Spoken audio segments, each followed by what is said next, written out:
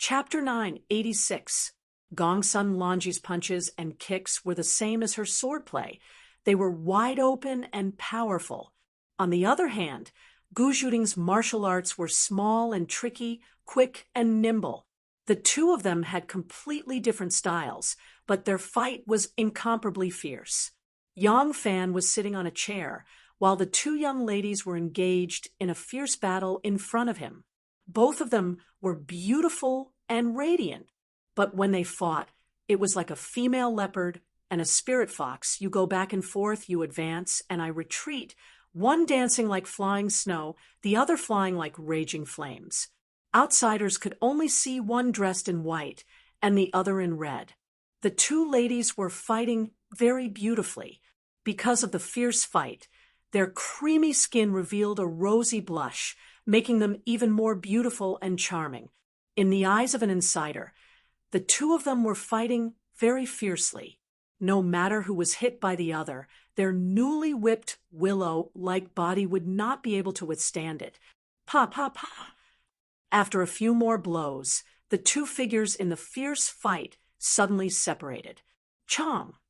A dragon's roar sounded. Gongsun Lanji's long sword was unsheathed. Gu Zhuting's eyes flashed, and when Gongsun Lanji pulled out her sword, she pounced towards her. Halfway through, her short sword was unsheathed, and a cold light pierced towards Gongsun Lanji's throat. Seeing that the two of them had actually used their swords, the 12 male and female riders were very uneasy. They lifted their horses and wanted to leap forward, but just as they pulled the reins, a shrill and long whistle suddenly sounded. A whistling arrow brushed past the heads of their horses and disappeared into the vast forest. The 12 riders stopped in their tracks in shock. Only now did they realize that a group of archers had appeared at some point in the distant forest. Their sharp arrows locked onto their figures. Ma Qiao rode a maroon horse and wore a set of radiant armor. His chest was straight, and his back was straight, his hand on his long saber, as he strode over as if he were inspecting his troops. When Ma Qiao arrived in front of them, he pulled the reins and said in an arrogant tone, "What are you doing? What are you doing? Are you all tired of living? Disarm and dismount. Those who disobey will be killed without mercy." Seeing Gu Zhuting and Gongsun Lanji use their weapons, Yang Fan's expression became unnatural. His eyes showed obvious concern and worry. The Gru brothers, who had been scattered all over the place, slowly closed in. The 12 male and female riders were forced to dismount under the control of the arrows and hand over their weapons. An inch longer, an inch stronger, an inch shorter, an inch more dangerous. Gu Zhuting and Gongsun Lanji, one with a short sword and the other with a long sword, began to fight again. The sense of danger was incomparable to before, but in this way, the battle ended quickly. The time that Gu Zhuting persisted was not even as long as Anu. Anu's martial arts were not inferior to Gu Zhuting. She studied under Gu Zhuting and learned the art of disguise. Her martial arts were actually very complicated. Even Lu Boyan had taught her martial arts. In addition, she had been tortured by Gongsun Lanji many times and was familiar with the characteristics of Gongsun Lanji's swordplay, so she could last longer. On the contrary, Gu Zhuting did not have these advantages of Anu. Her style of short sword was similar to Anu's, so once she used her sword, she was quickly defeated by Gongsun Lanji. A bolt of lightning suddenly flashed and suddenly turned into a pool of autumn water, quietly lying across Gu Zhuting's long and fair neck. Gongsun Lanji proudly glanced at Yang Fan. When Yang Fan saw that Gu Zhuting was not injured, his heart that was in his throat slowly calmed down. Gu Zhuting's face was swollen red. She tightly grasped the hilt of her sword and did not say a word. She was defeated in front of her sweetheart. This made her feel very uncomfortable. Gongsun Lanji was like a proud peacock. She slowly drew her sword and retreated. She said to Yang Fan, Your personal bodyguard is only SOSO, Yang Fan said. Unfortunately, the last time I did not want to fight with you. This time, I cannot fight with you. But I will not fight with you. I can let you understand that there is always someone better than you. Gouda. Here. Gouda saw that his sister was being bullied, especially in front of his precious brother-in-law. His tiger eyes were already wide open. He was furious and immediately took a step forward. Yang Fan lightly said, "Teach her a lesson." Who? Gouda's answer to Yang Fan was to directly draw his saber. Before Yang Fan's voice had even faded away, Gouda had already leaped up, and his steel saber, which was shining with a cold light, was like a waterfall as it chopped toward Gongsun Lanji. He was like a wolf that stood on its hind legs, and his moves were fierce, swift, and tyrannical. Yang Fan had sparred with the 3 Gu brothers. His evaluation was 1-on-1, he won. 1-on-2, he was slightly inferior. 1-on-3, he was completely defeated. But with Gouda's martial arts, it was enough to defeat Gongsun Lanji. Gongsun Lanji's sword was also domineering and fierce. But when compared to Gouda, she was still slightly inferior. Amidst the sharp whistling sound, the white saber shadows formed one after another. Wherever the saber passed, it was like a white chain that was swept up by a gale. It tightly surrounded Gongsun Lanji's body. The shocking energy danced wildly. It was like a raging sandstorm in the desert, howling and swallowing everything in front of it.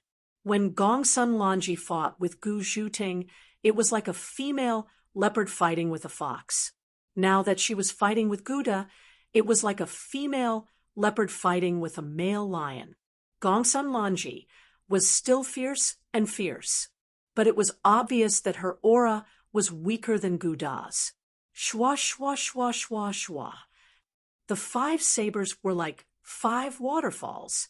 They turned into 5 huge waves and slashed towards Gongsun Lanji. The saber was indeed the king of all weapons. In terms of aggressiveness, it was something that no sword technique could compare to. Gongsun Lanji raised her sword and retreated. When she retreated 5 steps and was about to dissolve the last saber, Gouda, who had always been ferocious, suddenly stabbed out with his saber. He was like a poisonous snake that had just woken up from hibernation. He looked slow but was actually extremely fast as he swam towards Gongsun Lanji's neck. Just like when Gongsun Lanji's sword was placed on Gu Zhuting's neck, Gouda's sharp long blade was also placed on Gongsun Lanji's neck, but he was facing Gongsun Lanji's neck with the back of the blade. Although his martial arts were higher than Gongsun Lanji's, after all, the disparity wasn't that big. If the blade was facing Gongsun Lanji, if he didn't grasp it properly, that beauty's head would really be cut off. Gongsun Lanji stood there stiffly. Her face alternated between red and white. Gouda snorted coldly before sheathing his saber and slowly retreating. Gu Zhuting, who was standing beside Yang Fan, actually did not feel good. She knew that she was not as good as Xiao Man and Yang Fan's childhood sweetheart. She was also not as good as Anu and Yang Fan's deep love. Not only was she of lowly birth, she was also older than the 2 girls. Therefore, she always felt inferior in front of Yang Fan. The only thing that comforted her was that she could still do something for her Lang Jun. In the end, she was defeated again in front of him. Although her big brother had helped her regain her face, it was not her own ability. Yang Fan seemed to know what she was thinking. Since the beginning of the battle, he did not pay much attention to the 2 people fighting in front of him. Instead, he was paying attention to Gu Zhuting's expression. At this time, he gently held her hand and patted the back of her palm. He softly said, "Don't mind it. I know that your martial arts is actually better than hers." Lang, Gu Zhuting was a little surprised. She was especially moved by Yang Fan's thoughtfulness. Her eyes turned red, and she almost shed tears. Yang Fan saw that Gu Zhuting looked like a little girl who had been wronged. He winked at her and said with a smile, "Besides, even if your martial arts is bad or you don't know martial arts, so what? I like you not because of your martial arts. If it was only because of your martial arts, I should like your big brother." Gouda heard this, and his bronze-colored face immediately turned the color of pig liver. Gu Zhuting, on the other hand, giggled and very lightly patted Yang Fan's arm. Her shy and joyful look was very charming. Gongsun Lanji had always been proud of her martial arts. Now that she was defeated by someone else, she was already very upset. When she heard Yang Fan comforting her that Gu Zhuting was actually better than her, she was so angry that her lungs were about to explode. She came today because she had received a hint from Shen Mu. Shen Mu wanted to make the mediation into an intensification of the conflict. That was why she put on an arrogant look. However, she had always been proud of her martial arts and cared about the level of her martial arts. She was a female martial arts fanatic. When she heard Yang Fan's words, she felt that her acting had become real. She shook her sword and said, "So shameless.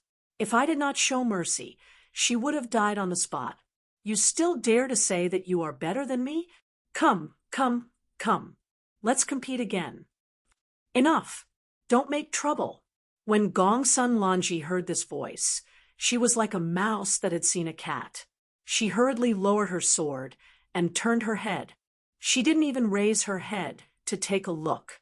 She just said shyly, "Mother, why are you here?" Auntie Pei was dressed in palace attire and walked over slowly. She had a graceful bearing and looked like a noblewoman on a spring excursion. Behind her were two graceful young girls with fluttering clothes. They each held a sword case in their hands, one long and one short. These were Auntie Pei's personal treasured swords. More than 10 longbows were knocked and aimed at Aunt Pei. Aunt Pei turned a blind eye to them and walked straight towards them. There was a horse carriage in the distance. Mr. Gongsun was standing at the front of the carriage, looking up at them. Auntie Pei walked to her daughter's side, but she didn't even look at her. She only glanced at Yang Fan, then at Miss Gu, who was standing prettily beside him. She slowly said, "This young lady practices martial arts to kill. If it was a duel, you could defeat her within 30 moves. If it was a life or death battle, she could kill you within 20 moves." Gongsun Lanji did not dare to refute Aunt Pei's words. She only lowered her head and softly replied, "Yes." Aunt Pei continued, "This is a face-to-face duel. If you let her display her strength and use assassination methods to deal with you, you would not even need 5 moves." Gongsun Lanji was embarrassed by her mother's words. She quietly complained. Anyang Yang Fan smiled and said, "Aunt Pei has good eyesight." Auntie Pei smiled faintly. "Your eyesight isn't bad either. You were able to tell at a glance that Lanji isn't this young lady's match. Your martial arts are far superior to both of them." Yang Fan beamed with joy and said, "Anne is flattering me." Actually, Yang Fan did not see anything. "It's just that she is my own woman. Of course I have to flatter and coax her." Gu Zhuting glanced at him bashfully, while Gongsun Lanji rolled her eyes at him hatefully.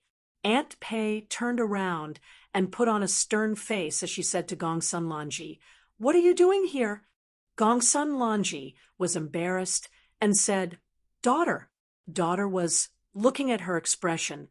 It seems that she just remembered that she is not here to fight, but to be a mediator. Aunt Pei snorted coldly and glanced at the disarmed riders with their hands hanging by their sides. She said to Gongsun Lanji, "Go back." Gongsun Lanji said anxiously, "Anyang." Aunt Pei shouted, "Go back immediately. Do you want to anger father and mother to death?" Gongsun Lanji flung her sleeves and left angrily. Aunt Pei glanced at Yang Fan again and turned around to leave. Yang Fan sat on the wheelchair and cupped his hands. He smiled and said, "I respectfully send off Aunt Pei."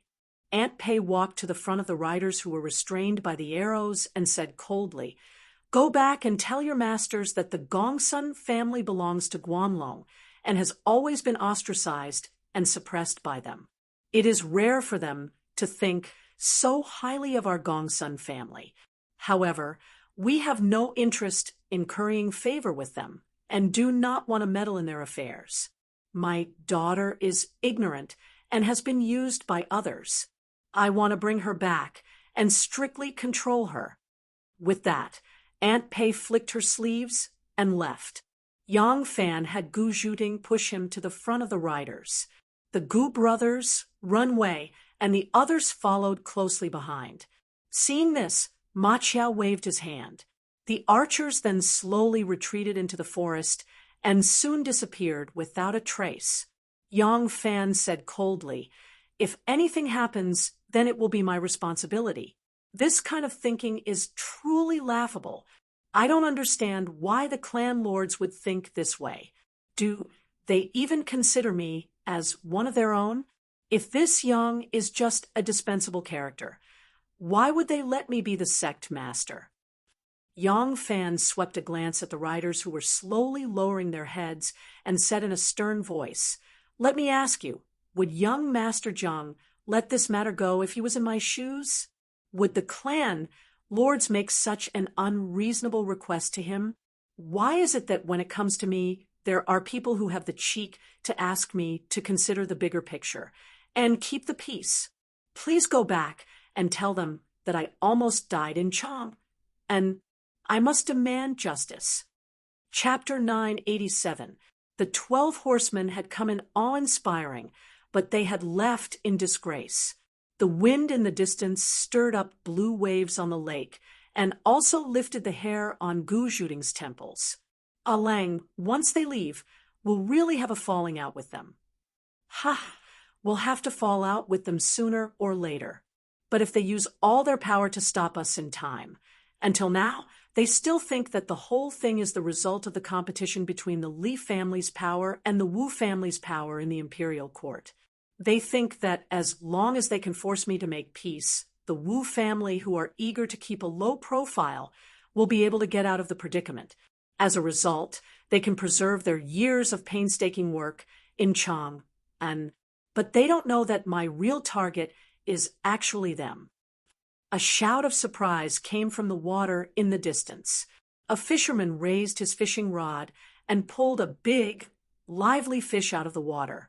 The fish struggled on the surface of the water, and the sunlight reflected on its scales, making it sparkle. It was a bailiff disguised as a fishing urn. He did not expect to have an unexpected catch, and this made him smile. Perhaps after his shift, he would bring the fish to a restaurant to cook a fish soup and have a good meal with his brothers on duty on the lake. Perhaps he would bring the fish home and have a taste of this fat fish with his family. If he was unlucky, an impatient child might get stuck in his throat by the fishbone and lose his life. There were countless things in the world that seemed to have nothing to do with each other, and even the tiniest of things, but they could affect many people and many things, resulting in all kinds of changes. Before any of these changes happened, they would happen because of one reason or another, and no one could predict what would happen next. For example, the bailiff might give the big fish to a arrestor as a good start. The relationship between the two parties would gradually become closer, and this would affect the arrestor's future. But what if the impatient child of the arrestor's family accidentally got stuck in the fishbone? Yang Fan's plan for Ba seemed to have nothing to do with the aristocratic families. He had been trying his best to eliminate all kinds of unexpected factors that could affect his plan. As one of the planners, his encounter with an assassin on Ba was a major accident that could affect his plan. But in the end, he still managed to make this accident a part of his plan. At this point, nothing could be changed. Everything had to go in the direction he had set. Just like the constable who caught the fish. If he gave the fish to a constable and the constable's child died because of a fishbone, then all the other possibilities became hypotheses. The only correct result was that the child died. If it had already happened, it could not be reversed. Pucci, just as the fish was about to be lifted onto the bow of the boat, it slipped off the hook and fell back into the water, creating a splash. The fat fish shook its head and tail and escaped into the bottom of the water, leaving only the fisherman's pitiful cries on the surface. Yang Fan smiled and said to Gu Zhuting, "Even if they wake up now, it's too late." Yen Suguan held the knife in one hand and covered his lower abdomen with the other. Blood stained his lower abdomen. With the help of Luo Jiahao, he staggered into an alley. A few naughty children who were playing in the alley saw them and screamed in fear. Luo Jiahao was also injured. His thigh was stabbed, and he walked with a limp. He helped Yen Sichuan escape into the alley.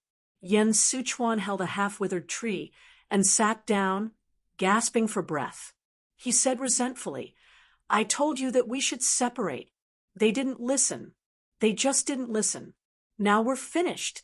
Luo Jiahao turned his head to look at the alley and asked anxiously, "Big brother, where did you hide our reward?" Yen Suguan glanced at him and said, "They're dead. You take me out of here, and we'll split it evenly." Luo Jiahao pointed at his bleeding thigh and said angrily, "Big brother, look at me. How can I take you out of here?" Yen Suguan sneered, "Do you want to abandon me and run away?" Luo Jiahao said angrily, "Do you want to drag me to death with you?"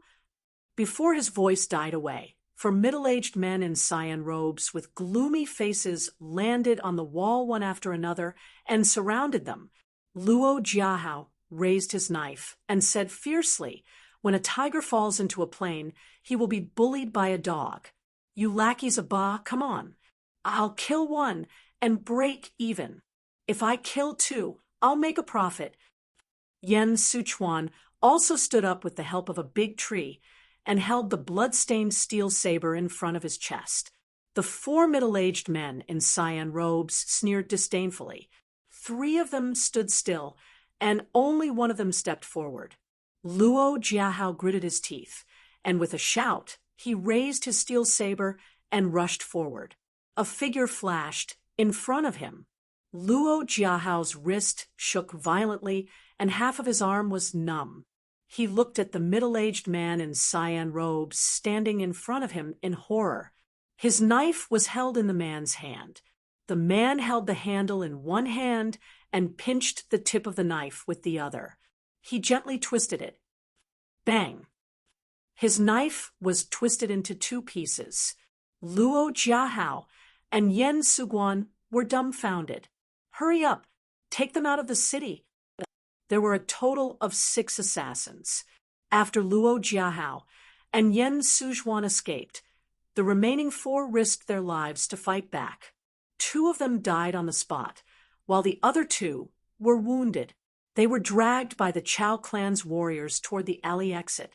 Chong and city was in a state of panic. The patrolmen might come at any time after hearing the news. They had to end the battle quickly and bring the 2 out of the city alive to prove their innocence. Before they reached the alley, 2 middle-aged men in cyan robes swept over from the walls on both sides of the long alley like ghosts. Kill! The heroes of the Chao gang saw that they were not friendly. Although they did not know who they were, they knew that they must be enemies.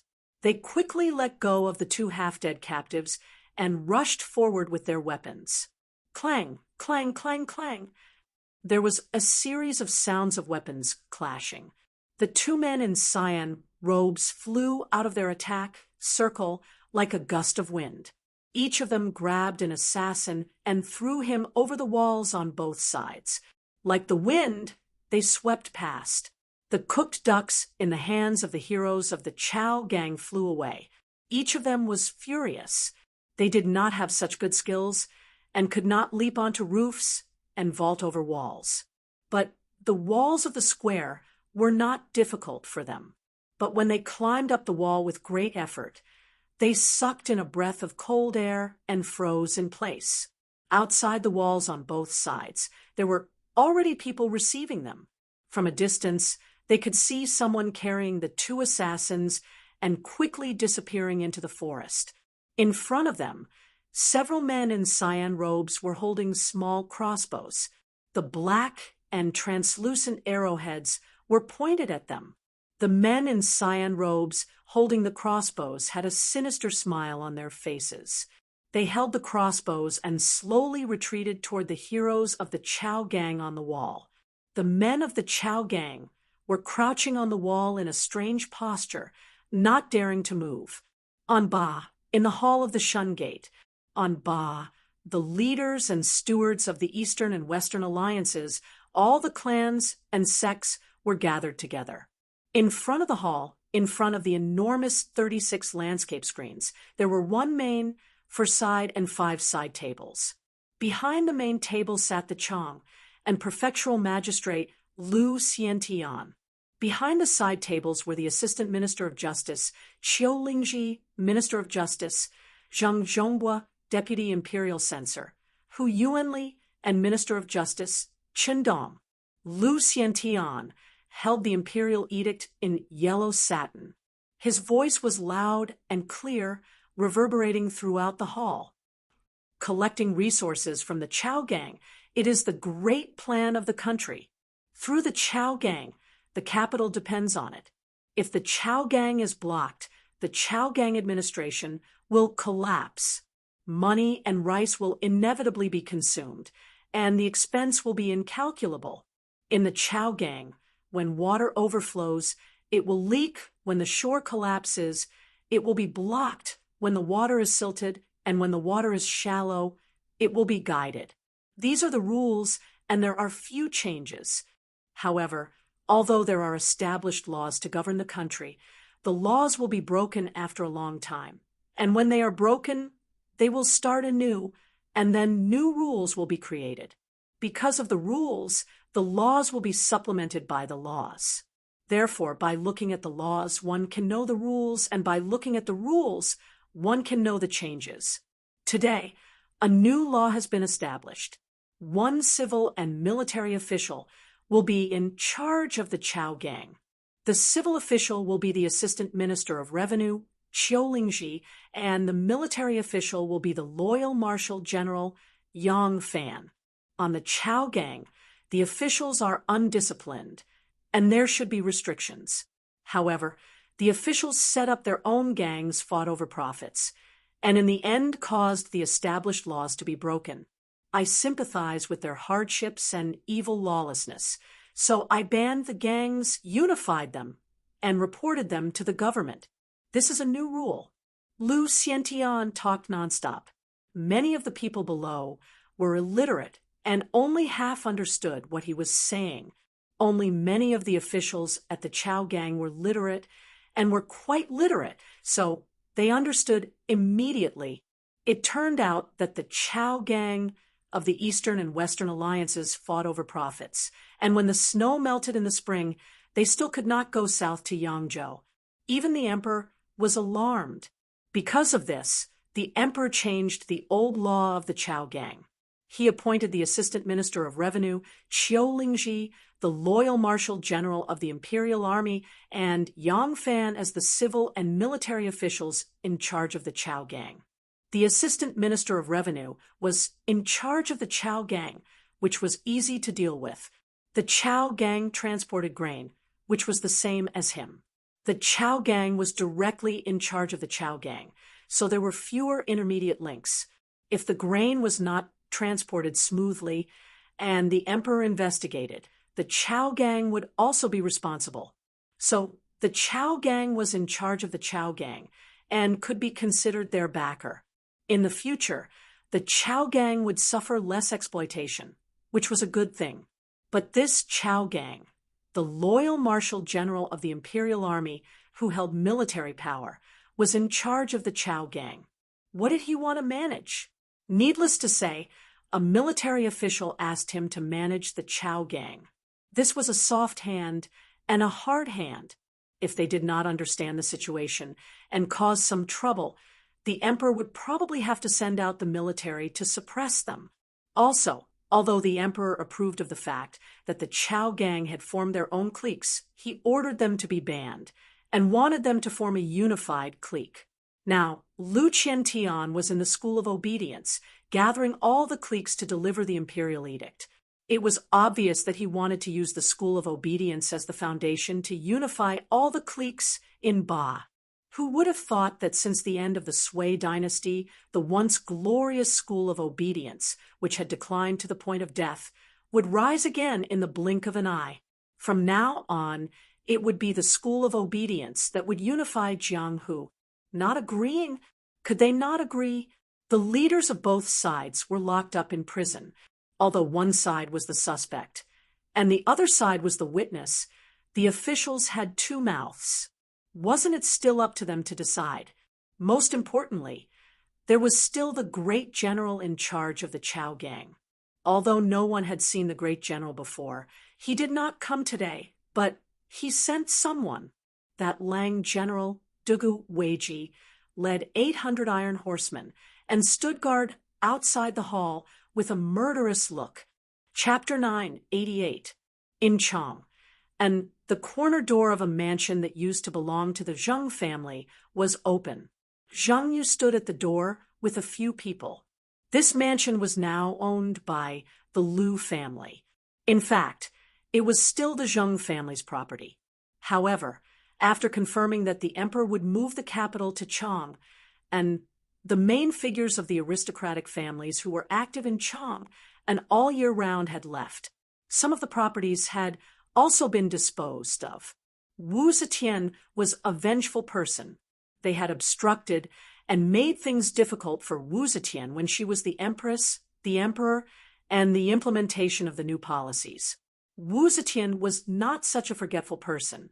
Wu Zetian, who had always valued centralization of power, would not allow these aristocratic families to share her power. Therefore, they were thorns in the empress's eyes, both publicly and privately, now that the empress was moving the capital to Chang, and it would not be easy to live under the empress's watch. Therefore, they had long avoided her. A light carriage drove straight in and stopped beside a gorgeous flowering shrub. The butterflies and bees were not frightened and were still lingering in the flowers, just like Zheng Yu's mood at the moment. The door opened, and Shen Mu, dressed in a light robe, slowly walked out. Zheng Yu forced a smile and greeted him. "Brother Shen, Brother Zheng." Shen Mu gave him a perfunctory cupped fist salute. Zheng Yu was unhappy in his heart, but it was not good for him to show it. He forced himself to maintain the smile on his face and said, "Brother Shen has worked hard. I have prepared everything and was just waiting for Brother Shen to come and take over. I have an emergency at home and need to rush back to deal with it. I can only leave Chang and to Brother Shen." "No problem. No problem," Shen Mu said lazily and rudely. "This mess will not be easy to clean up." Yang Fan's character was like a needle in silk. Using force would only produce the opposite of the desired result. This time, Yang Fan was attacked for no reason. The elders should have comforted him and helped him find the murderer and give him justice. In the end, the aristocratic families only cared about their own interests and asked him to put the overall situation first. This inevitably made him disappointed. The matter has been messed up. Now that I am here, I can only do my best and leave the rest to fate. Zheng Yu said, "Brother Shen, I have already investigated this matter. The assassin's background is unknown. It was not some aristocratic family that took the initiative to attack." Shen Mu interrupted him and said, "You should explain this matter to Yang Fan." "I don't care. However, I'm afraid it's useless to tell him about this. Can't you see it? The Empress is intentionally making use of this as a pretext to eliminate all the unstable and unreliable factors in the pass in preparation for her relocation of the capital." As Shen Mu spoke, he had already stepped into the hall. Zhang Yu followed closely behind and said nervously, "I naturally understand. But is the situation really that serious?" Shen Mu slowly sat down behind the table and said, "From the moment the emperor decided to move the capital, these things were already destined. Otherwise, why would the elders leave Chang? And actually, they had already expected this. However, the emperor's original method should have been very gentle. He did not necessarily have to use dismissal or slaughter to achieve his goal. It's a pity that the imperial envoy was assassinated. The emperor's methods will certainly be a storm of thunder." This was originally the worst-case scenario that the aristocratic families were worried about, but now it seemed inevitable.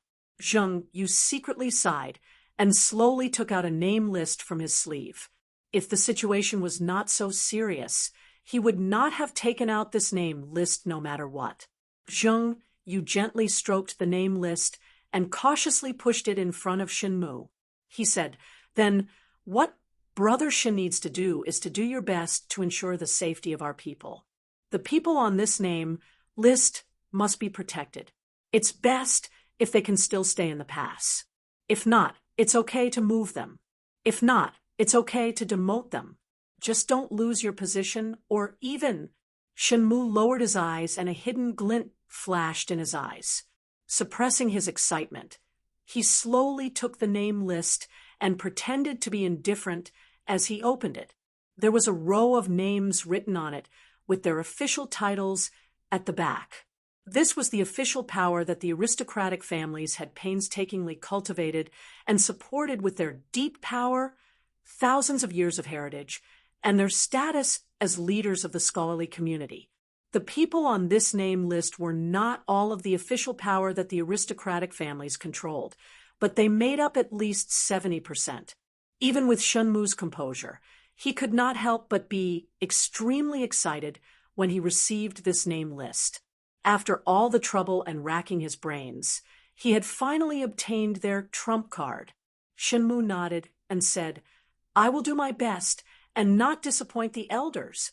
Zhang Yu placed his hands on his knees and nodded.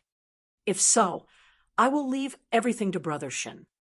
Shen Mu carefully folded the name list and slowly stuffed it into his sleeve. Zhang Yu was still worried and worriedly asked, "Does Brother Shen have a foolproof plan?" The corner of Shen Mu's mouth curled up, and he said with some mockery, "When has there ever been a foolproof plan in this world?" Zhang Yu appeared slightly embarrassed and said, "Then, how confident is Brother Shen?" Shen Mu coldly said, "I can do my best to persuade young Fan. What he is worried about is not that he was assassinated, but that your reactions are too disappointing. I understand this feeling very well, because I was once treated the same way. Ask yourselves, do you really think of him as the sect leader of Xian clan? Do you really have the respect he deserves? Did you really give him power? Ha!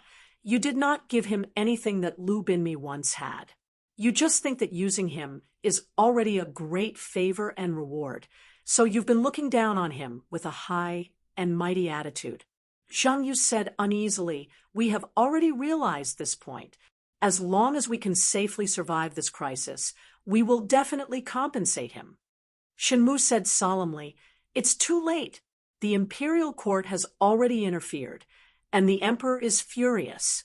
This matter is not up to us to decide, so I can only do my best.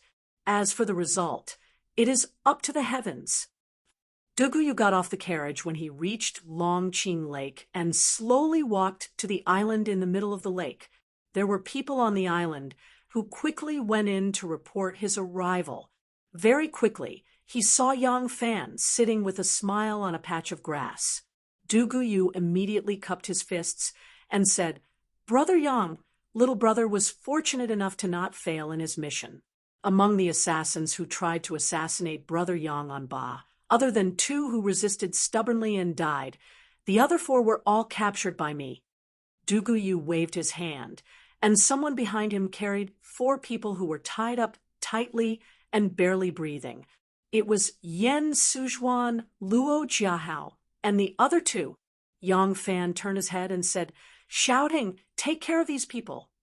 Gu Zhuting nodded gracefully and waved her hand at the people in green robes before leading them out of the forest. Yang Fan finally cupped his hands to Duguyu and said with a smile, thank you, Brother Dugu. Duguyu said emotionally, I do not deserve Brother Yang's thanks. It was Duguyu's fault that such a thing happened in Chang, and now that I can capture them and hand them over to Brother Yang to deal with, I feel a little better. Duguyu said as he walked forward and naturally stood at Gu Zhuting's position. He pushed Yang Fan's wheelchair and slowly walked forward on the soft grass. Yang Fan knew that Duguyu had mobilized a lot of manpower and material resources to capture the culprits. It was a disguised apology for Duguyu's intention to retreat when he was dying. Yang Fan did not say anything and only smiled slightly as he let Duguyu push the wheelchair. Duguyu pushed the wheelchair and said slowly, I heard that Miss Gongsun was asked to come here by someone and was accompanied by people from the aristocratic families in Shandong. But this lady is really not a good mediator. Now that both sides have completely fallen out, I'm afraid they will soon come to their senses. Yang Fan said, as for Shunmu's side, I'm sure he will pour another pot of bewitching wine on them and make them confused for a while. Even if Shunmu did not make a move, it would be too late for them to come to their senses now. Duguyu frowned and said, but since Brother Yang was assassinated, the imperial court has been greatly enraged. This has prompted our entire plan to speed up. Many of our original arrangements were very thorough, but now they are all useless. With the current situation, I'm afraid we will have to have a showdown with them immediately. What does Brother Yang plan to do? Why should I do it? Yang Fan raised his eyebrows and casually plucked a wild flower along the way. He put it under his nose and sniffed it. He said leisurely, Zhang Changzong is coming to replace Wu Yizong. Do you know about this? Duguyu nodded slightly. He then remembered that Yang Fan's back was facing him, and he could not see his movements. He said, I know, Zhang Changzong should be arriving in Chang, and today. Gu Zhuting walked to the side of the Longqing pond and stood still with her hands behind her back. She calmly looked at the ripples on the clear water. She slightly raised her eyebrows and said in a low voice, Sink the lake. Although Yen Sichuan, Luo Jiahao, and the others were barely breathing, they were still conscious. They had thought that after being caught, they would definitely be questioned about the mastermind behind the scenes. They were still thinking about how to stutter and stutter to make the victims feel that they had many secrets and were still useful. Who would have thought that they would be brought to the lake directly without saying a word? As they were wondering, the young lady's words almost scared them out of their wits. Sink the lake. This beautiful young lady didn't even ask a word and directly wanted to sink us into the lake. Yen Sichuan, Luo Jiahao, and the others immediately struggled desperately in order to use the tip of their tongues to push the rags out of their mouths. Their faces were swollen and purple. Unfortunately, all their struggles were to no avail. They were tied up so tightly that they could not struggle at all. After receiving Gu Zhuting's order, those indifferent men in cyan robes immediately picked up a few stones from the ground, opened their chests, and violently stuffed them in. Then they grabbed the ropes that tied their hands upside down, lifted them horizontally, and threw them into the lake. Bang! Luo Jiahao smashed into the water like a crooked shrimp, splashing waves on the surface of the lake. He opened his eyes wide in horror and sank to the bottom of the lake in despair. Bang! Bang! Yen Sichuan and the other two were not afraid for long. Then they were thrown into the lake. The green lake quickly drowned their frightened eyes. Their hair rippled on the surface of the water like water plants, and then completely disappeared, leaving only a string of bubbles. The surface of the water was soon restored to calmness. a gust of wind came, and the lake was still undulating, as if nothing had happened, and Miss Gu had already disappeared from the lakeside. Only those indifferent men in cyan robes were still standing there. Yang Fan gently shook the wildflowers in his hand. Looking at Miss Gu, he smiled at Duguyu and said, "Yes, Zhang Changzong arrived today.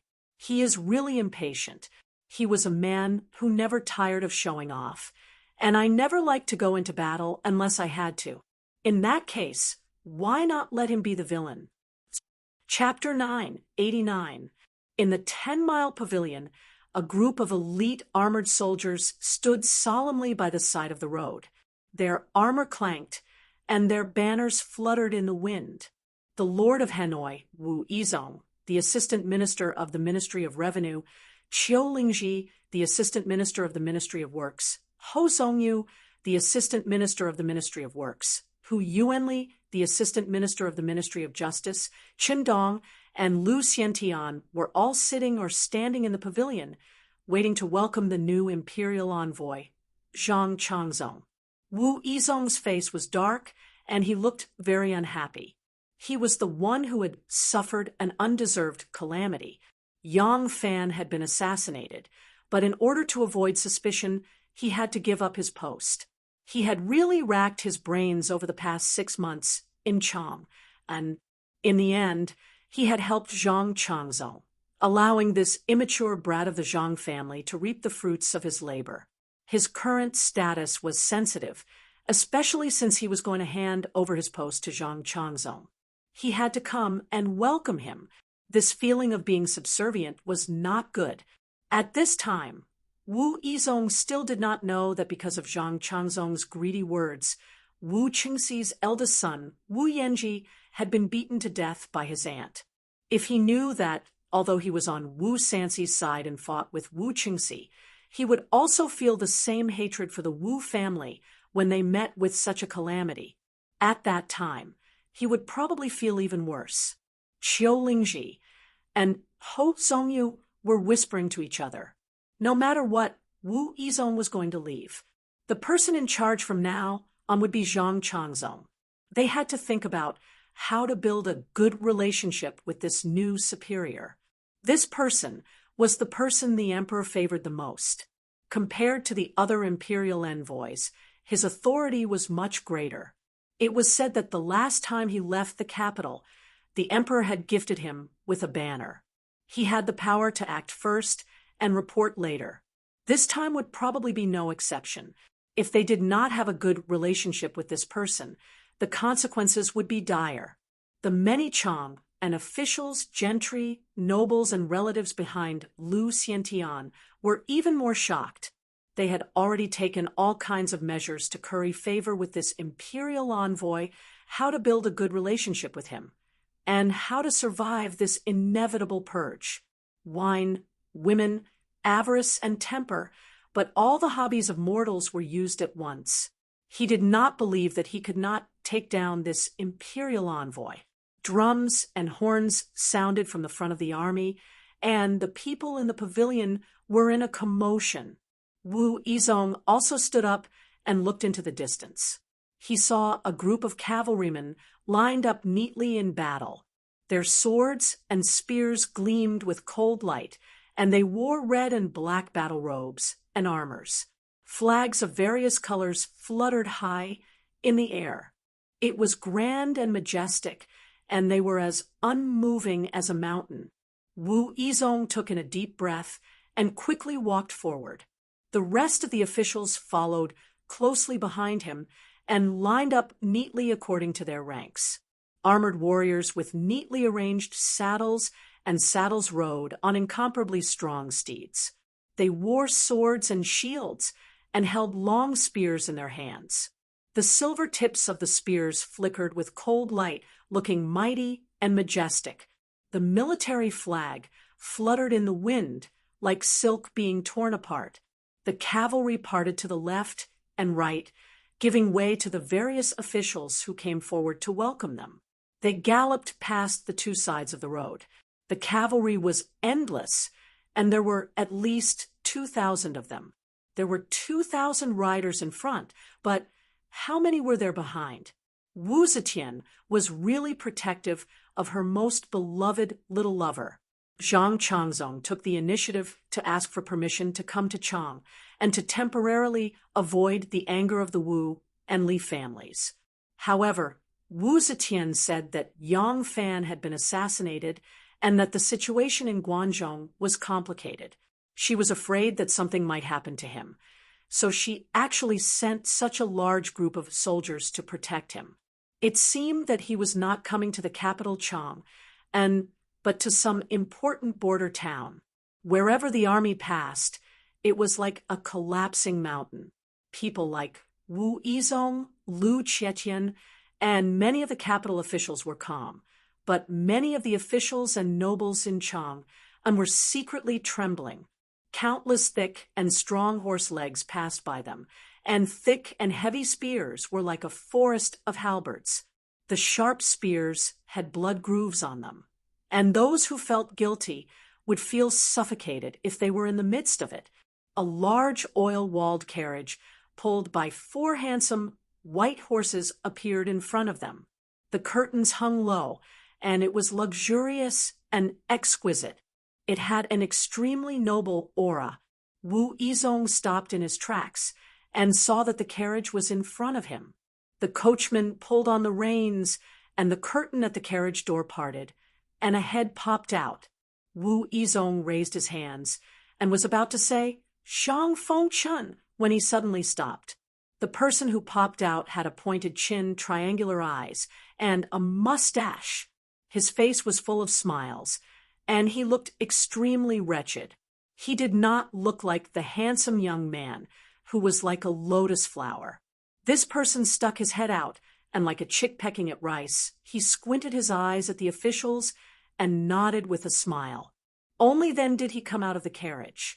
This person wore a black silk hat, a light green official robe with embroidered patterns, a leather belt around his waist, and a pair of boots. He was actually a 7th-ranked official. This official opened the curtain and jumped out of the carriage.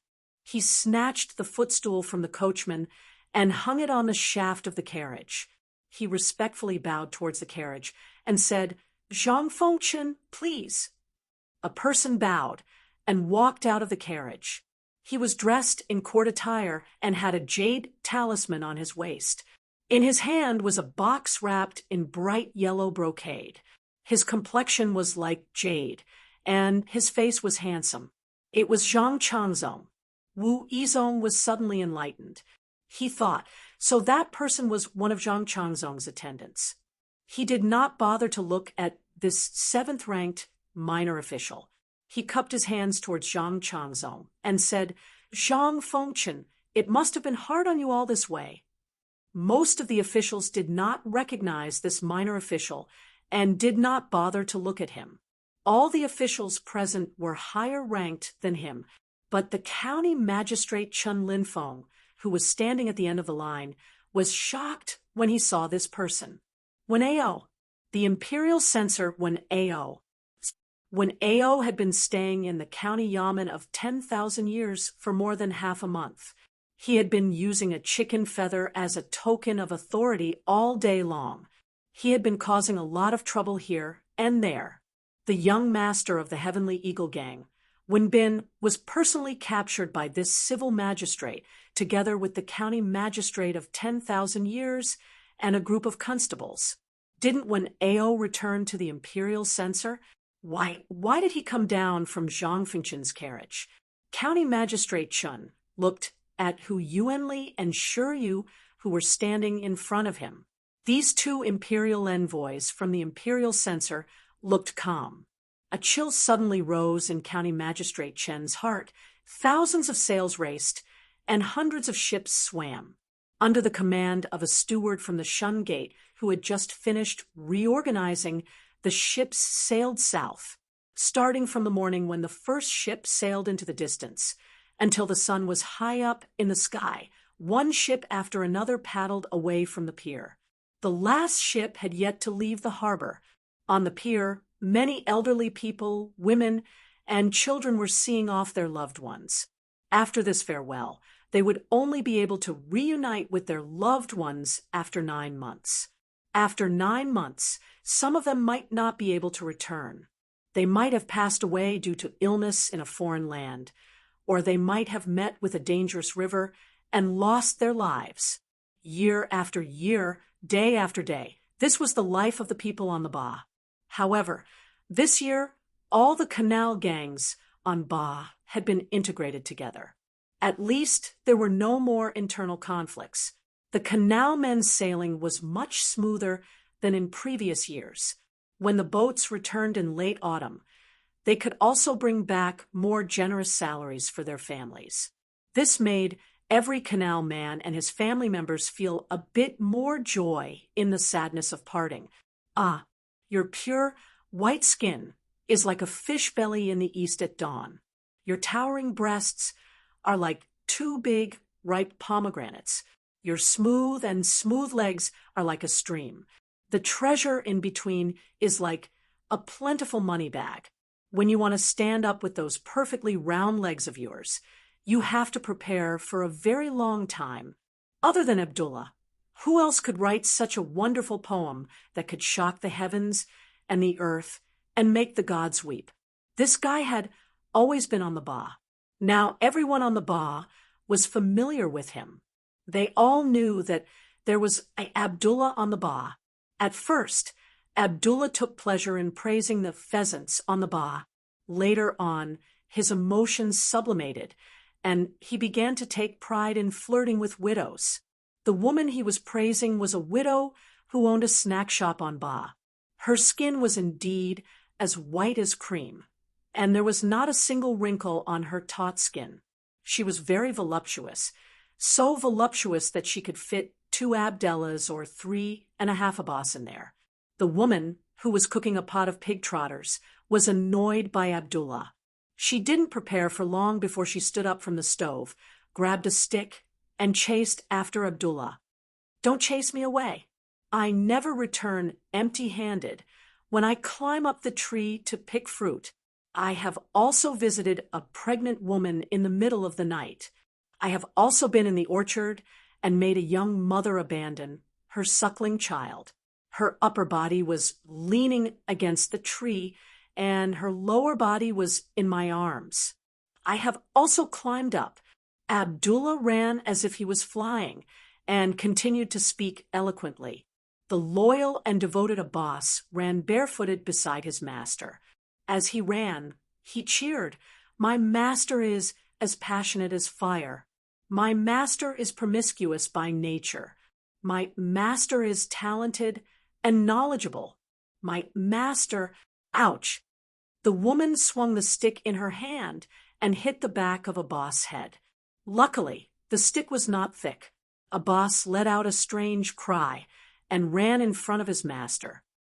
I have also— Abdullah recited poetry as he ran. After running for a few streets, he suddenly saw Gu Zhuting. Gu Zhuting and the former leader of the 5 Elements Association, Qin Ziyuan, who was now one of the 36 stewards of the Shun Gate, had just sent off the first batch of boats. They were returning to the Shun Gate from the pier. When Abdullah saw Gu Zhuting, he immediately ran in front of her. Before Gu Zhuting could react, he held her fingertips. "Ah, you are as beautiful and fresh as the newborn Luo Buing. Abdullah, I see you again." Abdullah praised as he bent one knee and was about to kiss her hand. Gu Zhuting said coldly, "If you dare to kiss me, I guarantee that your mouth will never be able to recite poetry again. You won't even be able to eat." It was as if there was a spring attached to Abdullah's back, and he straightened up with a whoosh. Gu Zhuting said again, "If you don't let go, I guarantee that your hand will never be able to hold anything again." Abdullah felt as if he had been stung by a scorpion, and he let go with a whoosh. The men of the Chow gang behind Gu Zhuting laughed. In fact, they did not hate Abdullah, and they even thought that it was quite interesting to have such a clown on Ba's head. However, this ignorant person had taken liberties with their helmsman, so, as a subordinate they had to act accordingly. Rong Shu, who was originally a member of the Five Elements Association and had now become a disciple of the Shungate, swaggered in front of him. With his hands on his waist, he circulated the qi in his dantian and shouted, "What are you waiting for? Get lost!" Abdullah and his little follower, Abbas, fled in disarray. Old Master Qin shook his head, not knowing whether to laugh or cry. He said, "These barbarians of the western regions, their customs and habits are a mess." Gu Zhuting's pretty face was stiff, and she snorted coldly. How can a merchant be so stupid? He is clearly taking advantage of others on purpose. If he does this again, I will break his legs. As she said this, she withdrew her hand to the bottom of her sleeve. With a flick of her slender finger, a ball of paper was put into her sleeve. Chapter 990. Ever since Yang Fan was taken to the Longqing Pool by Lu Qiantian to recuperate, the usually deserted island became lively. Almost every day, there would be people visiting the island. The Longqing Pool was a lake in the city, and there was an island on the lake. On the island, there was a stretch of water, lush flowers, and trees, and the environment was quiet. It was indeed a blessed place for cultivating one's mind. At this moment, Yang Fan was sitting by the side of the pool, holding a purple bamboo fishing rod in his hand. He was leisurely fishing. The surface of the water was sparkling, and the fishing bobber was bobbing up and down. There was a kind of lazy atmosphere, and the warm spring breeze was intoxicating. When Zheng Yu saw Yang Fan was sitting on an intricately made wheelchair. The fishing rod was inserted in the gap of the armrest, and the wheelchair stopped under a weeping willow. Yang Fan was lying on the wheelchair, sleeping leisurely. The curling branches turned into thousands of soft yellow and green flowers, gently fluttering on his shoulders, looking quite otherworldly. The green willow hung down, and under the willow was a quaint stone platform. There were 3 cups of tea on the stone platform, giving off a curling fragrance. Yang Fan, Shen Mu, and Zheng Yu sat in a triangular formation around the stone platform in the wheelchair, like 3 legs of a tripod. Shen Mu picked up a cup of golden and glossy tea, brought it under his nose, and smelled it. He smiled and said, "Erlang likes to drink tea now. It's still this original tea that makes people reminisce." Yang Fan said with a smile, "This drinking method, this little brother learned it from Brother Shen. Originally, this Yang had always kept a respectful distance from tea. Only after learning Brother Shen's tea-tasting method did I realize the taste of this tea." Shen Mu laughed and said to Zheng Yu, "Brother Zheng, please have a taste. The tea that you usually drink has too many condiments, and it has covered up the original taste of the tea. In my opinion, tea should be tasted this way. The mouth will salivate, and the aftertaste will be sweet." Zheng Yu picked up the teacup and perfunctorily took a sip. After carefully touching it, it really had a different taste. It was just that Zheng Yu did not know the taste of food, let alone tea. But as soon as Shen Mu arrived, he started gossiping with Yang Fan.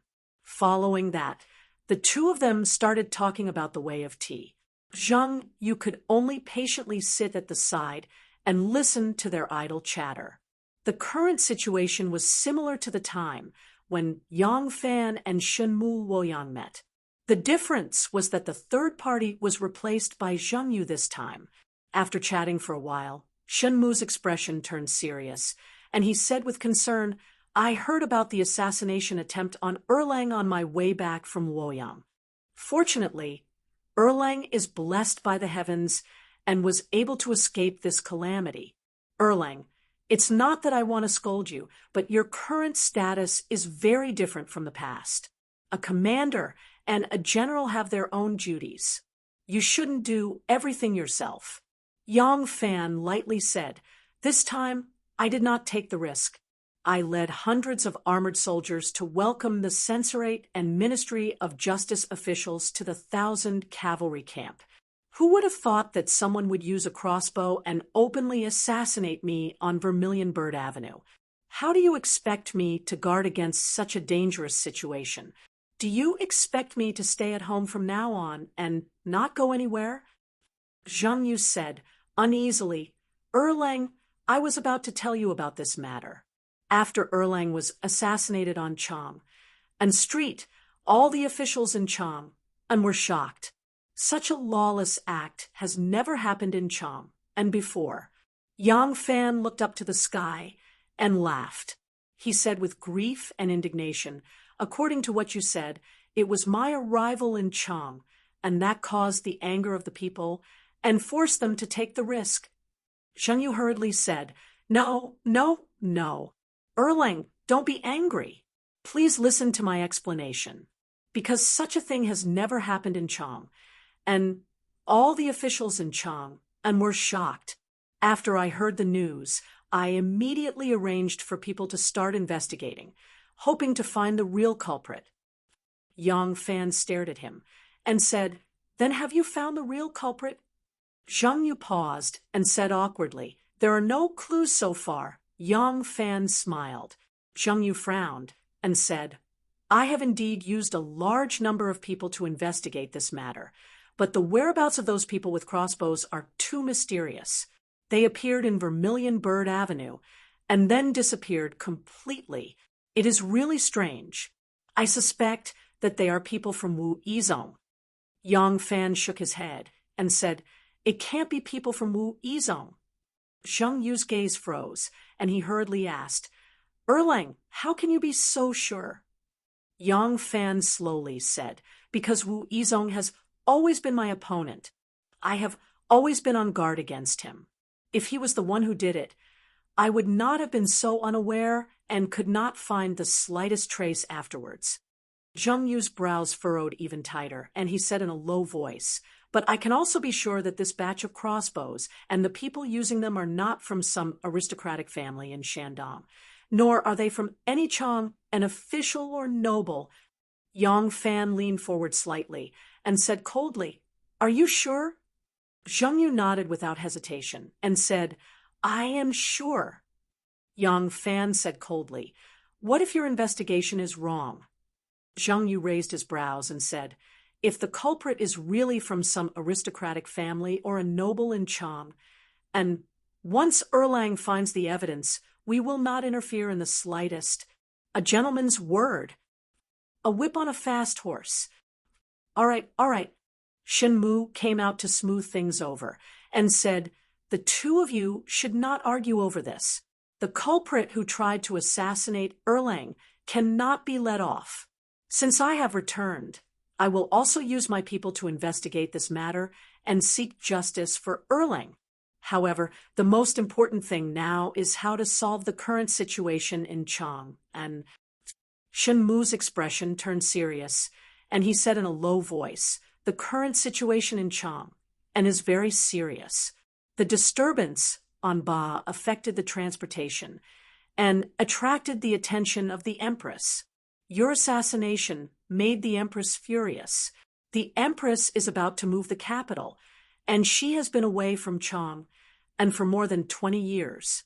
She does not understand the current situation in Chang and only relies on the reports from the local authorities. What would this Empress think when she heard all these pieces of news? Has the Chang and officialdom become rotten? Has Chang and become a place where bandits run amok?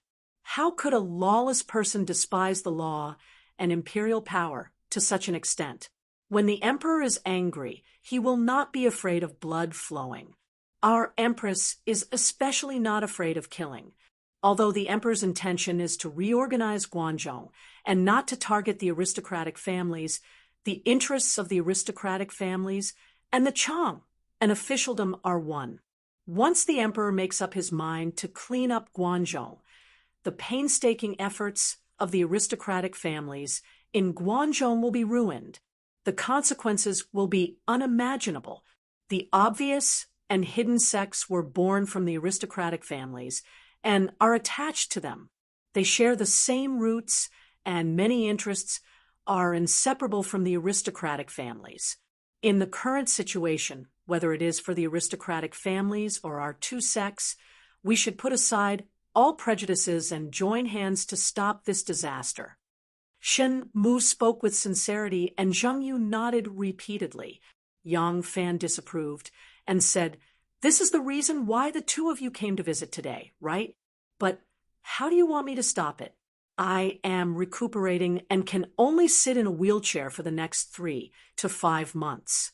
What can I do about the military and state affairs?" Zhang Yu said cheerfully, "It is enough as long as Erlang has this thought. My plan is like this. Brother Shen will secretly contact the local officials in Chang. And with wine, women, wealth, and temper, we will win over the new imperial envoy Zhang Changzong. At the same time, we will mobilize all forces in the court to urge the emperor to change his mind. Erlang has connections with the 3 most powerful forces in the court: the Wu family, the Li family, and the Zhang family. I ask Erlang to come out and exert influence on them. I believe that as long as Erlang is willing to mediate, no matter if it is the situation in the court or this imperial envoy Zhang, their attitudes will change greatly." Yang Fan gave a non-committal. "Oh." Seeing that he had no enthusiasm, Zhang Yu looked at Shen Mu for help. Shen Mu coughed and said, "Ever since Lu Binmi left Chang, and the 2 most important trade routes in Chang, and are under the control of my hidden sect. How about this? The trade routes from the West region and the Central Plains will use Chang, and as the boundary. The trade routes from the West region will stop at Chang and belong to my hidden sect. Further east, all the benefits will be enjoyed by your obvious sect. The trade routes from the Central Plains will be the same. The trade routes from the Central Plains to Chang and will be enjoyed by your obvious sect. The trade routes from Chang and to the west will be enjoyed by my hidden sect. Chang and city will be shared between our 2 sections. As for the benefits that our 2 sects should share with the aristocratic families, we will each take 50%. What do you think?" Yang Fan clapped and said with a smile, "Brother Shen is truly scheming. Right now, this little brother is the chief minister of the water transport and uses the water transport to drive the trade routes. The eastern trade route is originally in this little brother's pocket. You have to hand it over even if you don't want to. Now that Brother Shen has generously given it to this little brother will owe you a favor." Shen Mu's face reddened, and he muttered to himself before gritting his teeth and saying, "Then how about this? The workshops in Chang and were originally controlled by my hidden sect. Out of the various workshops in Chang, and we directly or indirectly control at least 70%. I will take out half and give it to your obvious sect. How about this?" Yang Fan glanced at him and said, "Brother Shen dislikes the high labor costs in Chang and is currently building all sorts of workshops in Meiyuan, Fengzhou, Qizhou, and Longzhou. Do you think that this little brother doesn't know about this?" Shen Mu flew into a rage out of humiliation and said, "Erlang, the salt and wine industries are both extremely profitable. Isn't it enough that these 2 industries are under the control of your obvious sect? Are you going to ask my hidden sect to hand over all the benefits to you?" Zhang Yu smiled bitterly and said, "Both of you, once the boat capsizes, everyone will be finished together. Now that everyone is in the same boat, we should help each other and not undermine each other." Yang Fan said, "Brother Zheng's words aren't right. Everyone naturally has the same benefits to the outside world. But when it comes to the various clans, don't you all have your own plans? Brother Zheng is from the Xinyang Zheng clan. If the Xinyang Zheng clan and the Longxili clan have a conflict of interest, which side will you stand on? If you blindly make peace and give in too much, will the Zheng clan agree?" Shen Mu sighed and said, "Isn't this Shen the same? If you ask me to give in too much, Shen Mu won't be able to answer to my brothers." Zhang Yu gritted his teeth and said, "Forget it. I also understand your difficulties. How about this? In order to give an explanation to your subordinates, I promise you on behalf of the aristocratic families that every 3 years we will provide 7 places for the directorate to the obvious and hidden schools. Among them, we will ensure that 3 of them will enter the Imperial College, and 1 of them will enter the Imperial College. Is this okay?" Chapter 991. The Imperial College was a national university.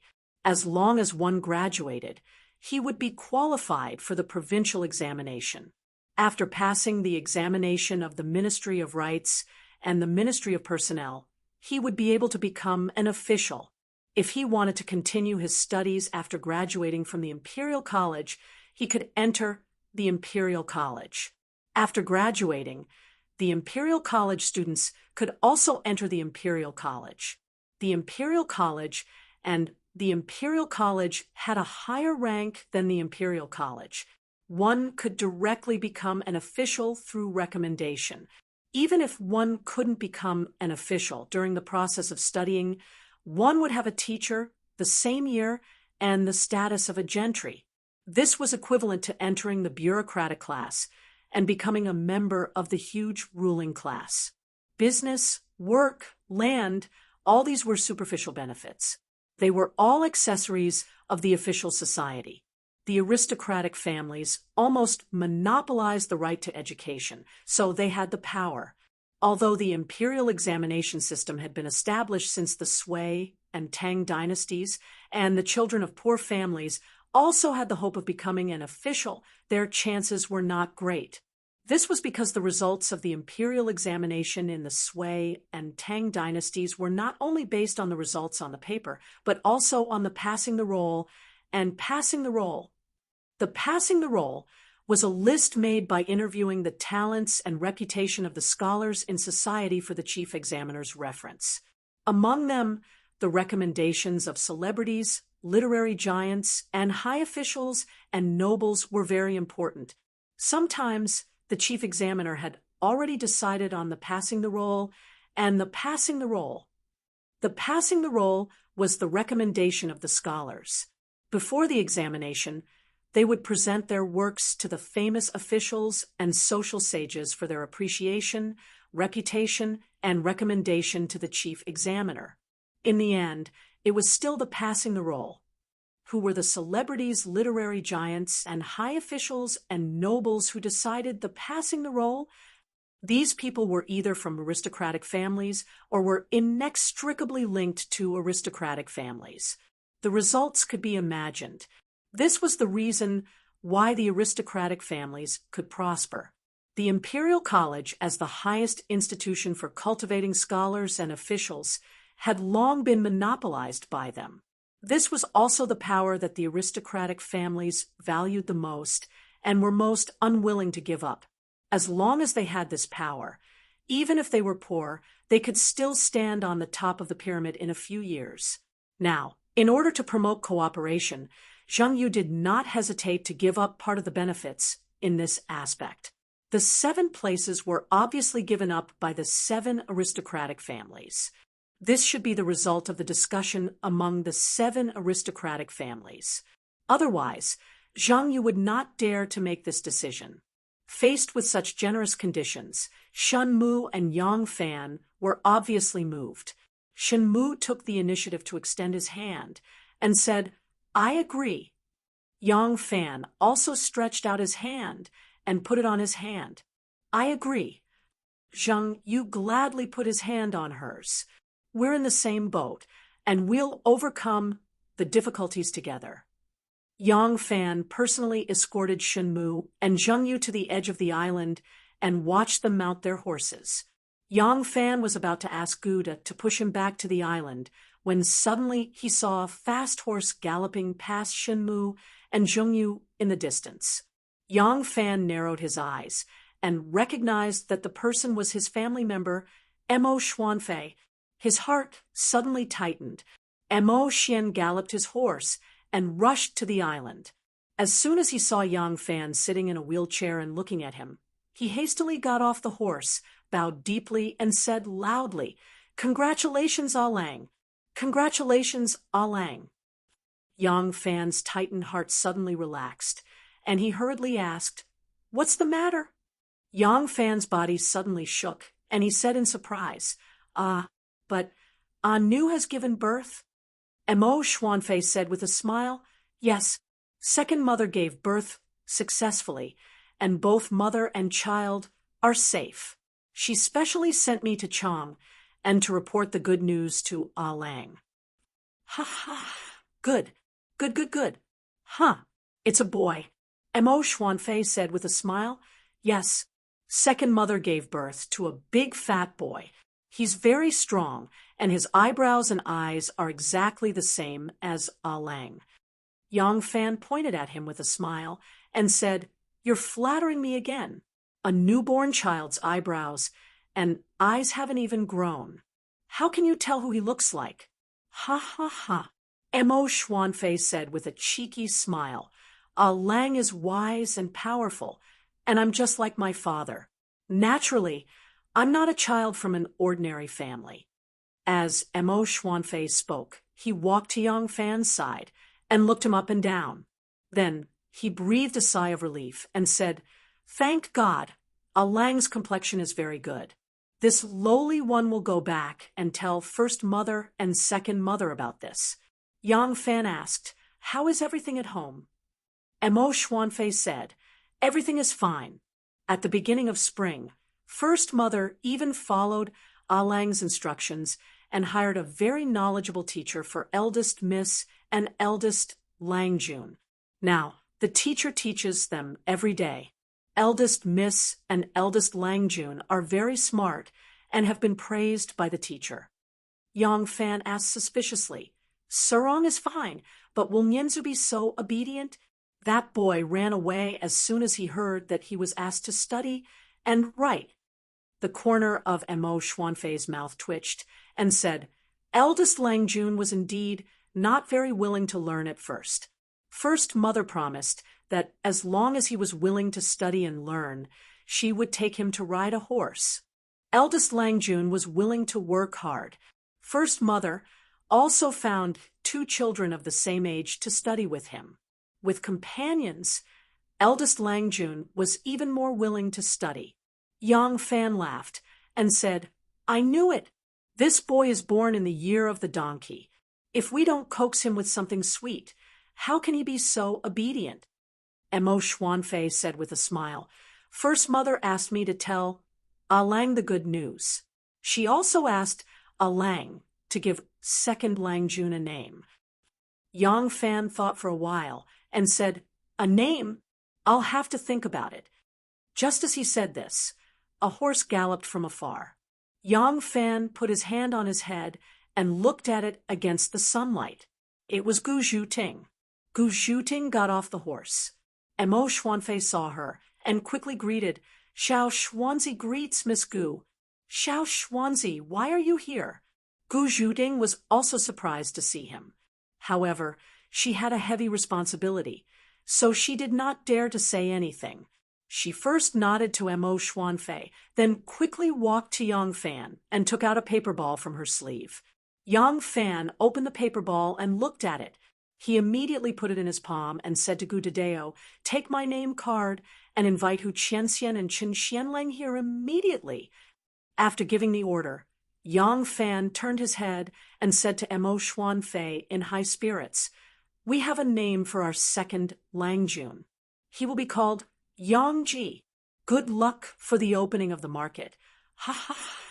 Opposite the censorate, under an old locust tree at the entrance of the alley, a middle-aged man dressed in a green robe paced back and forth with his hands behind his back. Looking at his frowning face, he seemed to have a lot on his mind. A manservant stood next to him with his hands down. His eyes kept looking at his master's figure. Sigh. The man in the green robe did not know how many times he paced under the tree and sighed many times. Finally, he stomped his feet heavily and strode toward the gate of the censorate. The manservant hurried to catch up with him, who humanly received the name card from the Gu brothers and immediately changed into a set of casual clothes. He was ready to go to Longqing Lane to visit Yang Fan. As soon as he walked out of the signing room, a government official rushed to him and said, "Qian, there is a man at the door who claims to be the Wanyan County Magistrate. He has something important to discuss with Qian." Oh, Hu Yuanli stopped and asked, "Is he wearing official clothes or casual clothes?" The official said, "He is wearing casual clothes. He seems to be sneaking around, as if he is afraid of being seen."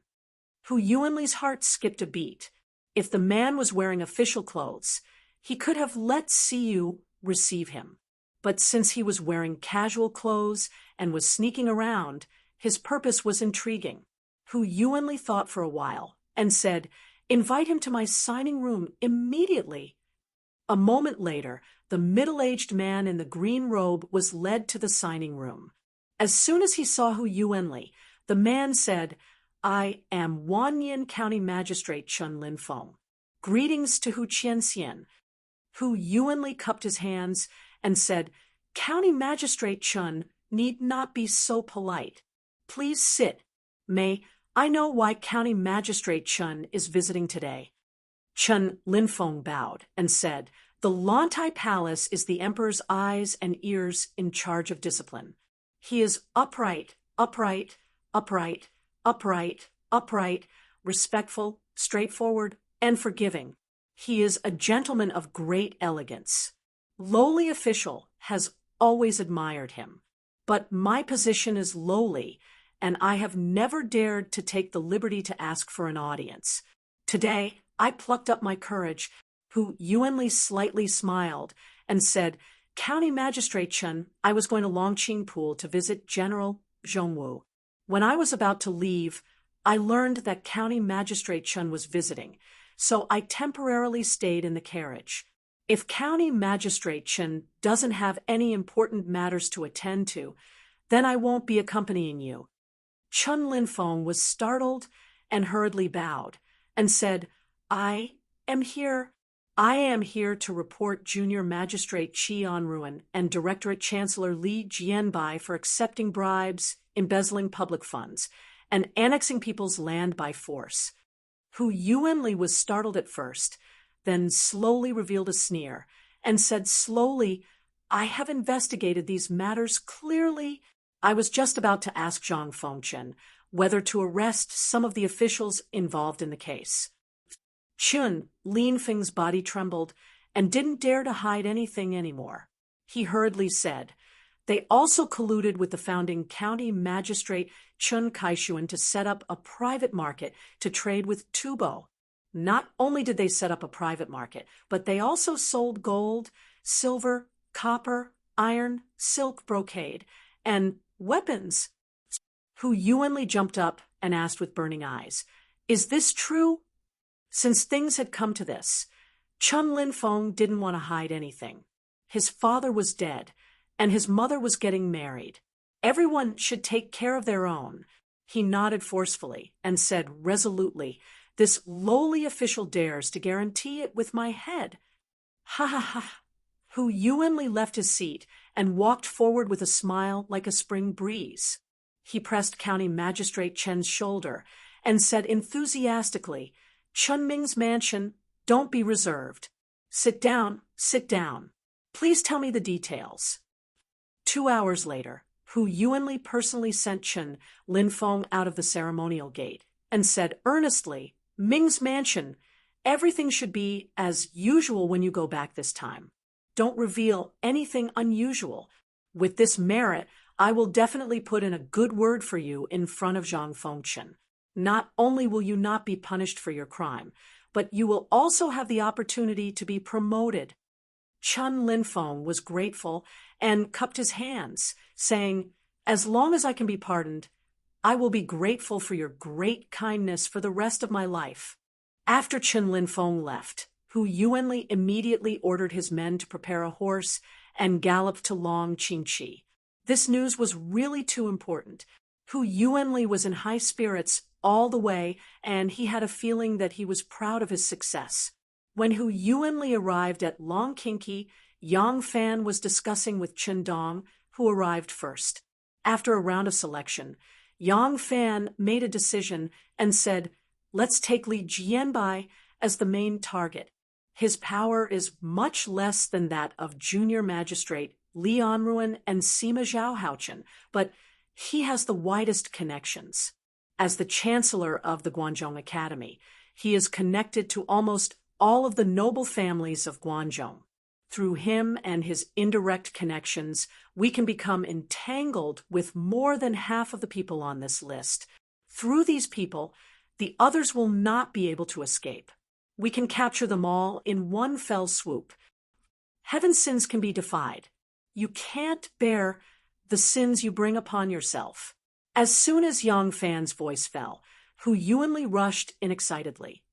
"Erlang, I just received an important piece of news. This time, they really can't escape from their doom." Chapter 992. There's such a thing. After listening to Hu Yuanli's explanation, Yang Fan had a strange expression on his face. Chun Dong smiled and said to Hu Yuanli, "Hu Qianxian, congratulations." Hu Yuanli was surprised and asked, "Why are you congratulating me?" Chun Dong said, "What we did to implicate the entire officialdom of Guangzhong might seem to others to be making a mountain out of a molehill. If it wasn't for the emperor's westward migration, there would be people in court who would accuse us of imitating Zhou Xing and Lai Junqin of being ruthless. With this accusation in hand, who would dare to say that you, Hu Qianxian, are wrong? With this contribution, the position of Minister of Defense will be yours in the future. I congratulate you in advance." Hu Yuanli hadn't thought of this at first. Hearing this, he felt his heart heat up and immediately looked at Yang Fan with fervent eyes. Yang Fan smiled and said, "This matter, whether it's public or private, we have no reason to ignore it. However, we can't step in." Hu Yuanli and Chen Dong were both surprised. Yang Fan said, "I cannot show up.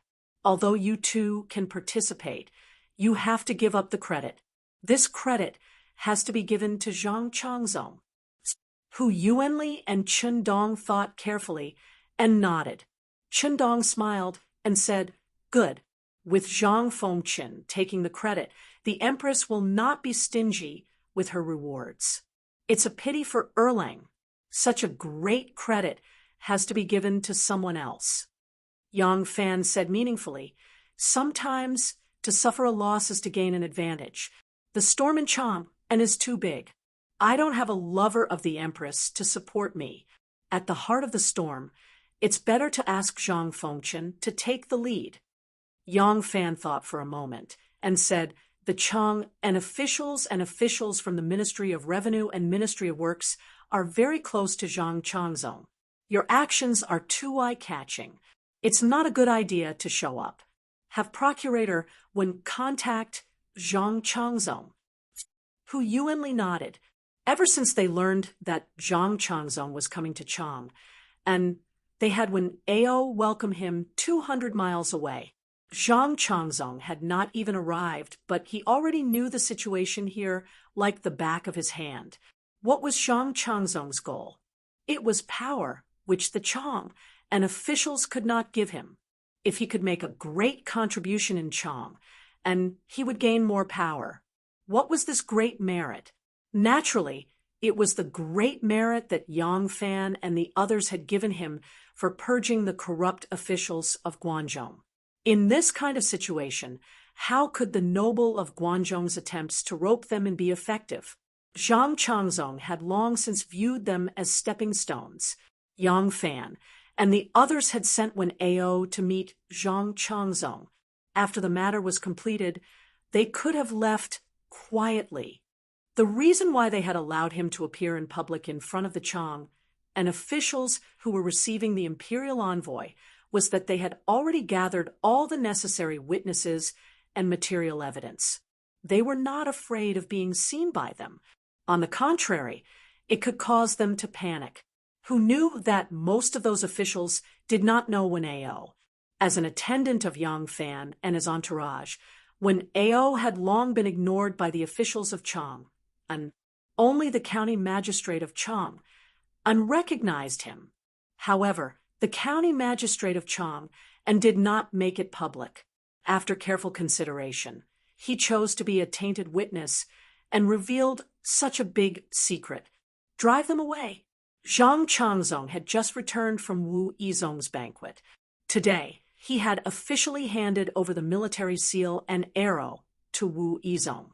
Tomorrow, he would hold a farewell party for Wu Yizong and send him back to Luoyang. Unexpectedly, as soon as he returned, he saw many beauties sent by a certain Chang, an aristocrat. Zhang Changzong waved his hand in disgust and strode into the hall. There were more than 10 beauties in the courtyard. They were wearing colorful and fashionable clothes. Their snow-white skin was faintly discernible, and their bodies were graceful and attractive. Each of their faces was bright and beautiful, and each had their own characteristics. However, the eyes of all the beauties were as clear as autumn water. Obviously, they were all young and beautiful virgins. Next to him stood a steward of some mansion. Seeing that Zhang Fengchen did not even look at these beauties, he could only wave his hand awkwardly and leave with these beauties. Zhang Changzong strode into the hall and cursed inwardly. In fact, how could he not like youthful and beautiful girls? However, everything he had came from the Empress. The Empress regarded him as her exclusive property. He did not dare to do anything out of line. Those idiots thought that he was far away from the Emperor after he arrived in Chang, and they did not think that he had so many entourages around him. Who knew how many of them were the Emperor's spies? Just his personal bodyguards alone had 8 internal guards. If he dared to touch even a finger of those women today, he wouldn't be able to keep that finger of his later. What a group of idiots who should be killed. Zhang Changzong was aroused by those enchanting and charming beauties, but he did not dare to touch them. Therefore, he hated the Chang and aristocrats even more. As soon as he scolded them, a guard appeared at the entrance of the hall and said, "Zhang Fengchen, when Ao, the high judge of the censorate, is here to see you." "Oh, invite him in." Zhang Changzong's face cleared up. When Ao was good at observing people's words and expressions. He was very good at flattering people. Since the Tongguan Pass, Zhang Changzong had a good impression of this ordinary-looking petty official. "I am Wen Ao. Nice to meet you, Zhang Fengchen." A greeting came from the entrance of the hall. His tone was full of surprise and admiration. It was like a traveler who had been away from his hometown for many years and suddenly returned to his hometown to meet his relatives and elders. As soon as Zhang Changzong turned around, he saw Wen Ao with her chin tucked in, her triangular eyes drooping, and her mustache swaying, tiptoeing as if she was afraid of stepping on an ant. She smiled and bowed deeply to him. Her back was so deep that she almost fell to the ground. Zhang Changzong was annoyed and amused at the same time. He glared at him and said, "Don't make such a disgusting look. What are you doing here? My invitation has been lined up for half a month. Did the censorate just remember to invite me to the banquet now?" When Ao said with a smile, "Zhang Fengchen has arrived in Chang, and the censorate can be considered as half a master. We have to show our courtesy. We have to invite him to the banquet and give him gifts." Zhang Changzong waved his hand and said, all right, I don't want to go to the banquet anymore. You don't have to give me any gifts. I am not interested." When Ao looked around sneakily and said in a low voice, "Zhang Fengchen will definitely be interested in this big gift." Zhang Changzong glanced at him and said, "What kind of gift is so mysterious?"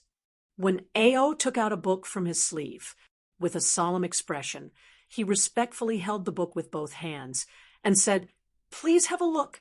Zhang Changzong took the book with a face full of suspicion.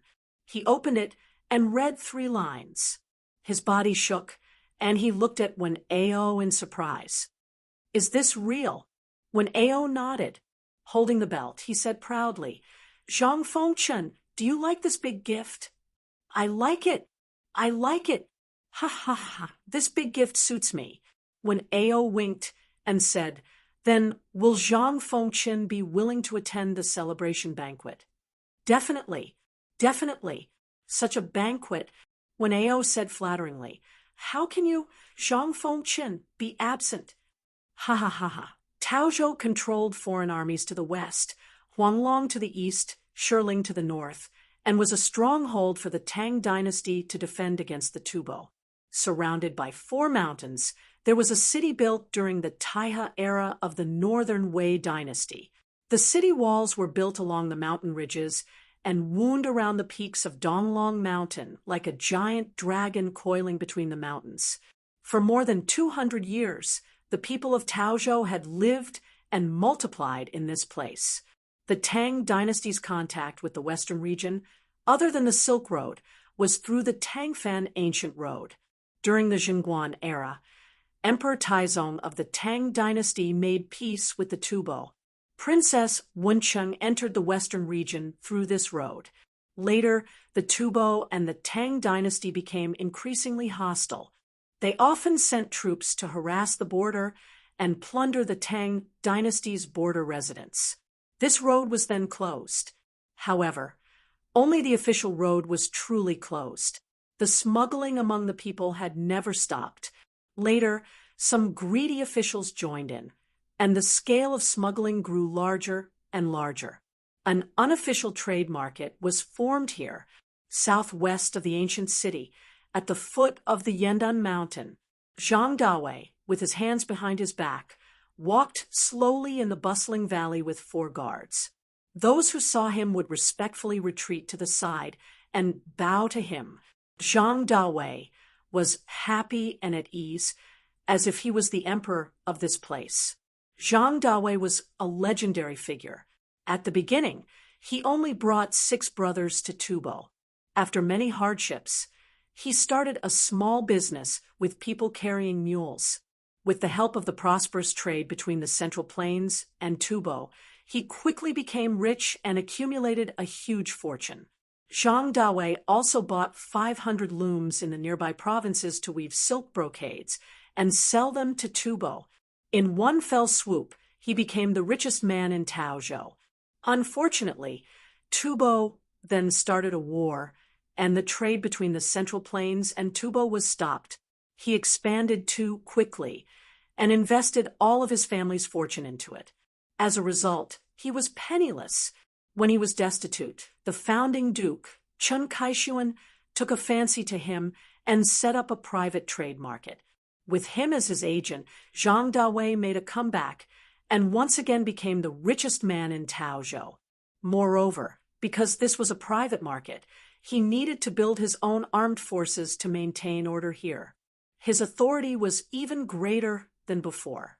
Zhang Dawei, who had experienced great ups and downs, treasured everything he had now.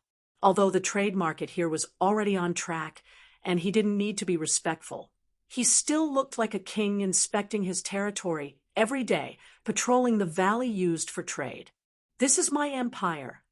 Zhang Dawei stopped on a low slope and looked around at the bustling trade market. He stroked his beard and smiled. Thunder suddenly rumbled, rolling over. There were birds that flew out of the forest in fright, covering the sky and covering the sun. Zhang Dawei looked at the clear sky in confusion and then looked into the distance. At the end of the valley, he saw a black tide rolling towards him. It was getting closer and closer. In the valley, there was a winding dragon, and it was clearly a team of black riders. Zhang Dawei turned pale with fright and hurriedly turned his head to look at the other side of the valley. Because he used too much strength, his neck made a cracking sound. On the other side of the valley, a group of swift and fierce knights had already blocked the mountain pass. War flags fluttered in the wind, swords and spears flashed with cold light, vigorous and strict horse team. This wasn't the Tubo people, nor was it the border army. This was Zhang Dawei felt the world was spinning and the sun was piercing his eyes. His empire collapsed. Chapter 993. The night was dark and a bright moon hung in the sky. The moonlight shone on a magnificent garden. There were tall bamboos, rock gardens, and ponds. The houses were exquisite with carved pillars and walls. There was a well-lit abode at the end of the winding path.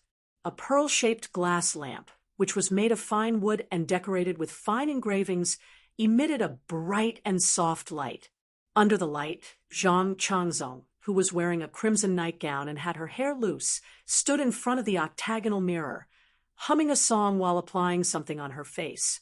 In front of him were more than 20 jade plates of various sizes. Each plate contained different things, such as mung bean paste, vegetable juice, almond powder, honey, egg white, melon slices, and so on. Zhang Changzong was originally very beautiful because of such meticulous care. His skin was even more rosy and delicate. Many women envied him. Knock, knock, knock. There was a knock on the door. Zhang Changzong's face was already covered in all kinds of concoctions and melon slices. He turned his head unhappily and said, "I am already asleep. Why are you still knocking at this time?" Before he could finish, Zhang Changzong suddenly remembered something important. He hurriedly jumped up from the chair and walked out. He went around the screen to the central room and reached out to open the door. The inner guard outside knew that Zhang Fengchen had the habit of applying makeup to protect his face, just like the imperial concubines in the palace. He was the one who bought the things that Zhang Changzong needed to apply makeup, but he was still shocked when he saw Zhang Changzong's face. The inner guard calmed down and said in a low voice, "Fengchen, there's news from Taozhou." Zhang Changzong was overjoyed and said, "What's the result?" The inner guard said, "Everything went smoothly. Commander Wang said that he will return to Chang, and the day after tomorrow at the latest. Fengchen can take action." Zhang Changzong was overjoyed. His face was shaken and several melon slices fell off. "Good. This great merit is finally in our hands." The person who delivered the news came through the Xuanwu Gate. This gate was under the control of the 1,000 cavalry camp, so no one in Chang noticed it. Because of this, Yang Fan received the news earlier than Zhang Changzong. In the middle of the night, in the most spacious living room of the Liu family's mansion on the island, candles on the walls lit up the hall. There were no less than 50 people standing in the hall and the courtyard. They were all tall, short, fat, and skinny, and of different ages. The only similarity was their clothes and expressions. They were all dressed in green, the color that most easily blended in with the night. Their expressions were cold, solemn, and indifferent. It was as if they were accustomed to life and death in the world, and there was nothing in the world that could shake their will. Duguyu sat in the middle of the hall. There were many people standing solemnly in front of and outside of the hall, but there was not the slightest sound, not even the sound of their breathing could be heard. Even the slight sound of Duguyu taking a sip of tea was especially clear in the hall. Gu Zhuting slowly pushed Yang Fan's wheelchair out. Duguyu hurriedly put down the teacup and stood up. Yang Fan glanced at the green-robed men. He had seen the same expression on many people's faces before, including Gu Zhuting and Ren Wei. But now that they had been by his side for a long time, they were very different from the past. They were no longer pure assassins whose lives did not belong to them, so their emotions and desires were firmly restrained by them.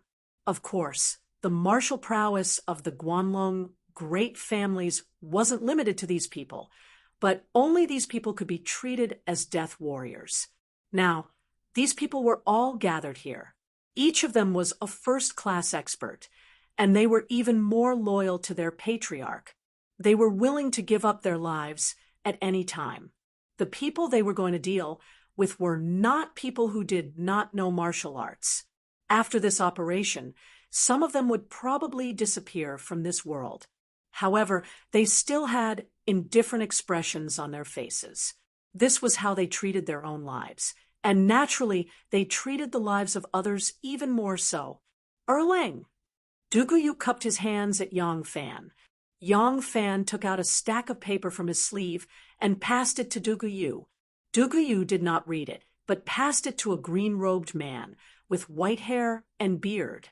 The green-robed man began to distribute the paper. The green-robed man, standing in the middle of the hall, was obviously of a higher status than the green-robed man standing outside. Everyone in the hall received a piece of paper. Every piece of paper had a person's name on it, followed by their identity, address, and whether they were proficient in martial arts. Everyone who finished reading the note rolled it into a ball and swallowed it on the spot. Then, they strode out of the living room. Depending on the difficulty of the task they were carrying out, they would take a different number of people with them.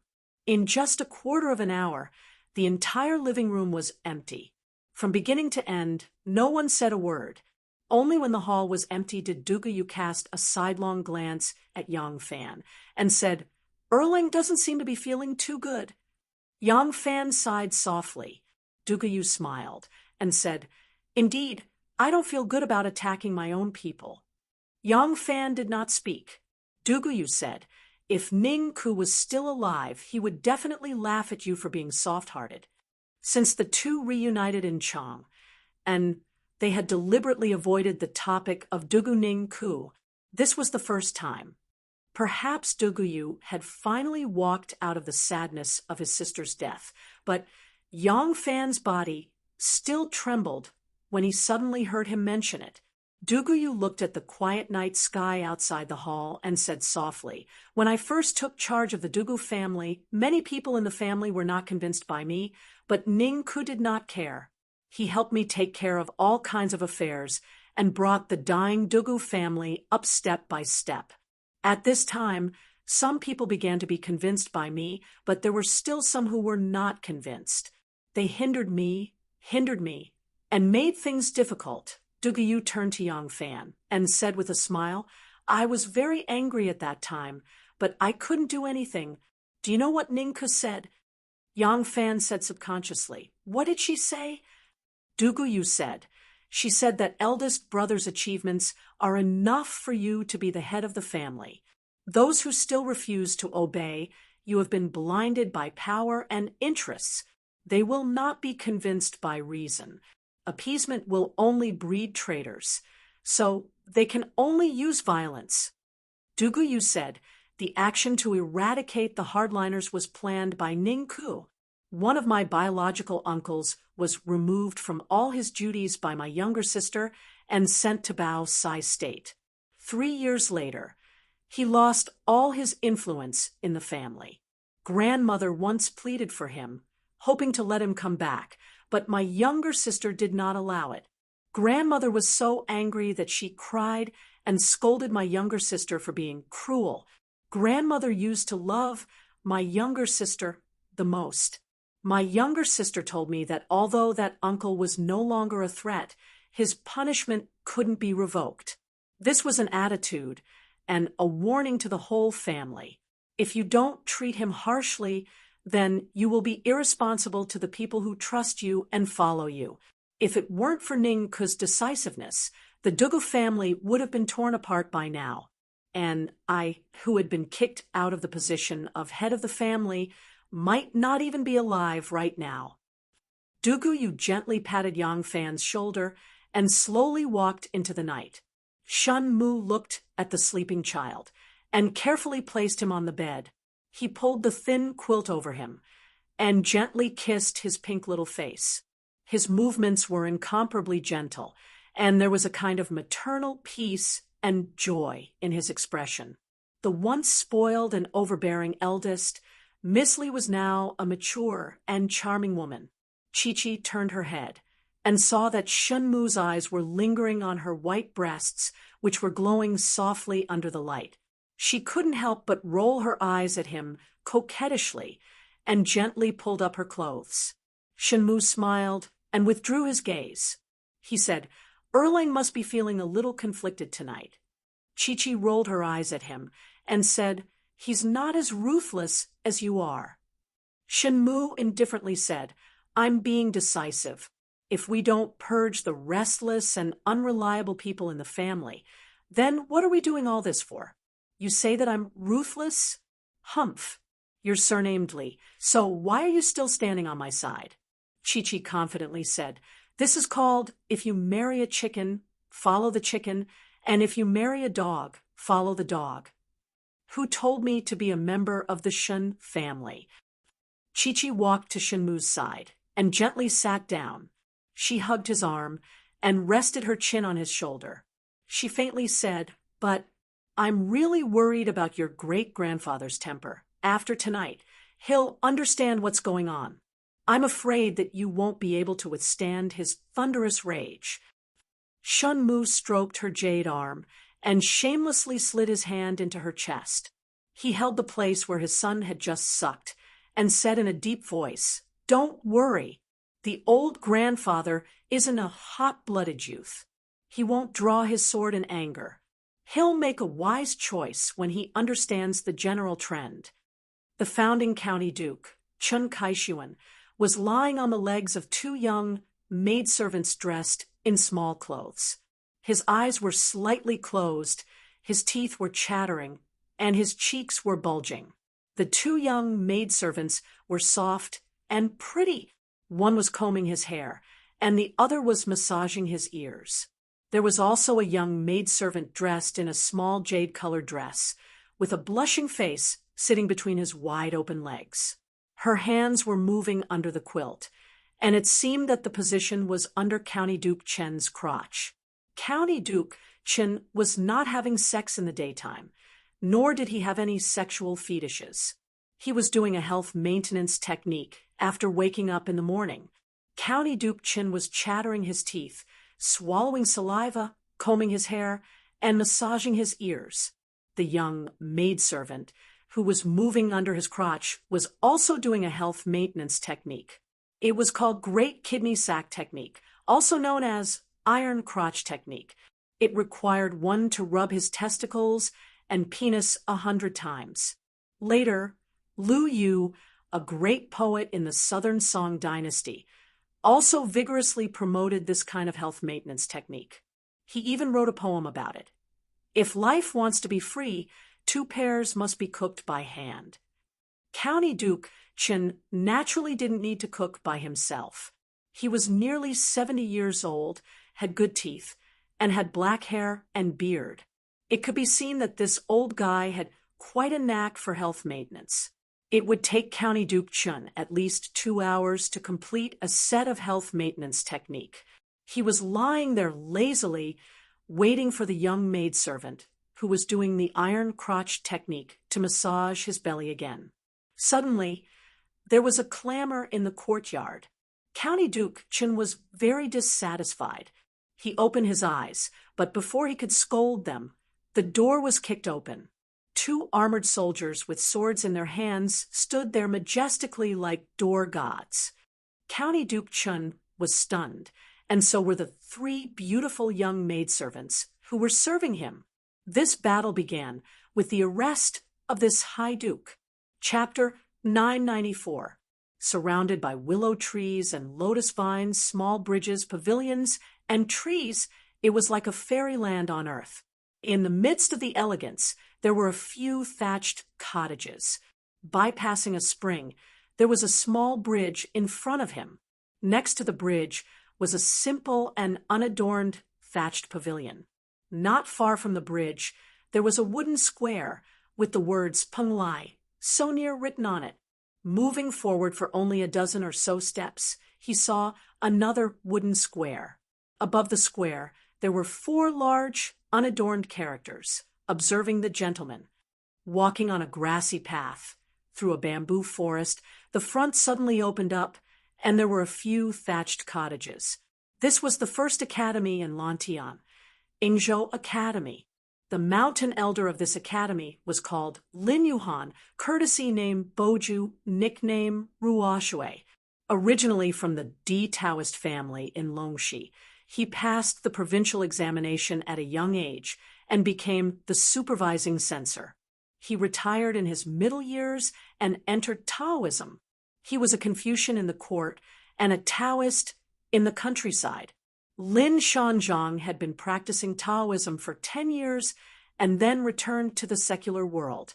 He opened this Yingzhou Academy and focused on teaching.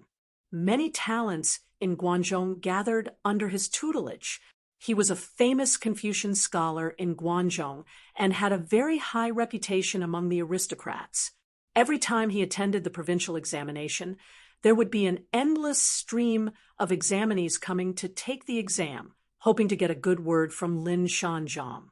But very few people knew that this mountain elder Lin had entered the discerning eyes of Longxi's old master Li when he was young. It was precisely because of the Longxi's Li family's nurturing that he had the lofty status he had today in the world of scholars. This person was currently in charge of the Heaven Observation Department of the Succession Hall.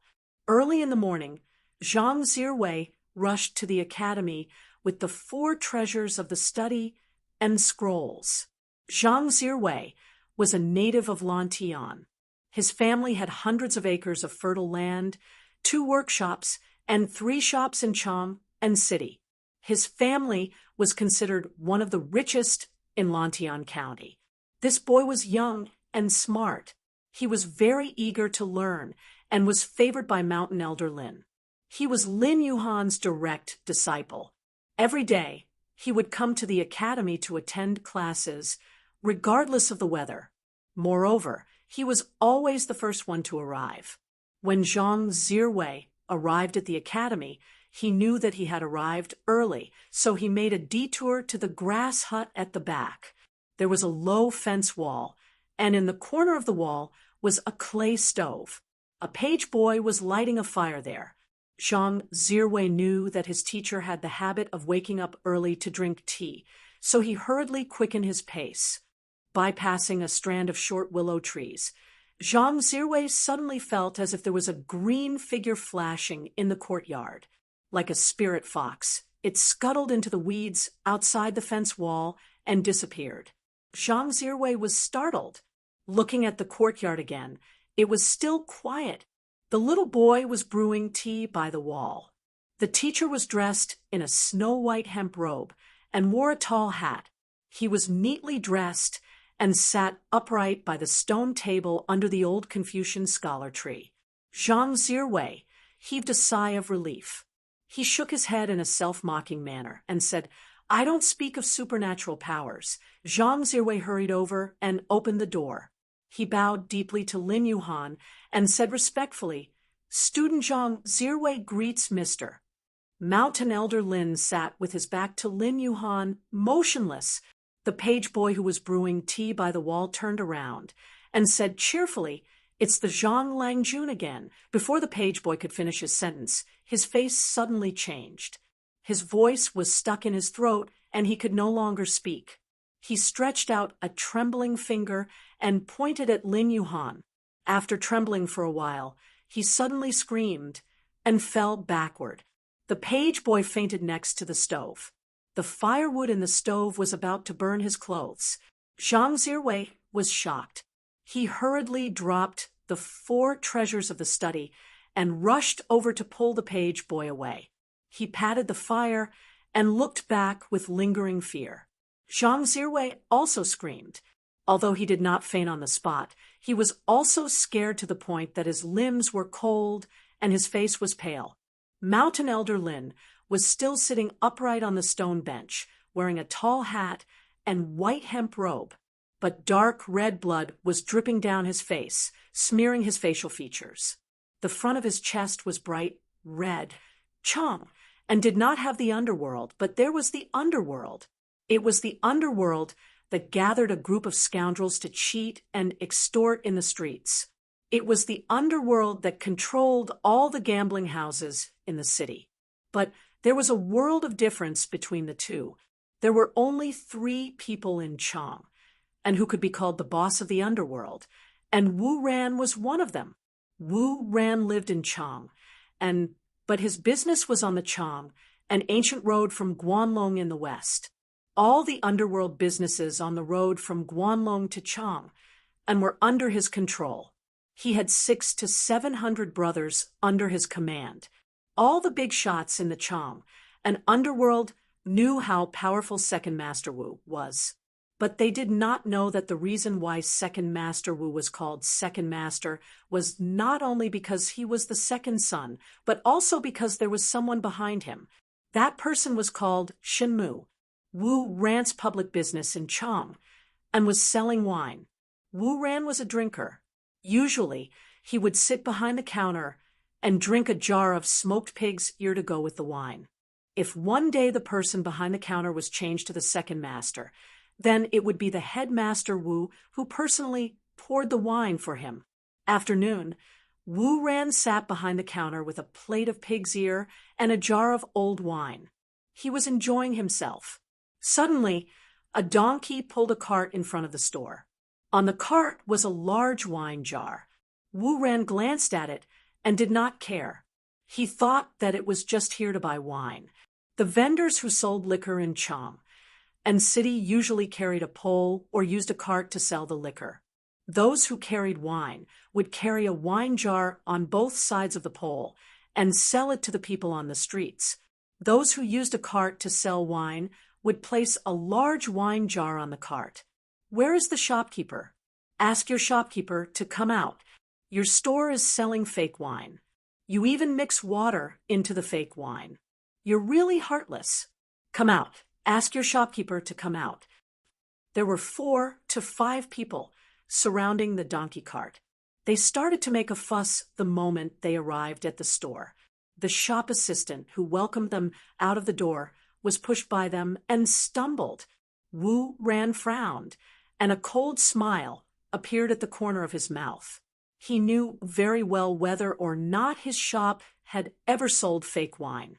He looked at the few people who came to denounce him. Although they were dressed like ordinary wine peddlers, they were shrugging their shoulders and tiptoeing. They looked frivolous. It was obvious that they were ruffians in the streets. The man who was pulling the donkey had a dull look on his face. He did not fit in with these ruffians. It was obvious that they were not the same kind of people. With Wu Ran's eyesight, he could tell at a glance that this was a group of ruffians who had hired someone to bring fake wine to his store to extort money. Wu Ran found it a little funny. They had actually tried to extort him, the ancestor of thieves. This group of blind thieves was really interesting. This store was Wu Ran's den of thieves. Everyone in the store was Wu Ran's confidant. Even the shop assistant was skilled in martial arts. It was naturally easy for them to deal with these ruffians. However, they still had a public identity as a store owner. They could not immediately punch people when they came to find trouble with them. Besides, these people were shouting and yelling in front of the door and had already attracted a lot of neighbors and pedestrians. If they were chased away, the bad reputation of selling fake wine would definitely spread. Therefore, the waiter was not angry. He still had a smile on his face, but his eyes were a little cold. You can eat whatever you want, but you can't speak whatever you want. Our Wu family's old wine store has been selling wine for many years. No one has ever said that we sell fake wine, not to mention that the fake wine has been mixed with water. These customers look very unfamiliar. I don't remember you drinking wine in my store. If you didn't get the wrong person, then please show me the evidence. Otherwise, the shop assistants all walked out and surrounded the peddlers who had brought the wine. The assistant steward also walked out slowly with a gloomy face. Ayo, not only are you selling fake wine, but you also want to bully people. Fellow villagers, can you judge for us? Do we look like people who are intentionally trying to blackmail you? The Wu family's old wine store selling fake wine has made us suffer. Our small business can't afford to be tossed around. Fellow villagers, the Wu family's old wine store is a scam. Wu Ran was furious.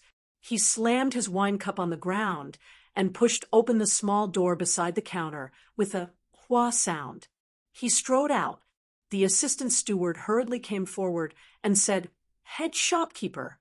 Wu Ran pushed him away and said loudly, "This old man has brought out a jar of every kind of wine in this old man's store. Please have a taste. If there is a jar that is the same as the fake wine in your sea of wine, then it is the fake wine that this old man is selling. This old man will take off his wine license and will no longer do this business. I will also pay you 10 times the price of the wine. If this store doesn't have fake wine, ha!" As Wu Ran spoke, he took large strides forward. His burly and majestic figure and his dignified appearance made the ruffian who had shouted the most fiercely shrink back. Wu Ran walked to the side of the carriage and reached out his hand to pat the sea of wine. He sneered and wanted to say something, but he didn't expect a sudden change. The somewhat cowering ruffian's expression suddenly became fierce. He suddenly took a step forward and suddenly appeared in front of Wu Ran. He punched out with both fists and fiercely punched at Wu Ran's chest. His fists were filled with cold light. It was obvious that he was carrying hidden weapons. Wu Ran was shocked. He was very experienced. Once he saw that he had fallen into an ambush, he immediately retreated. He didn't want to fight at all. This retreat was indeed the best choice. Not only did he avoid the man's sharp hidden weapon attack, the two ruffians on his left and right also missed their punches that were aimed at his ribs.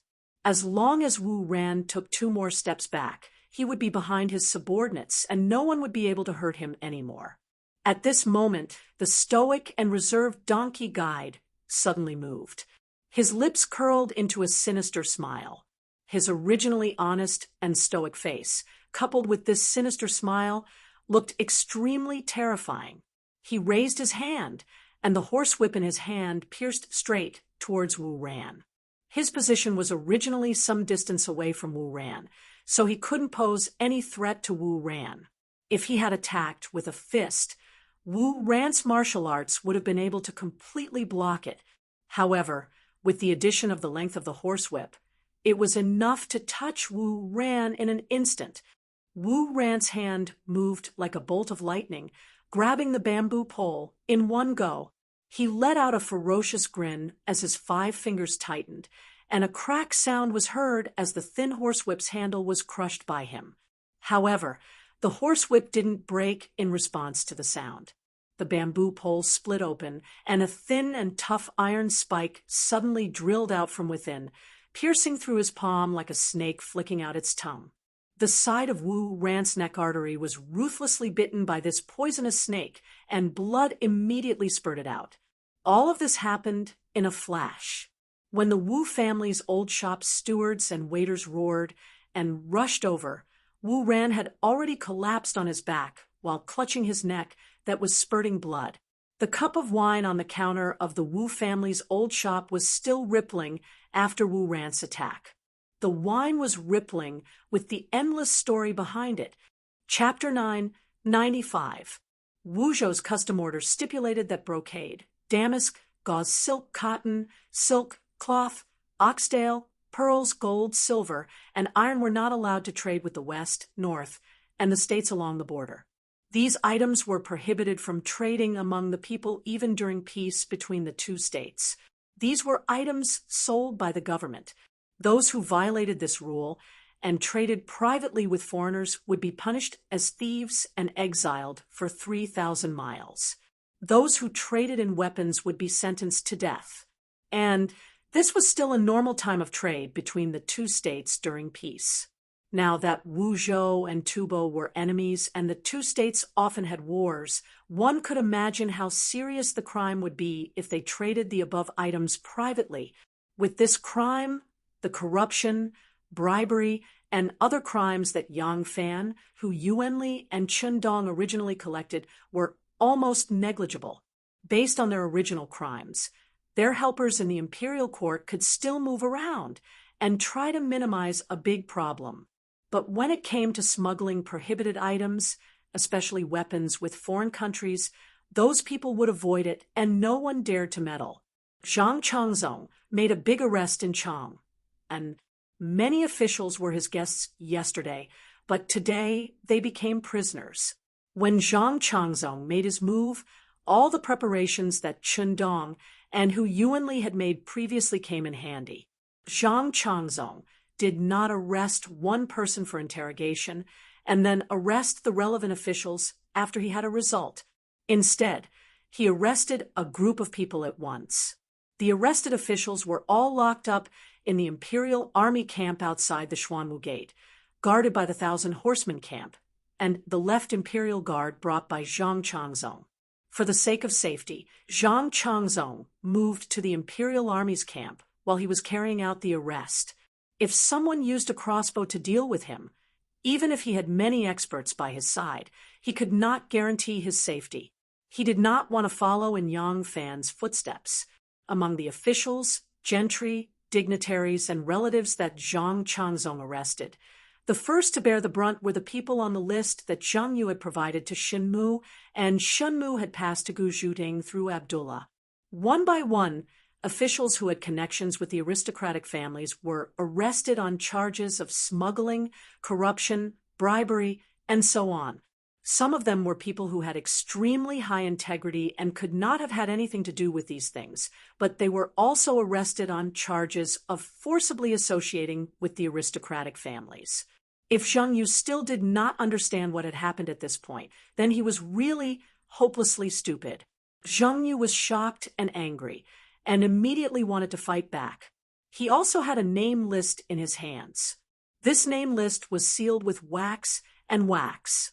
Unless it was a critical moment, even he couldn't open it. Now that the sect masters of the obvious and hidden sects had betrayed the aristocratic families, wasn't this the most critical moment? He opened the list without hesitation. On the list were some important figures that belonged to the obvious and hidden sects. However, the aristocratic families could bypass the obvious and hidden sects and directly control them. Although the obvious and hidden sects had sect masters in charge of the overall situation, it was impossible for such a large organization to have a sect master personally attend to everything. These people were all important figures in charge of specific aspects. Some of them had tyrannical martial power, and some of them controlled the core of the obvious and hidden sects. As long as he mobilized these people, he could use them to quickly kill the sect masters of the two sects without causing the obvious and hidden sects to collapse. However, Zhang Yu, who felt as if he had obtained a treasure, quickly discovered that the name list in his hands was only an obituary. Lin Yuhan, Wu Ran, Cui Fu, Wu Dong, Zhang Xing, Zhu Mingyong, Zhou Si, Wu Ning, Li Jianing, Gao Yunlong, Feng Rao. Each of them was either a famous scholar whose name shook an area, an ambitious and ruthless character of the underworld, or a local celebrity of a prefecture or a place, but they were all dead. It was as if the Grim Reaper was racing with Zhang Yu. Everywhere he went, he only saw a cold corpse. Some had already been put into a coffin, and some had just been killed when he rushed over. He was just a step too late. A moment ago, those were still living people, people with power and influence. Zhang Yu was unable to restrain his anger. He was like a night owl that came for no reason. As he visited again and again, he only saw corpses. He thought that the next person to be assassinated would be him, but he was still safe and sound.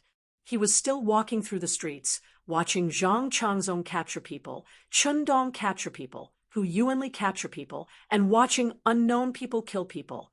He knew that the people who killed people were definitely Shenmu and Yang Fan, but he didn't know when Shenmu and Yang Fan had obtained such a secret force. Even if the aristocratic families only had one spy in every department of the obvious and hidden sects, it was impossible to not leak any information when they used so many people to kill so many people at the same time. However, this time, there really wasn't any information leaked. Where did this group of men of sacrifice who came and went without a trace, acted viciously, and didn't hesitate to commit suicide once they were captured come from. When did Yang Fan and Shun Mu nurture such a group of men of sacrifice? Yang Fan had only been the patriarch of the obvious sect for 2 years, and these men of sacrifice definitely weren't his. It could only be Shun Mu. Shun Mu might be the founder of the hidden sect, but he didn't lack the aristocratic family's spies. To nurture so many men of sacrifice who were extremely skilled and loyal, who were willing to die for their masters, how could it be hidden from others? To nurture such a group of men of sacrifice, it didn't just require time, wealth, and authority. If he wanted to avoid the spies of the aristocratic families and not let anyone notice, how meticulous of a plan, how long of a preparation, how deep of a mind, and how meticulous of a scheme did he need? Zheng Yu didn't suspect the Guanlong aristocratic family at all, because the Guanlong aristocratic family and the Shandong aristocratic families were like oil and water. The two couldn't mix. The obvious and hidden sex patriarchs might have betrayed their judgment, but the soil they lived in and the environment they adapted to were still firmly branded with the Shandong aristocratic family's brand. It was impossible for the Guanlong aristocratic family to trust and support them so much. But he didn't expect that this force came from the Guanlong aristocratic family, which he thought was impossible. And the person who mobilized this force was Yang Fan, whom he thought was impossible. He didn't know that Yang Fan had been treated as a son-in-law by the Guanlong aristocratic family because of the Minister of Internal Affairs in the palace. He didn't know that the Dugu aristocratic family had an extraordinary woman who had a discerning eye and had long been acting as a go-between for Yang Fan. When the last person on the list that he treated like a treasure was announced dead, Zhang Yu tore up the list in frustration. Shen Mu and Yang Fan didn't have such a list in their hands, so the people that were purged from the obvious and hidden sects weren't limited to the people on the list. These people were people that the various aristocratic families viewed as absolutely reliable. After a long period of observation and analysis, Shun Mu and Yang Fan had decided on a group of people that they believed to be reliable. For example, other than that mountain elder Lin from Yingzhou Academy in the Sky Observation Division, the rest of the famous elders were included. As for those who held important positions in the eyes of the aristocratic families and the obvious and hidden sects, they were all on the list of people that Yang Fan and Shen Mu wanted to purge. They would rather kill the wrong person than let them go. It was precisely because of this that Shun Mu and Yang Fan's purge could be so clean. This game of chess had already ended. Zheng Yu didn't need to count his moves to know that he had suffered a crushing defeat. He found Shun Mu resentfully. He wanted to know why. I have never thought of betraying, and I have never betrayed. Shun Mu answered calmly in the face of Zheng Yu's angry questioning. Miss Chi-Chi didn't show herself. Her man had a conflict with her maiden family, so it wasn't appropriate for her to show herself no matter what. Zheng Yu said angrily, "Isn't this considered betrayal?" "Of course not. We just want more independent power, and not become dispensable pawns in the hands of the aristocratic families that can be sacrificed at any time." Shun Mu said calmly, "Yang Fan and I are different from that young Master Lu. We don't have a powerful aristocratic family supporting us, so we have no way out. Do you dare to say that the aristocratic families didn't connive with the obvious and hidden sects when they were fighting?" Shen Mu sneered. "They wanted to weaken the two sects, afraid that we wouldn't be able to escape. Young Master Lu lost the battle in Chang. But did I win? I was sent to Xinluo.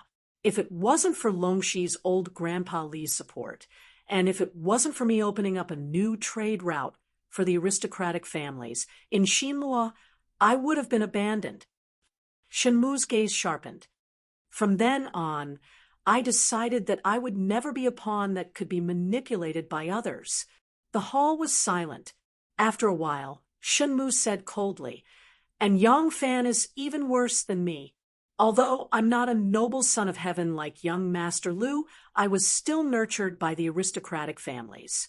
At least I'm treated as one of them, even if it's an insignificant one.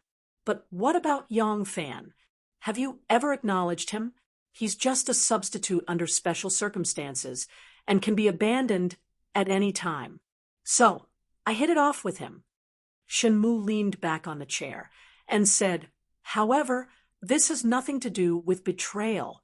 The aristocratic families need the successor hall, and the successor hall needs the aristocratic families even more.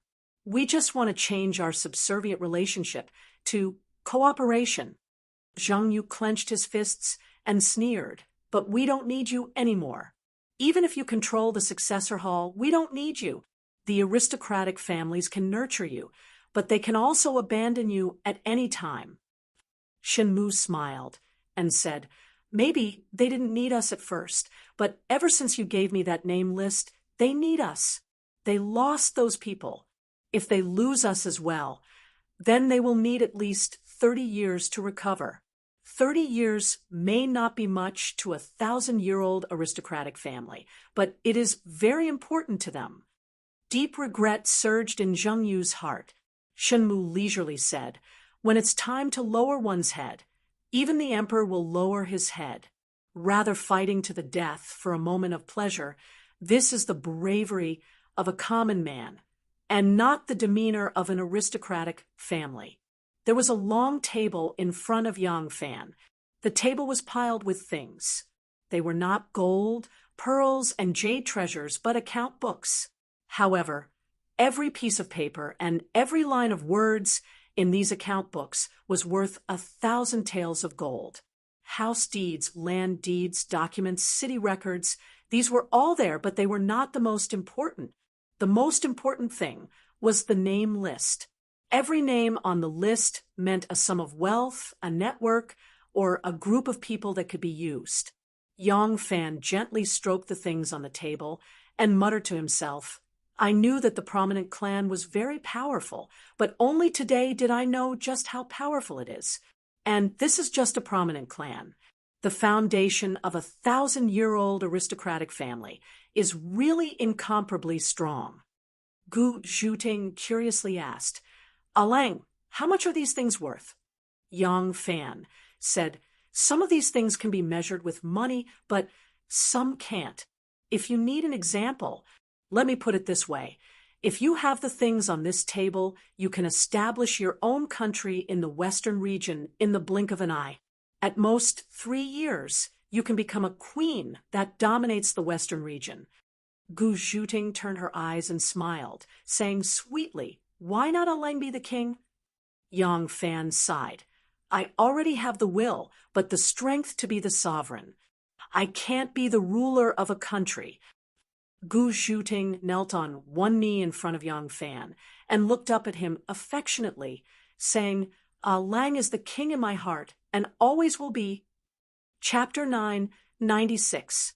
A special troop entered the city of Chang, and they rode on tall horses and wore bright armor. They were equipped with knives and shields and held sharp spears in their hands. From afar, they gave off an oppressive feeling. This was the imperial army, but they didn't seem to be in a uniform formation. This was because they were escorting many wagons and hundreds of prisoners who were chained together with long ropes. The people of Chang were already numb to this scene. They had seen many arrests over the past few days. Even though it was rare to see such a grand scene today, it had lost its novelty to them. The troop entered the city from the west and did not travel for long. They quickly turned to the north and entered the encampment of the 1,000 Horsemen Battalion. This was the army that had gone to the Taozhou market to arrest a group of criminals. When they returned to Chang, and the Great Purge in Chang, and from the government to the people, from the open to the covert, was nearing its end. Their return marked a perfect end to this massive purge operation. There were many people who benefited from this operation, but there were only 3 people who won in the end. One was called Wu Zetian, another was called Shenmu, and the last one was Yang Fan. Wu Zetian did not know of Shen Mu and Yang Fan's plan, but Yang Fan and Shen Mu had succeeded in cutting off the chains that bound them. From chess pieces at the mercy of others, they had become the players playing chess. And what about the players who had been reduced to chess pieces? Lanzhou Longxi. In the south of Lanzhou, in the huge building that was as majestic as a marquis's mansion, Li Taigong was furious. On Ba. Everything started with Ba.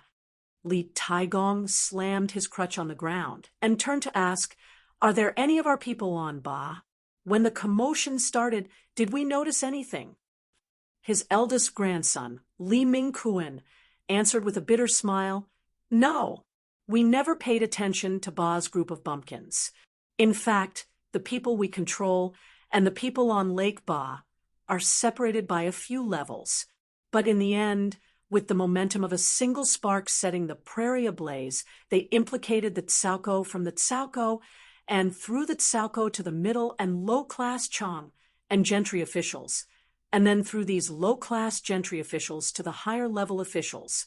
Great-grandfather, they played a good game." Thud. Old Master Li slammed his crutch on the ground and said in a loud voice, "This game is not over yet. I won't take this lying down. Do they think that I can only rely on them after sweeping through the bureaucracy of Guangzhou? Two short-sighted juniors. This old man will let them know how powerful I am." The more old Grandpa Li spoke, the angrier he became. Especially that ingrate Shen Mu. "I won't let him off. This bastard. If it wasn't for this old man's nurturing, if it wasn't for this old man's unstinting support, would he be where he is today? Look at him. He deceived Chi-Chi with flowery words, and now he's dealing with this old man. If it wasn't for him becoming my grandson-in-law, I wouldn't have been so at ease with him, and wouldn't have allowed him to do so many things without ever doubting his loyalty." Li Mingkuen coughed and said, "I've always felt that Shen Mu is rebellious." "Nonsense!" Old Grandpa Li glared at him and said, "You bastard, do you want to be a fortune teller? Why didn't you say it when you already knew? When your sister was with him, you even agreed with it." Li Mingkuen said, embarrassedly, "Isn't that because my sister is dead set on him? You know my sister's temper, great-grandfather." Old Grandpa Li became angry again. "Chi-Chi, that damned girl, I love her so much. How could she be unaware of her man's crafty schemes? How could she hide it from me and help her man to deal with me? Girls are extroverted. Girls are extroverted." Li Mingkuen smiled bitterly and said, "Great-grandfather, it's useless to say all this now. Shen Mu sent Little Flying Arrow, Zhang Yi, and Zhao Yu to deliver a letter personally written by him, asking for forgiveness from you, explaining his difficulties, and reiterating that he has no intention of betraying the aristocratic families. He just wants to take the initiative and cooperate with you instead of obeying orders. Great-grandfather, please mediate with the aristocratic families. What does great-grandfather think?" Old Grandpa Li blew his beard and glared at him. "Tell them to get lost. I won't see them. Does he still want to use me? Don't even think about it. He thinks that just because I gave him my favorite granddaughter, he can manipulate me at will.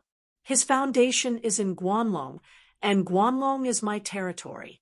I'll immediately return the favor and let him know how powerful I am. I'll make him apologize to me, and I'll make him—" Before old Grandpa Li could finish his heroic words, a green-robed Confucian scholar with a delicate appearance and 3 long strands of beard hurried in. Li Mingkuen bowed respectfully at the sight of him. "Father!" The green-robed Confucian scholar ignored him and hurried to old Grandpa Li's side.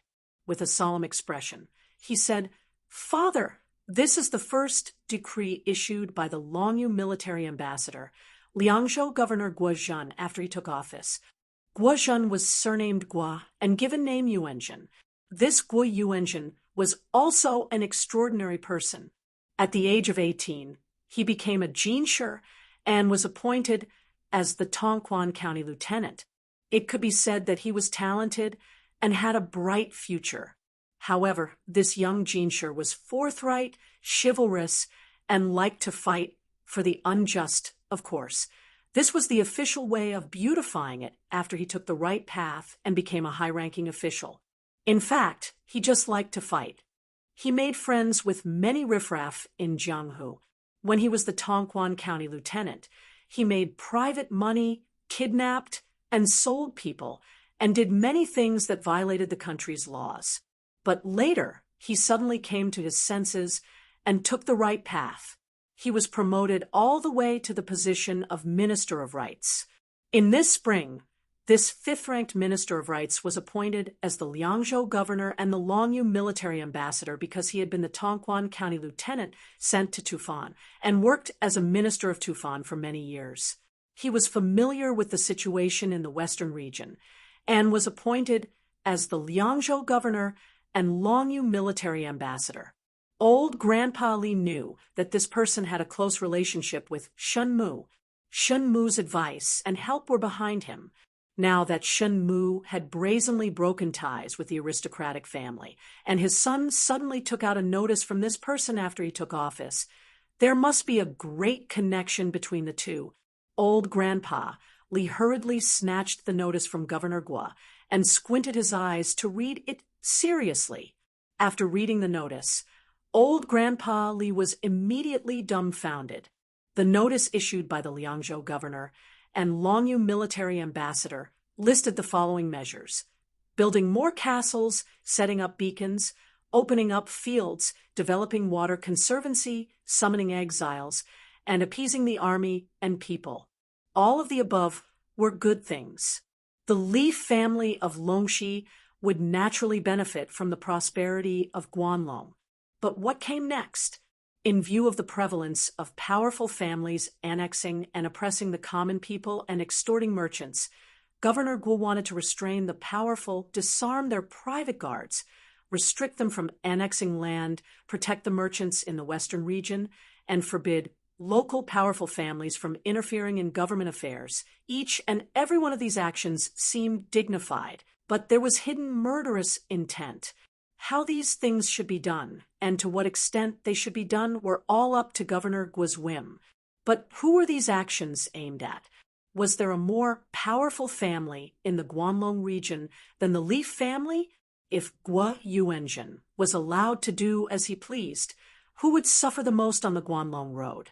Was the so-called protection of the merchants in the western region considered as giving Shen Mu a layer of official protection in the western region? Could he, great-grandfather Li, break this golden light cover? Li Mingkuan came over and held great-grandfather Li's hand to read the notice. Seeing his grandfather and father looking at each other, Li Mingkuan licked his lips and coughed dryly. Little flying arrow, Zhang Yi, and Zhao Yu are still waiting in the guest room. Great-grandfather, do you want to see them? Great-grandfather Li's eyes flickered for a long time before he said in a deep voice, "What's the use of me seeing them? Even if I'm willing to give in, will the other 6 families be willing to swallow this?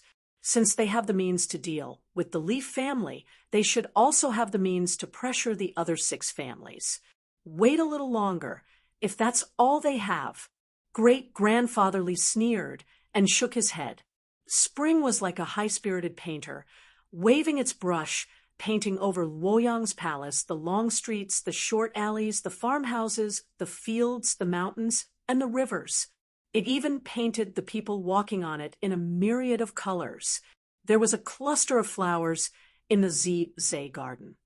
In winter, the snow was like flowers, and in spring, the flowers were like snow. Among the flowers, 2 beauties, one white and one red, sat side by side, like a branch of peony. Princess Taiping was wearing a red dress with green sleeves. Her maternal family always had longevity genes, and the rate of aging was surprisingly slow. Her grandmother was like this, and so was her mother. When Wu Zetian was in her 60s, She looked like a woman in her 40s. It was not until she was over 70 that the rate of aging began to accelerate. Princess Taiping obviously inherited this characteristic of her mother. In addition, as a princess, she lived a good life and took good care of herself. If it wasn't for her delicate and beautiful, mature, womanly aura, just looking at her complexion and figure, it would be believable to say that she was only in her 20s. Sitting next to her was Shanghai Wan Er. Shanghai Wan liked to wear white. Today, she was still wearing a moon-white gown. But compared with the well-tailored light gown that showed off her slim figure, the clothes she was wearing now were much more loose, showing a bit of elegance and grace. In their hands was a letter from Yang Fan, in which Zhang Changzong had cleaned up the officialdom of Chang and before and after he came to Chang. But this kind of report didn't need Yang Fan to tell. Wan Er and Taiping both had their own channels to clearly understand everything that happened in Chang. And therefore, the letter only skimmed over these matters and did not go into detail. What Yang Fan mentioned in detail was another matter from Zhang Changzong's every move in Chang, and Zhang Yiji's Pearl of Three Teachings, which was about to be finished. He concluded a possibility. Maybe it was the emperor's intention, or maybe it was Zhang Changzong's initiative. In short, the Zhang brothers were accelerating the speed of seizing power. Zhang Yiji wrote the book, and Zhang Changzong eliminated the traitor. Obviously, it was for this purpose. With the emperor's favor to them, they would soon achieve this goal. Although the sudden rise of the Zhang brothers weakened the power of the Wu family, it hurt the Li family even more. In view of this, he thought they should prepare for a rainy day and immediately impose obstacles. This was also in line with Princess Taiping's judgment. Because of the last time she and Wu attacked Zhang Changzong 3 times, the relationship between the Wu family and the Li family had been greatly eased. Taiping wanted to join forces with the Wu family to suppress Zhang Changzong. Yang Fan's idea was exactly what she wanted, but the method proposed by Yang Fan made her, who had always been smart, at a loss. Chapter 997. Taiping furrowed her brows and said in a low voice, Second Zhang had the intention to seize power. Isn't Second Lang's action asking us to give up power? Isn't this playing right into Second Zhang's hands? The letter had been written by Yang Fan. He wanted to create rumors in the capital that Second Zhang would enter the Ministry of Rights and take charge of the Directorate of Studies to control the culture and education of the country. Even though Yang Fan had listed many reasons in his letter, Taiping still did not understand. The letter had been written by Yang Fan to Taiping, and Wan Er had also received a separate letter from Yang Fan. In that letter, Yang Fan confessed his difficulties to Wan Er. Yang Fan's actions were to intimidate the aristocrats of Shandong. If Gui Yuanzhen's actions in Guanlong could only make the Longxi Li family submit, then Yang Fan's actions could be said to have grabbed the weakness of all the aristocrats of Shandong. The right to educate had always been the foundation of aristocratic families. For thousands of years, aristocratic families had risen and fallen several times. In the end, they had relied on their deep culture and education to regain their power. They would not allow their superior position in culture and education to fall into the hands of others, especially now that there was the imperial examination system.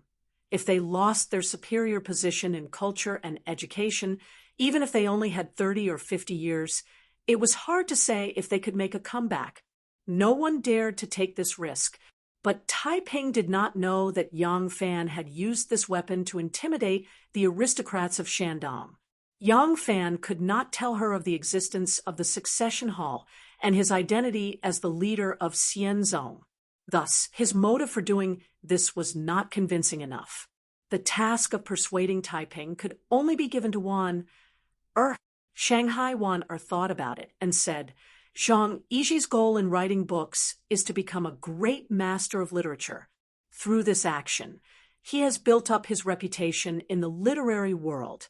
At the same time, he has recruited a group of famous scholars under his command. His ultimate goal is to have enough power to control the court. Taiping sneered. Correct. Everyone knows Sima Zhao's intentions. Shang Wanwan sighed and said, however, Zhang Changzong's slander forced the crown heir and Princess Yongtai to commit suicide. Your Highness, you and King Liang submitted a letter of impeachment. What was the result? Zhang Changzong was only sent out of the capital city to lie low for a while, and the Empress even entrusted him with the important task of imperial envoy, giving him a great merit. Taiping was silent for a long time before he said sadly, Consort Wei had 3 daughters, Chongning, Yongtai, and Enlu. Among the 3, Yongtai was the most amiable, gentle, virtuous, and polite. Who would have thought that she would be the one to suffer such a calamity? Could it be that good people do not live long? Taiping's 3 nieces had not interacted with each other for many years. Even though their familial affection was faint, the blood connection was still there. Thinking of how Li Xianhui was cruelly persecuted to death when she was pregnant, he could not help but feel sad. And the person who killed Li Xianhui was her own grandmother, her own mother. Even Taiping, who already knew that his mother was cold-blooded, could not help but feel a chill in his heart. Hearing her mention Li Xianhui, Shanghai Wan'er unconsciously stroked her gradually bulging belly. A small life was being born in her belly. As a pregnant woman, she could feel the pain and despair that Li Xianhui had suffered. She could not hide the fact that she was pregnant for long. She knew what the Empress feared the most, and she did not know whether her arrangements would allow her, especially her child, to escape the disaster. Thinking about it made her heart wrench. Taiping suddenly mentioned Li Xianhui's death. Although he did not explicitly agree with Wan, he had already admitted that the alliance of the Wu and Li families would not be able to affect her cold-blooded mother. Now, only Second Zhang could influence the Empress's will. This was a tactful acknowledgement of Wan Er's speculation. Wan said, Second Zhang has netted many people to work for him, and there is no lack of talents among them. Such a big thing has happened in Chang, and the Emperor is about to move the capital. Even if Second Zhang did not think of this opportunity to take control of culture and education, how could the people under them not think of it? If they take the initiative to ask the Emperor to take control of the Directorate, even if your Highness wants to stop them, I'm afraid you may not succeed. Princess Taiping frowned and said, then should we do the opposite? What if this move of advancing in order to retreat backfires? Mother will take advantage of the situation and use Zhang Yiji's contribution of compiling the Pearl of the 3 schools to let him take over the Directorate. Because they are young, they have enough time to use this place to raise scholars in the dynasty to have the surname Zhang. Wan'er said, although this is the foundation of the country to raise scholars, the effect is extremely slow. They have to keep the power of culture and education, so that the thing that your Highness is worried about will happen. Taiping looked forward to it and realized that Second Zhang was young. Of course, he had enough time to manage the culture and education and train his henchmen. But the Empress was old. Could she live that long? If the Empress passed away, how could they still manage the culture and education? Wan'er said slowly, so even if we backfire, it will not really cause serious consequences. Moreover, the things listed in Second Zhang's letter should ensure that the power of culture and education will not really fall into Second Zhang's hands. Moreover, Second Zhang has a great influence on Zhang Changzong. Now that Zhang Changzong is in Chang, and do you think Second Zhang will also prepare for a rainy day in front of him? Princess Taiping's eyes suddenly brightened. Wan'er said sweetly, Zhang Changzong's wisdom is far less than Zhang Yiji's, but the emperor trusts him the most.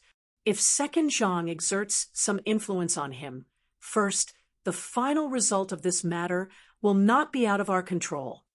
Princess Taiping slowly put away the letter in her hand and nodded slowly. Good. In this case, I will think of a way to spread the news and first build up momentum for second Zhang. The two women looked at each other and smiled. Suddenly, footsteps came from the flowers. Su Haud, who used to be Princess Taiping's coachman and now was the manager of Zizé Garden, appeared in front of them. He bowed to Princess Taiping and said, Your Highness, Princess and Li's mansion sent news that Princess and Lu has given birth to Lin. Both mother and child are safe. Princess Taiping heard this, and a trace of disgust flashed in her eyes. And Li's character could not be hidden from Empress Wu Zetian, and naturally it could not be hidden from Princess Taiping, who had a pair of sharp eyes. When she first saw this niece at Dragon Gate, she was quite fond of her. But once she saw through in Li's nature, she became disgusted with this vain, cunning, domineering, and frivolous niece. This time, Princess and Lu had already given birth to a son after only 7 months of marriage, which made the royal family lose face. According to the Empress, she wanted to use medicine to abort the child, but Wu Sanxi refused. This was his own grandson. He ran to Wu Zetian and cried and begged. Only then did Wu Zetian give up. But because of this, the Liang Palace and Princess and Li's mansion were very low-key about Li's birth. Now that Lu had given birth, the royal family did not publicize it, nor did they reward her. Even when they informed her of the good news, they were very low-key. Princess Taiping thought for a while and asked Li Yi to send a congratulatory gift. I will visit you another day. Su Hao bowed and left. Princess Taiping acted as if nothing had happened. She turned to Wan and said, The garden has just leveled out a Kuju court. You and I have not Kuju together for a long time. Do you want to go and show your skills? Wan hurriedly said, I am not in the mood. It is the time when spring is tired and autumn is tired. I only sat for a while and I am already tired. I want to take a nap. Princess Taiping stood up and said with a smile, You have been drinking too much recently. You are also lazy. Be careful of your body. You really do look a little fat. Wan panicked and did not dare to let her look carefully. She spat and pretended to be angry and said, No matter how fat you are, you can't show off your exquisite body. Don't be sarcastic. As she said that, she rolled up her sleeve and hurriedly moved away. On the island in the middle of Longqing Lake, Zhang Changzong was sitting on a stool. Like Yang Fan, who was sitting in a wheelchair, he was holding a fishing rod. However, his attention was not on the fishing float. He turned a blind eye to it and did not know that there was a fish on the hook. He was excitedly showing off his great achievements to Yang Fan. Behind them stood General Lu Maofeng of the 1,000 Horsemen Battalion. Lu Maofeng and Zhang Changzong were old friends. Today, when Zhang Changzong came to visit Yang Fan, it was he who led the troops and escorted him. Yang Fan smiled and said, Lu Lang is indeed a man of great wisdom and ability. The Ministry of Justice and the censorate have been in Chang and for several months and have found some evidence. Unfortunately, they did not have the courage and did not know how to start. As a result, they were always passive and were played by those corrupt officials. They even caused me to be hit by a sneak attack and almost lost my life. When Lu Lang first arrived in Chang, and he used his great courage and decisiveness to sweep away all the evils. With the swift sword of the emperor, he cut through the Gordian knot and cleanly solved the chaos in Chang. And after Lu Lang's vigorous reorganization, the emperor's westward migration will be smooth sailing. Zhang Changzong was very pleased. Yang Zixi, the prime minister and a person who had been in and out of the official world for decades, only knew how to praise Zhang Changzong for being as beautiful as a flower. He did not know that young and impetuous youths all hoped that they were truly capable. Even if a man was beautiful, the most important thing was not his appearance. Especially when Zhang Changzong used his body to serve the emperor, he did not like it when people talked about it. Yang Fan's praise was right on Zhang Changzong's itch. Zhang Changzong was overjoyed. He gently lifted the fishing rod in his hand and elegantly threw it back into the water. The fish had already left the hook, and the fish food on the hook was gone, but he did not realize it. Zhang Changzong swung the fishing hook and pretended to be reserved as he said to Yang Fan, "The pearl of the three sects compiled by Lu Lang is about to be completed. My brother's intention is to slow down and delay it for a while. After the sage moves the capital to Chang, and he will then present this masterpiece to the sage as a gift for the sage moving the capital." Yang Fan clapped his hands and sighed, "Lu Lang is wise. If we wait for the sage to move the capital before presenting this masterpiece, wouldn't it be the icing on the cake?" Zhang Changzong smiled proudly and leaned his body towards Yang Fan. He lowered his voice and said, "Lu Lang's pearl of the three sects is about to be completed. I have also made a great contribution in Chang, and the sage is very happy. There is news from the capital that someone suggested that Lu Lang should enter the Ministry of Rites and take charge of the Imperial College. He will be in charge of the culture and education of the world." Yang Fan was slightly startled and said in surprise, "Be in charge of the culture and education? Who proposed this?" Zhang Changzong smiled and said, "King Liang." Yang Fan was startled again. Zhang Changzong said calmly, "Last time, because of Wu Yanji's death, he submitted a memorial to impeach me. He must have seen that my favor has not waned, so he is eager to remedy it. This compliment is probably because he doesn't want me to cause trouble for him. Ha ha, a villain who sees the wind and sets the helm." Well, what Lu Lang said is very, very true. Zhang Changzong could hear the reluctance in Yang Fan's tone. He couldn't help but glance at him and saw that Yang Fan hurriedly hid a trace of surprise. Zhang Changzong suddenly became suspicious. He quickly restrained his smile and said, "Unhappily, I have always regarded Lu Lang as my confidant. Now Lu Lang has something to say, but you are not willing to say it to me?" This Yang Fan looked embarrassed, but when he saw Zhang Changzong's burning eyes, he couldn't hide it. He hesitated and said, "I just think that if King Liang really wants to repair the relationship with Lu Lang, then it couldn't be better. I'm afraid that he has ulterior motives." Zhang Changzong said doubtfully, "Education is the way to rule the world. Being in charge of education is like controlling the universe. How can there be ulterior motives in this matter?"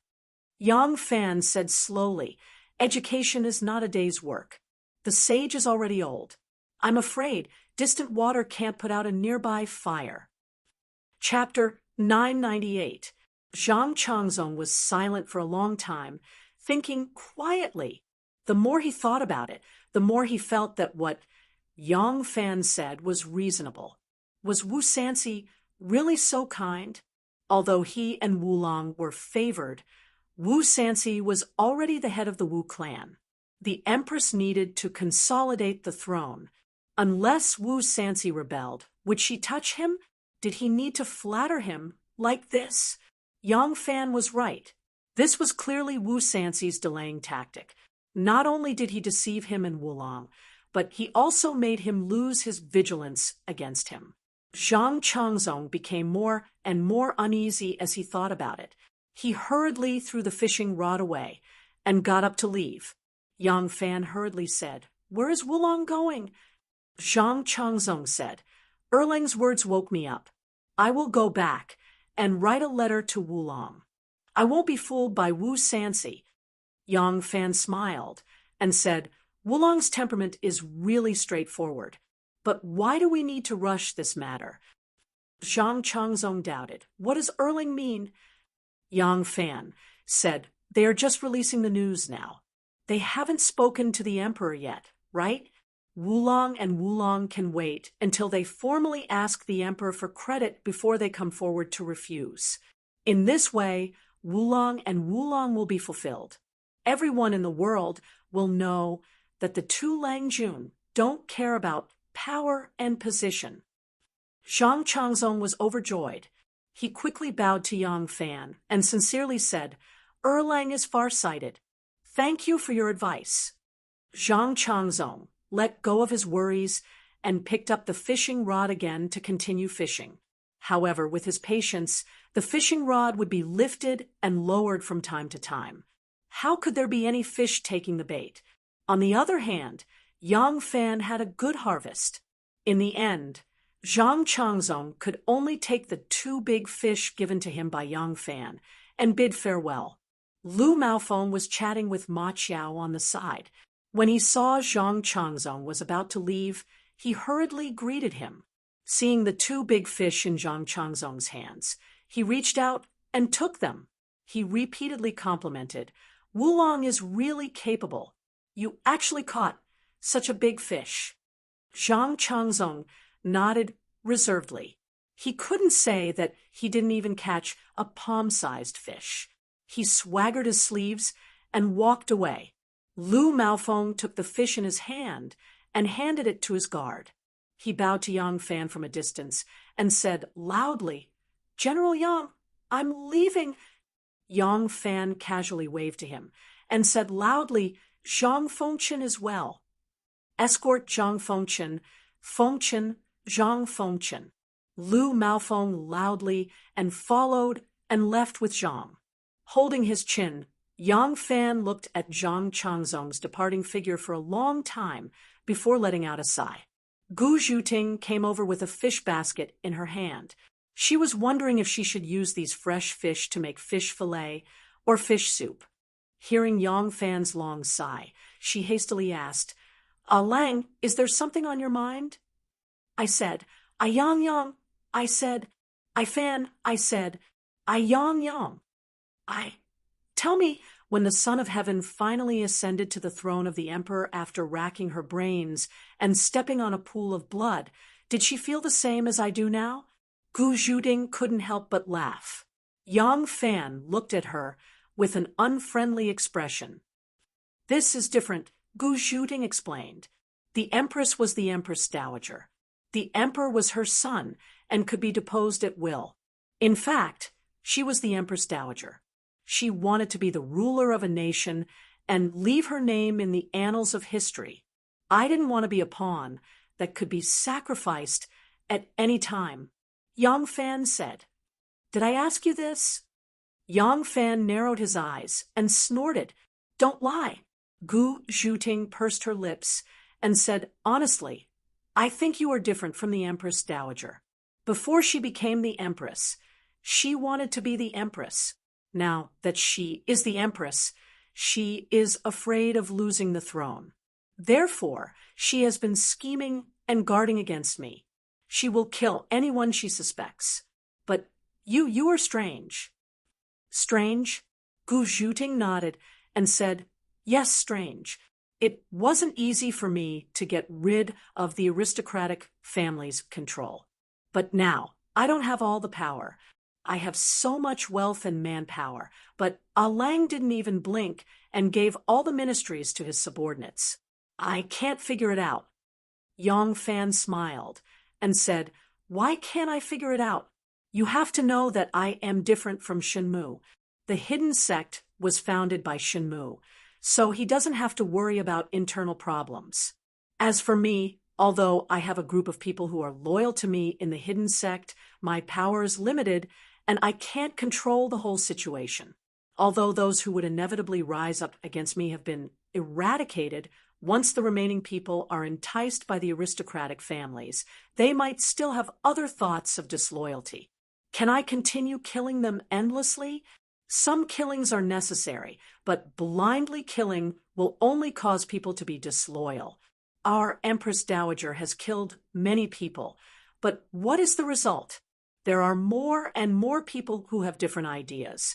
Therefore, I want them to know that by following me, they can control more power than following the aristocratic families. Once they have tasted the sweetness, they will follow me wholeheartedly. It is difficult to kill one person and establish another. Furthermore, it is easy to cause fear in the hearts of the people, giving the aristocratic families an opportunity to take advantage of.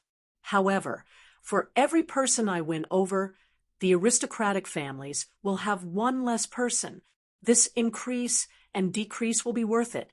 Furthermore, during this process, I will observe carefully to see who is unreliable. Gu Zhuting spoke with a face of worship. Lang is wise and far-sighted. Pa! There was a crisp sound as Gu Zhuting's, but was slapped. It felt really good. Gu Zhuting blushed and quickly looked around. She silently rejoiced. Fortunately, there is no one. Ma Xiao quickly hid behind a tree and silently rejoiced. Fortunately, she didn't see me. Gu Zhuting spoke shyly. What did I say wrong again? Yang Fan stretched out a finger and said, Firstly, your smile earlier was obviously mocking me for comparing myself to the Empress just because I am the patriarch of a sect. I am overestimating myself. You even used flowery words and pretended to be pretentious. Secondly, if a beauty like you could be fooled by a few words, you would have been abducted many times already. Yet you still pretended to be an innocent little girl. Don't you think you deserve a beating? Gu Zhuting laughed and quickly straightened her pretty face. She lowered her head and meekly said, Yes, I know I am wrong. There was a fish basket hanging on the wheelchair. As the wheelchair moved, water splashed in the basket. Listening to the sound of water, Yang Fan said unhurriedly, Now that you mention it, I remember that it's not the time for me to put away my weapons yet. There are indeed a lot of things that I need to do immediately. Gu Zhuting pushed the wheelchair and felt a burst of numbness on her, but she couldn't help blushing and was in a trance. Suddenly, when she heard that Yang Fan had something to do, her eyes flashed and a faint murderous aura appeared. She eagerly said, What do you need me to do, Lang? Please tell me.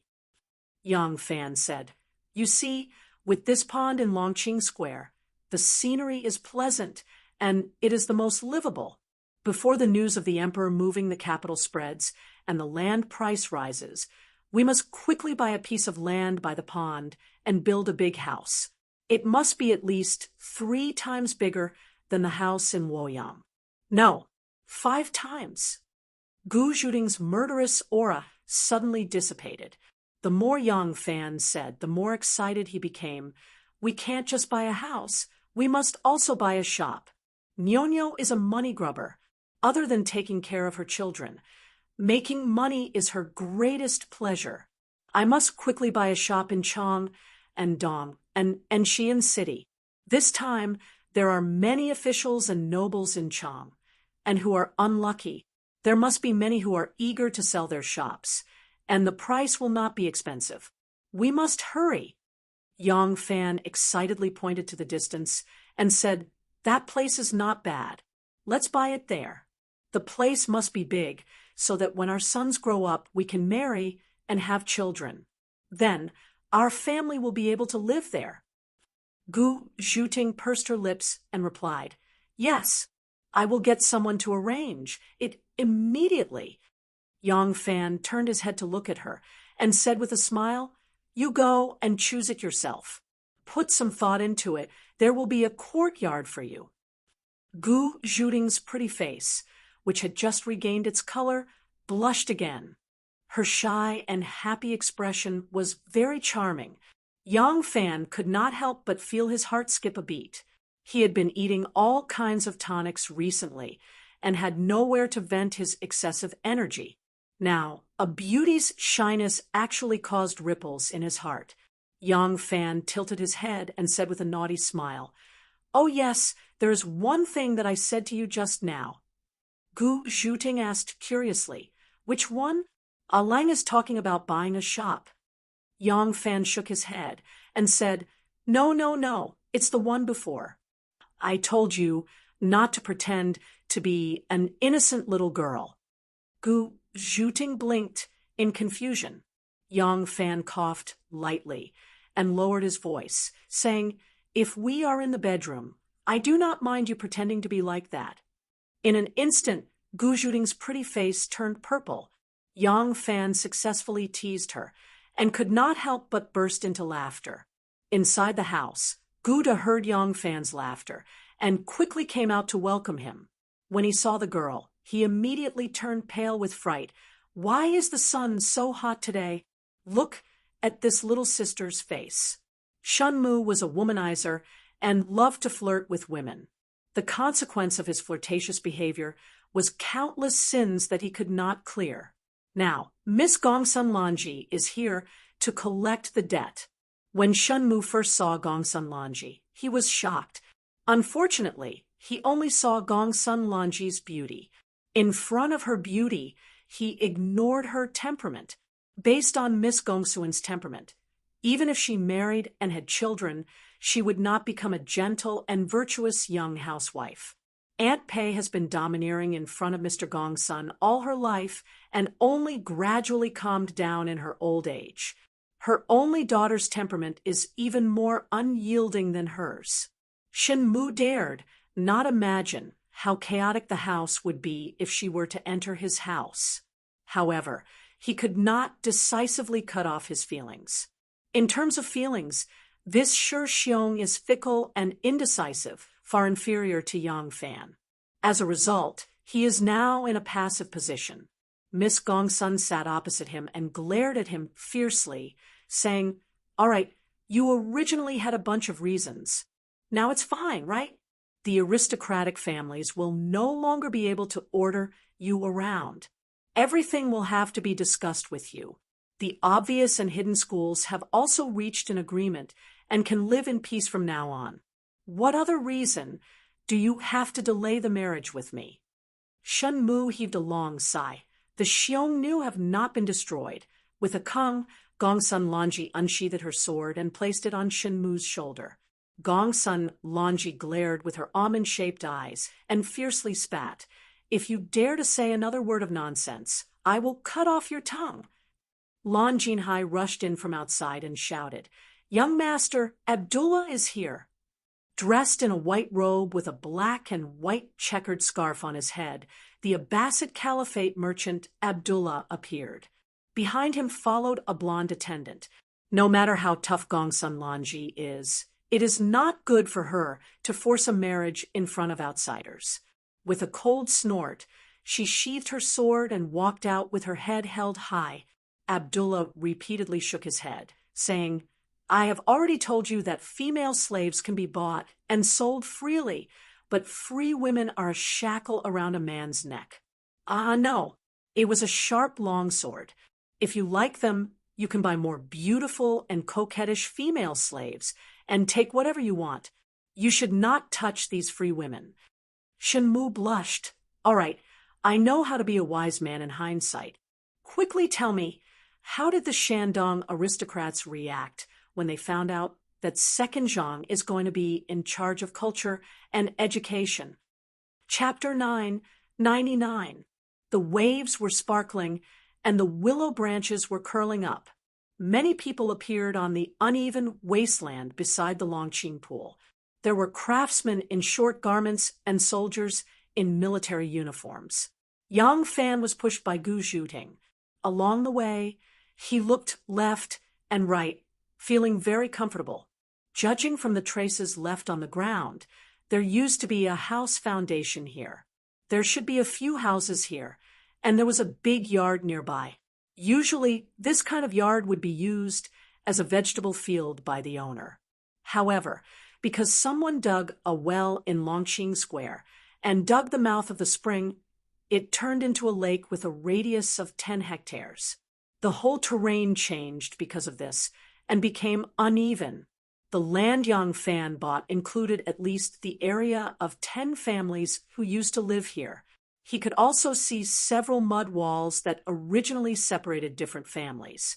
Under Ren Wei's guidance, an old man who looked to be over 50 years old, with a vigorous spirit and a sturdy back, greeted Yang Fan. Ren Wei introduced him to Yang Fan. Lang, this is Master Huang, the man responsible for the construction of the mansion.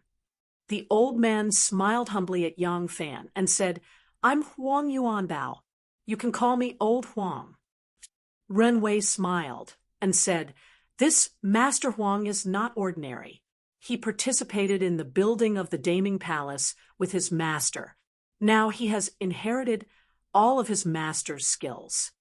The old man smiled and added proudly, my master and I are only responsible for the design and construction of the Penglai pool in the Daming Palace. I dare not say that it is the Daming Palace. When Yang Fan first arrived in Chang, and he had carefully walked around the palace several times and was very familiar with the situation everywhere. After hearing what the old man said, he recalled the situation in the Penglai pool. Among all the buildings in the Daming Palace, Penglai Lake was the most garden style. Ponds, rockery, pavilions, and terraces were scattered in this group of palaces and buildings. They were also cleverly connected by bright and dark corridors. Although the emperor had not returned to Chang, and for 20 years in Luoyang, the Chang and palace was in disrepair, and the gardens were also in lack of repair, it still gave people a sense of magnificence. Hearing that Master Huang was the craftsman who designed and built the Penglai pool, Yang Fan was naturally overjoyed and trusted his construction skills. Yang Fan immediately nodded and said, Okay, my house is in your hands, Master Huang. Huang Yuanbao smiled and said, Don't worry, Lang Jun. I will do my best to satisfy you. It was also by the Longqing pool, but on the other side of the lake, Zheng Yu supported a white-haired old man to stand by the lake. The old man was old Grandpa Zheng. Although all the aristocratic families had evacuated after learning that the emperor would move the capital to Chang, and it did not mean that they did not dare to appear in front of Wu Zetian. However, both sides were giants, like a lion and a leopard. Even if they would not fight as soon as they met, it would be uncomfortable to be too close. But now such a big thing had happened in Chang, and others might not have arrived in time, or they might not have realized how serious the situation was. But old Grandpa Zheng's eldest grandson was here to take charge, so he still rushed over. Unfortunately, when he arrived, the dust had already settled. Old Grandpa Zheng stood still and looked at the island subconsciously. Zheng Yu was looking at the other side. After a while, old Grandpa Zheng withdrew his gaze. Zheng Yu said, Grandpa, that is the land that Yang Fan bought. He wants to build a big house there. Old Grandpa Zheng smiled and sighed softly. Zheng Yu looked into the distance. From here, he could only vaguely see some people moving around. He did not know if Yang Fan was there, but he seemed to have seen Yang Fan. He gritted his teeth and said, Forget about Shinmu. After all, the hidden sect was originally a small branch under the obvious sect that was in charge of carrying out some shady things. It is his ability that allowed him to manage to such a situation. I have no choice but to accept it. But what about Yang Fan? If we did not appreciate him, he would be nothing, but he dared to betray us. This time, we must let him know how powerful we are. Old Grandpa Zheng smiled again. His smile was still so calm and peaceful, but it had a hint of bitterness. Grandpa? If this person did not have any redeeming qualities, do you think Shinmu would choose to cooperate with him with his shrewdness? Zheng Yu was stunned. Old Grandpa Zheng sighed deeply and said, Shinmu is the most incredible youth that I have seen all these years. But Yang Fan, all along, I have looked down on him. All of our aristocratic families have looked down on him. If not for this, we would not have treated him like this, and he might not have fallen out with us. Shenmu is like a sharp dagger. Even if he is hidden in the sheath, you know that when he is pulled out, he is going to kill. As for Yang Fan, he is like a steel needle hidden in cotton. He looks very soft and can be rubbed or flattened. He has no ability to harm, but if you squeeze him too hard, he will ruthlessly stab you with the needle. Old Grandpa Zheng coughed a few times and sighed. Without him, Shenmu would not be able to sing this play alone. Even if someone else were to accompany Shenmu, they would still not be able to sing this play. This is Yang Fan's ability. Zheng Yu said indignantly, so what if the 7 sects and 5 families wanted to deal with him? Wouldn't it be as easy as crushing an ant? Old Grandpa Zheng frowned and said, there is a rumor in the capital that after the emperor moves the capital, he will let the Zhang brothers, who have merit in writing books, take charge of the capital's culture and education. Have you heard? Zheng Yu said, I have heard, but this matter is too absurd. Although the 2 Zhang brothers are from aristocratic families and have merit in writing books, they are still young. What virtue do they have to take charge of the culture and education? Old Grandpa Zheng said meaningfully, if we insist on dealing with Shenmu and Yang Fan, the 2 Zhang brothers will take charge of the culture and education. This is a threat to us, and also a condition. Zheng Yu said disdainfully, the power of our aristocratic families is vast and pervasive. Do you think we can't deal with them? Old Grandpa Zheng looked at the unconvinced Zheng Yu and secretly sighed. Suddenly, a strange thought came to his mind. Why is my grandson so stupid? If only Shenmu or Yang Fan were people like them, even if only one of them was a descendant of the Zheng family, how good would that be? Huang Yuanbao had participated in the design and construction of the palace buildings. He could be said to be a master in the construction industry, but he had no status in front of the officials. He nodded and bowed as he accompanied Yang Fan here and there. He did not look like a master at all. But when it came to architecture, Master Huang had his own ideas. With just a casual look, he had a complete idea. Yang Fan listened to him talking about it casually, gradually sketching the outline of an exquisite and luxurious mansion in his mind. Under Master Huang's planning, a stinky ditch would become a gurgling spring, and a small mound would become a pavilion with flying eaves and arches. It had the magical effect of turning iron into gold. Yang Fan nodded repeatedly. He turned to Gu Zhuting and said with a smile, what do you think of this, Master Huang? Gu Zhuting said with admiration, Master Huang is really an amazing master of architecture.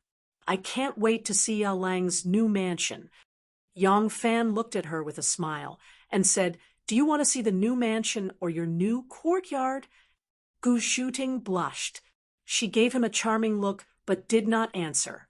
Yang Fan smiled and said to Huang Yuanbao, Master Huang, I heard that your disciples have finished their apprenticeship. I have a few mansions next to me. Let's give them to your disciples to build at the same time as you. Yang Fan waved his hand. Other than the side facing the lake, the other 3 sides of his mansion were included. Huang Yuanbao was pleasantly surprised. Yes, yes, he repeatedly said. Don't worry, Lang Jun. This old man will immediately send someone to find them. Gu Zhuting was surprised. Lang Jun bought the surrounding land as well? Yang Fan asked. Otherwise, where would your family live? Hearing this, Gu Zhuting's heart suddenly warmed. The rims of her eyes reddened. Huang Yuanbao was old and shrewd. At first, he thought that this pretty girl was just a servant girl of this seemingly unspeakably noble personage. But after hearing their tone of voice, he realized that she must be a first-class favored concubine. Immediately, he became respectful towards Gu Zhuting. Yang Fan called Huang Yuanbao to one side. He specifically told him to build several secret passages, and secret rooms. Generally, big families have the habit of building secret passages and secret rooms. Huang Yuanbao quickly memorized Yang Fan's detailed instructions. They came to a high slope in front of them. It was about 2 mu wide and was full of lush trees. Huang Yuanbao said, "This place is simple. It is not steep and not surprising. It is not appropriate to use it as a ridge or a mountain. Lang Jun shouldn't have bought this piece of land. If you want to level the land, I'm afraid it will be too laborious." Yang Fan shook his head and said, "No, we can't carry out any large-scale construction here. Just follow the topography and make some slight adjustments. Get rid of all the weeds and plants. Plant more exotic flowers and rare plants. Plant osmanthus trees in the center of the hill." Huang Yuanbao was startled. "Lang Jun, if we don't do any construction here, it will be difficult to get rid of the simple atmosphere. I'm afraid it will not match Lang Jun's mansion." Yang Fan smiled, looking at the lush trees. He vaguely saw the girl who was as graceful as a fairy. He nodded at the trees and said to Huang Yuanbao seriously, "This is the smell I want. Lovely spring terrace." From the bottom of the stone steps, they went up the steps one by one. They crossed the high doorsill and entered the magnificent main hall. Then they passed through the thick coiled dragon pillars and bypassed the 18 screens to enter the inner hall. Along the way, all the eunuchs and palace maids knelt on the ground facing the direction of the palace. They didn't even dare to breathe. In the inner hall, on the red velvet carpet, Shanghai Wan knelt for a long time. Fu Qingqing stood next to her. She had a nervous expression on her face. The 4 sides of the inner hall were draped with gauze. The sunlight shone through the double layer of gauze lattice windows, reflecting the complex and gorgeous patterns on the carpet. The entire inner hall was bright and spacious. But this bright light could not clearly illuminate Wu Zetian's gloomy face. Wu Zetian said angrily, "I had high expectations of you. I didn't expect you to do such a shameful thing. You really disappoint me." The more Wu Zetian spoke, the angrier she became. She suddenly grabbed the knife on the table and fiercely threw it at Shanghai Wan. Chapter 1000. Seeing the armor knife flying towards her face, but Wu Zetian was in a rage. If she dodged, it would definitely anger the Empress even more. Shanghai Wanner did not dare to move. She could only kneel straight. Seeing the armor knife approaching her body, she subconsciously closed her eyes. The knife was not big and was used to cut paper. However, when the sharp tip of the knife pierced Wanner, she still felt pain between her eyebrows. The armor knife was right between her eyebrows. The armor knife fell to the ground, and blood flowed down her face. "Whose child is it?" Wu Zetian's cold voice followed. Wanner tightly closed her eyes. She only felt the blood slowly flowing down to her mouth. She tightened her lips and did not say a word. She would never say the name Yang Fan. If she did not say it, she still had a glimmer of hope. If she did, she would only lose Yang Fan's life, and it would be difficult for her and the child to escape. She had always regarded her reputation as more important than her life. For her man and her child, she could give up her life, and she could also give up her reputation. Wu Zetian looked coldly at Fu Qingqing. This informant hurriedly lowered his head and said in a low voice, I don't know either." Wu Zetian slightly raised her chin and asked, "How many months has the child in her belly been?" Fu Qingqing said, "As per the sage's command, the Imperial Academy of Medicine assistant Yang Yi has already taken Shangguan Dai's pulse. He said it is 7 months. 7 months. Ha ha ha. I am really old, and my eyes are blurred. You were by my side, pregnant for 7 months, and I did not notice at all." Wu Zetian laughed coldly. For a while, she gently furrowed her brows and began to think. Fu Qingqing observed her expression and hurriedly reminded, "Probably it was a month after the sage returned to the capital from Sanyang Palace." Wu Zetian's eyes suddenly sharpened. She said in a low voice, "Since then, how many times has Wanner stayed outside the palace? Who did she often meet?" In order to report someone to the emperor, one could not make irresponsible remarks. One had to make sufficient preparations. Fu Qingqing was indeed well prepared. She looked at Shangguan Wanner timidly, but still gathered her courage and took out a letter from her sleeves. She quietly handed it to Wu Zetian. Wu Zetian fiercely opened the letter. At a glance, she was shocked. Wu Sanxi, Zhang Tongxiu, Zhang Changqi, Gao Jian, Zhang Shua, Cui Shi, Cui Yi, Cui Di. During the days when Wanner stayed outside the palace and did not return, she mostly drank with these people. Most of these people were scholars of the present age. Wanner was in charge of the History Institute and the Hanlin Academy, so it was normal for her to interact with these scholars. Therefore, Wu Zetian did not have any suspicions. Now it seemed that her lover must be one of them. Wu Zetian pondered for a while, waved her hand, and said to Fu Qingqing, "Leave." "Yes." Fu Qingqing acknowledged, bowed, and retreated. When she was about to leave the hall, she subconsciously glanced at Wanner and then at Wu Zetian. Suddenly, she discovered that 2 murderous gazes were coldly staring at her. Fu Qingqing was shocked. When she looked again, she saw 2 beautiful women standing on each side of the curtain. One was Lan Yiqing, and the other was Gao Ying. Both of them looked at her unkindly, with a faint murderous intent. Seeing that she was looking at them, the 2 women curled their lips at the same time, showing extreme disdain. Fu Qingqing knew that these 2 women were also Wanner's confidants. They could even be called good sisters. Fu Qingqing could not help but smile bitterly to herself. "Sister Wanner, if you let me be the bad person, there will be many people in the palace who will not like me in the future." Wu Zetian held the handwritten letter and slowly paced in the hall for a while. She went around to the imperial table and sat down. She saw Shanghai Wanner still kneeling on the ground, her upper body straight. The bright red blood on her face contrasted with her snow-white skin. It was somewhat frightening, and her heart suddenly softened. The emperor was lonely. Wanner had served her since she was 14 years old.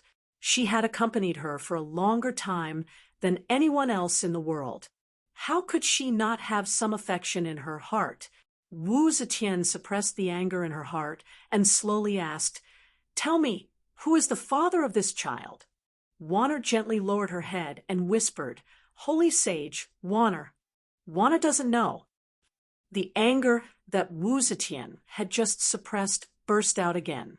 She slammed the imperial table heavily and stood up angrily, shouting, "Bastard! At this point, you still dare to lie to me. You don't know? You." Wu Zetian pointed at Shanghai Wanner. Suddenly seeing her ashamed look, she could not help but stop her scolding. She was stunned for a long time, and then tentatively said, You can't confirm whose child it is?" Wanner was speechless. She kowtowed with tears and said, "Holy Sage is wise. Holy Sage, please don't ask any more. Wanner knows her mistake." Wu Zetian's legs softened. She suddenly sat back on the chair. She finally understood. No wonder Wanner found it difficult to speak. Wanner, who looked as pure as ice and as clean as jade, was actually so promiscuous in private. For some reason, Wu Zetian suddenly remembered that when the Crane Control Bureau had just been established, Zhang Yiji had selected 7 fair-skinned and beautiful young men from the capital to enter the palace. She had taken advantage of the novelty of the wine and summoned 4 people to serve her in bed that night. Wu Zetian's old face heated up. She could no longer curse Shanghai Wanner. At the same time, she felt inexplicably relaxed. For many years, Wanner had served in the central government and was involved in confidential matters. She was her indispensable right-hand woman. Now, she was known as the Minister of Internal Affairs. If she and someone secretly promised to marry, Wu Zetian could not guarantee that Wanner would not become a thorn in her side. The purpose of this nail was not necessarily to harm her. Perhaps it was to understand her every move in order to cater to her superior's wishes and flatter her superior. But no one liked to have their every move understood like the back of their hand. If Wanner was just mature in body and mind and needed something, then having a one-night stand with those distinguished men and becoming husband and wife, the problem would not be so serious.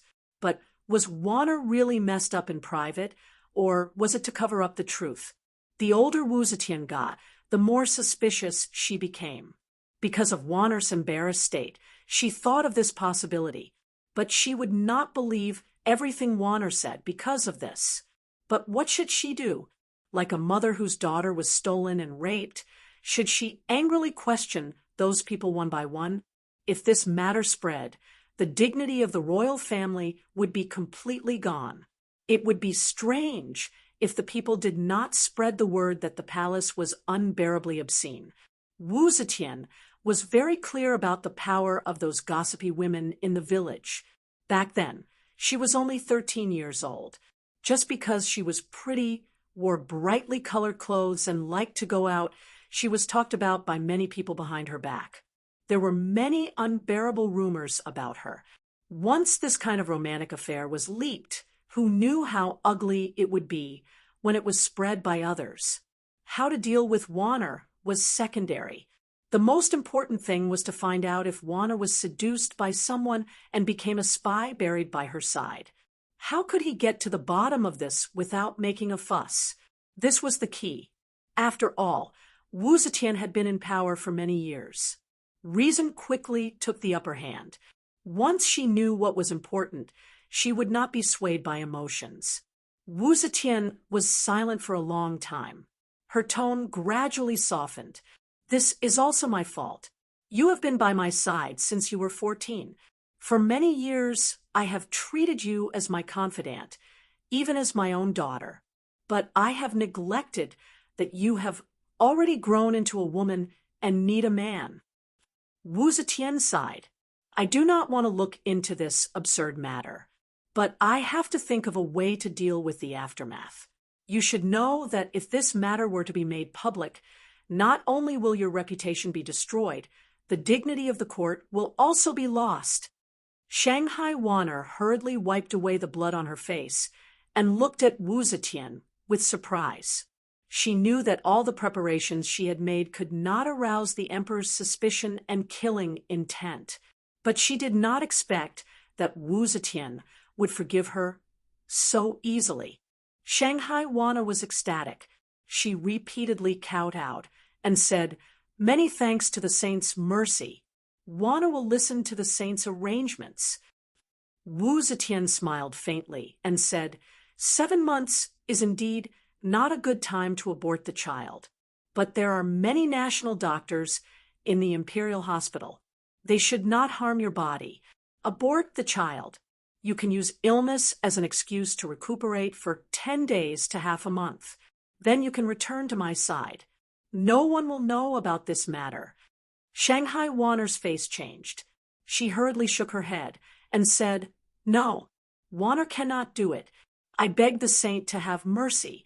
Wanner wants to give birth to the child." Wu Zetian's face changed. She said in a deep voice, "You cannot even determine who the father of the child is. What do you want this child for?" Shanghai Wanner sobbed and said, "Saint, no matter who his father is, he is my own flesh and blood." Wu Zetian said unhappily, "Silly, if I let you give birth to the child safely, how can it be hidden from the eyes and ears of the world? I have already intended to pardon your crimes.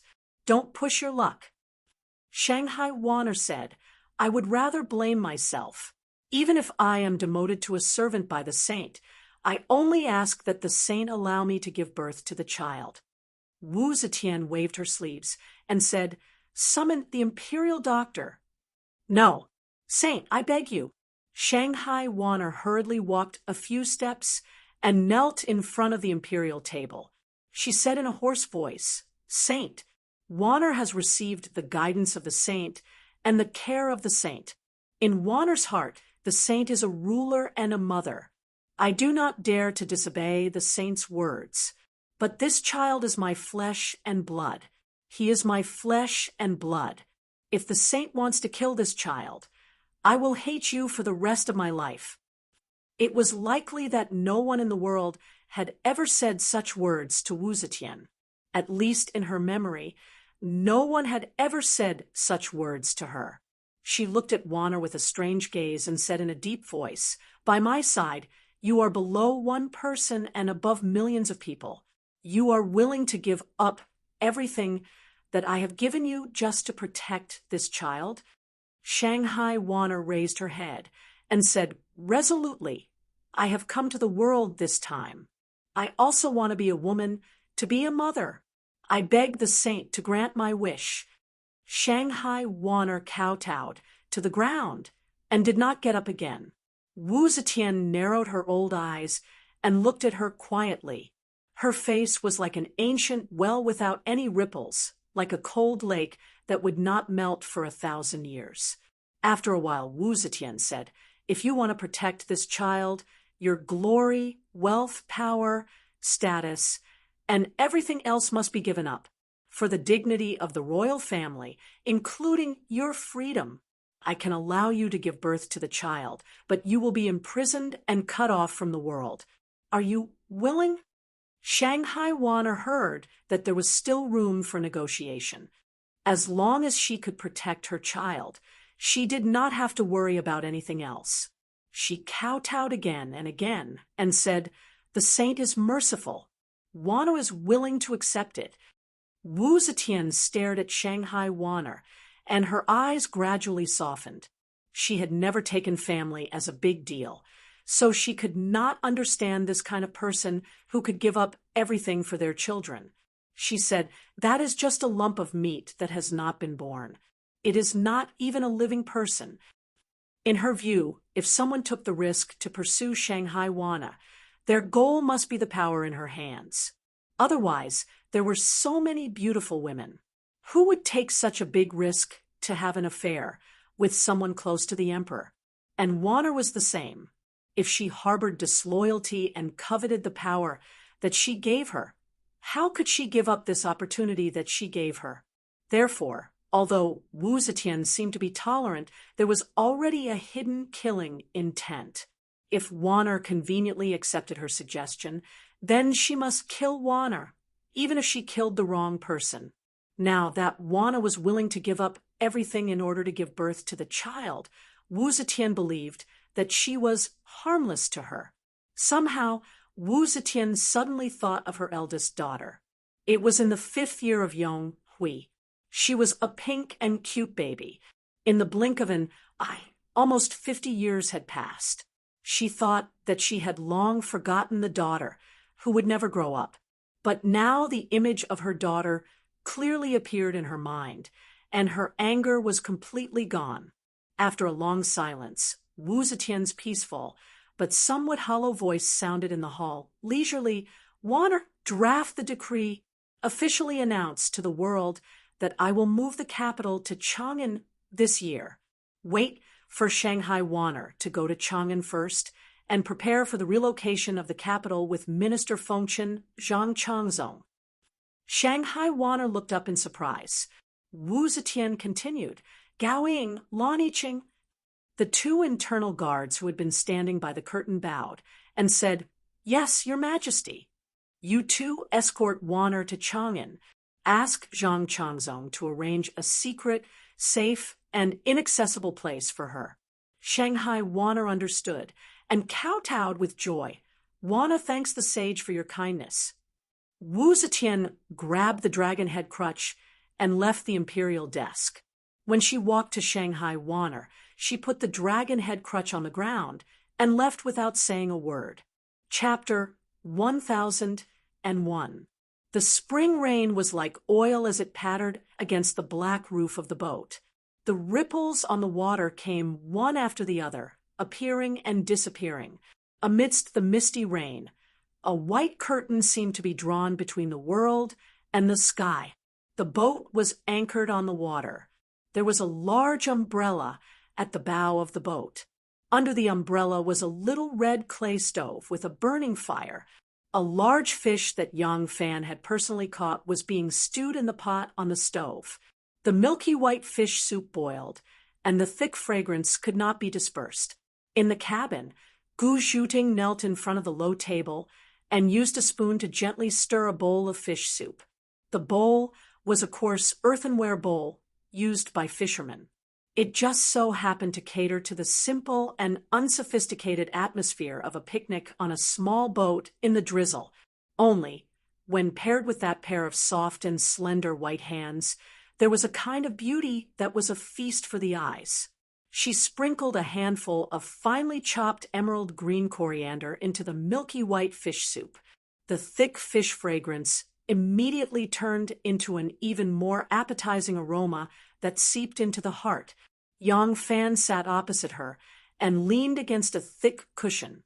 He breathed in contentedly and said, "So fragrant. Let it cool a bit more. It's still a bit hot." He was holding a letter in his hand. The letter had been sent from Luoyang by the people of Xian sect. After a bloody purge, he had received news from Luoyang. This meant that he had obtained the allegiance of all of Xian sect. Right now, the main power of Xian sect was in Luoyang. In the beginning, he had used the conflict with Shenmu to move the succession hall to Luoyang. The entire power of Xian sect had moved to the east in order to make it easier for them to act in Chang. But at the time, he had not thought that the emperor would move him to Chang, and this affected his control over Xian sect. The mountain was high, and the emperor was far. Now that the Xian sect was able to resume operations and send news from Luoyang to him, this was a signal. This meant that the entire Xian sect had completely acknowledged his position and boarded his ship. This also meant that the inner turmoil of the Xian sect had calmed. The letter was very long and reported to him all sorts of things. The main content was, of course, the situation of the internal reorganization of Xian sect. But when he reached the last page, Yang Fan found a piece of news that caught his attention. The letter said that the emperor had officially announced to the world that the capital would be moved to Chang. And Yang Fan immediately raised his head and asked Gu Zhuting, "Have the shops in the east and west markets been handed over?" Gu Zhuting did not understand why he suddenly thought of this matter when he was reading the letter. She was stunned for a moment before replying, "Yes, we've already bought 27 shops. There are oil shops, cloth shops, grain shops, and jewelry shops. There are even a few that are in a hurry to sell their shops. When they heard that we're buying in bulk, they took the initiative to look for us." Yang Fan beamed with joy and said, "Then let's buy it. Don't let them run away. Even if we can't manage it ourselves, we can sell it and make a fortune. Hee hee, the news of the emperor moving the capital will soon reach Chang. And we have to act quickly." Gu Zhuting could not help but cover her mouth and chuckle when she saw his smug expression. She lowered her neat and beautiful eyelids and said, "This is the first time I've seen Ah Lang's greedy face." Yang Fan rolled his eyes at her and said, "I'm blinded by money? Money is of no use to me. I've put in so much effort. In the end, isn't it all for you?" Gu Zhuting softly said, "I don't want money. As long as I follow Ah Lang, rich or poor, I'll be happy." Yang Fan nodded and said, "This is what you said. You said you don't want money. In the future, your son and daughter will not have a share in our family's business." Gu Zhuting was stunned and said, "How can I have a son and daughter?" "Ah, Halfway through her question, she came to her senses. She could not help but blush and secretly glance at Yang Fan. She lowered her head and stammered, I thank Ah Lang. Yang Fan asked, even though he already knew the answer. Thank me for what? Gu Zhuting bit her thin red lips and lightly punched his elbow as if she was swatting away a mosquito. Yang Fan laughed and lowered his head to read the letter again. He said to himself, Alas! Her breasts and buttocks are even rounder than Xiao Man and Ah Nu. At first glance, I can see that she is suitable for a son. In the future, who knows how many sons she will give me? How can I not think of saving money now? It's hard to be a father. Gu Zhuting blushed at his teasing, but she bit her red lips and did not refute. It was a blessing for a woman to have a son. If she could give birth to more sons for the Yang family, she would not be so weak compared to Xiao Man and Ah Nu. She did not want to compete with Xiao Man and Ah Nu, but she also hoped that she would have a higher position in her man's heart. Ah, Wan is coming to Chang, and Yang Fan could not help but be happy when he saw the news. Wan was going to Chang and to prepare for the relocation of the capital as the special envoy of the emperor. Once she was far away from the emperor, they could get along with each other day and night. The letter only mentioned this matter and did not explain it in detail. The people in the succession hall did not know of the relationship between Yang Fan and Wan, so they naturally would not pay too much attention to this matter. If they had known that Yang Fan and Wan had a relationship with the Xianzong spies all over the prestigious families, the aristocratic families of Shandong would have long known that Yang Fan had become the son-in-law of the Guanlong family, and would not have been so careless with him. Ever since Yang Fan took control of the Xianzong, he had never expanded his spies into the palace. One reason was that he did not have complete control of the Xianzong at the time, and the other was that there was one in the palace, who knew more about what was happening in the palace than her, so there was no need to expend so much effort to expand his spies in the palace. Thus, Yang Fan was only pleasantly surprised by the arrival of Wan. He had no idea that Wan was already pregnant, and that in order to protect him and the child, she had shouldered so much pressure alone in Luoyang. When he read the last part, Yang Fan slightly creased his brow. After Wan, the emperor was also preparing to have Wu Chongshuan come to Chang, and it was clear that Wu Yizong could no longer stay in Chang, but Wu Zetian had not given up on the Wu clan's plans in Chang, and now that Wu Qingxi was dead, she only had one nephew, Wu Sanxi, who could be of great use. Sending Wu Sanxi's son was the only choice. Wu Chongshuan coming to Chang, and was just an arrangement. His itinerary would be a month later than Wan Er's. Reading further, Yang Fan's brow relaxed. At the same time, the 5 sons of the Prince of Xiang, Li Dan, would also be coming. As expected, Wu Zetian had thought of a balanced strategy. It was just that the Li clan was weak at the moment, so she could only rely on numbers to win. But no matter what, Wu Zetian had been very strict with the Li clan over the years. Even if they were her own sons and grandchildren, she would still strictly guard against them. Her willingness to let them out of her sight this time was a good start. Wu Zetian was already preparing to hand over power. Yang Fan happily finished reading the letter. Gu Zhuting then brought a bowl of fish soup over to him. Yang Fan drank the fragrant fish soup, and his stomach was burning hot. The coldness of the spring rain was swept away in an instant. Gu Zhuting saw that he had a good appetite and was delighted. She took the bowl of soup and asked with a smile, "Ah Lang, do you want another bowl?" Yang Fan shook his head. Seeing the beauty gazing at him with a sweet smile, with her long eyelashes, bright eyes, beautiful face like a delicate flower, and luscious lips, he couldn't restrain the love in his heart. He was just at a time when his heart was filled with joy and excitement. He gently took her wrist and said in a soft voice, "Come here." Gu Zhuting's cheeks blushed, but she didn't dare to disobey Yang Fan's orders. She obediently moved in front of him. Yang Fan reached out and pulled, and Gu Zhuting softly fell into his arms. Yang Fan held her soft shoulder with one hand and explored her bulging chest with the other.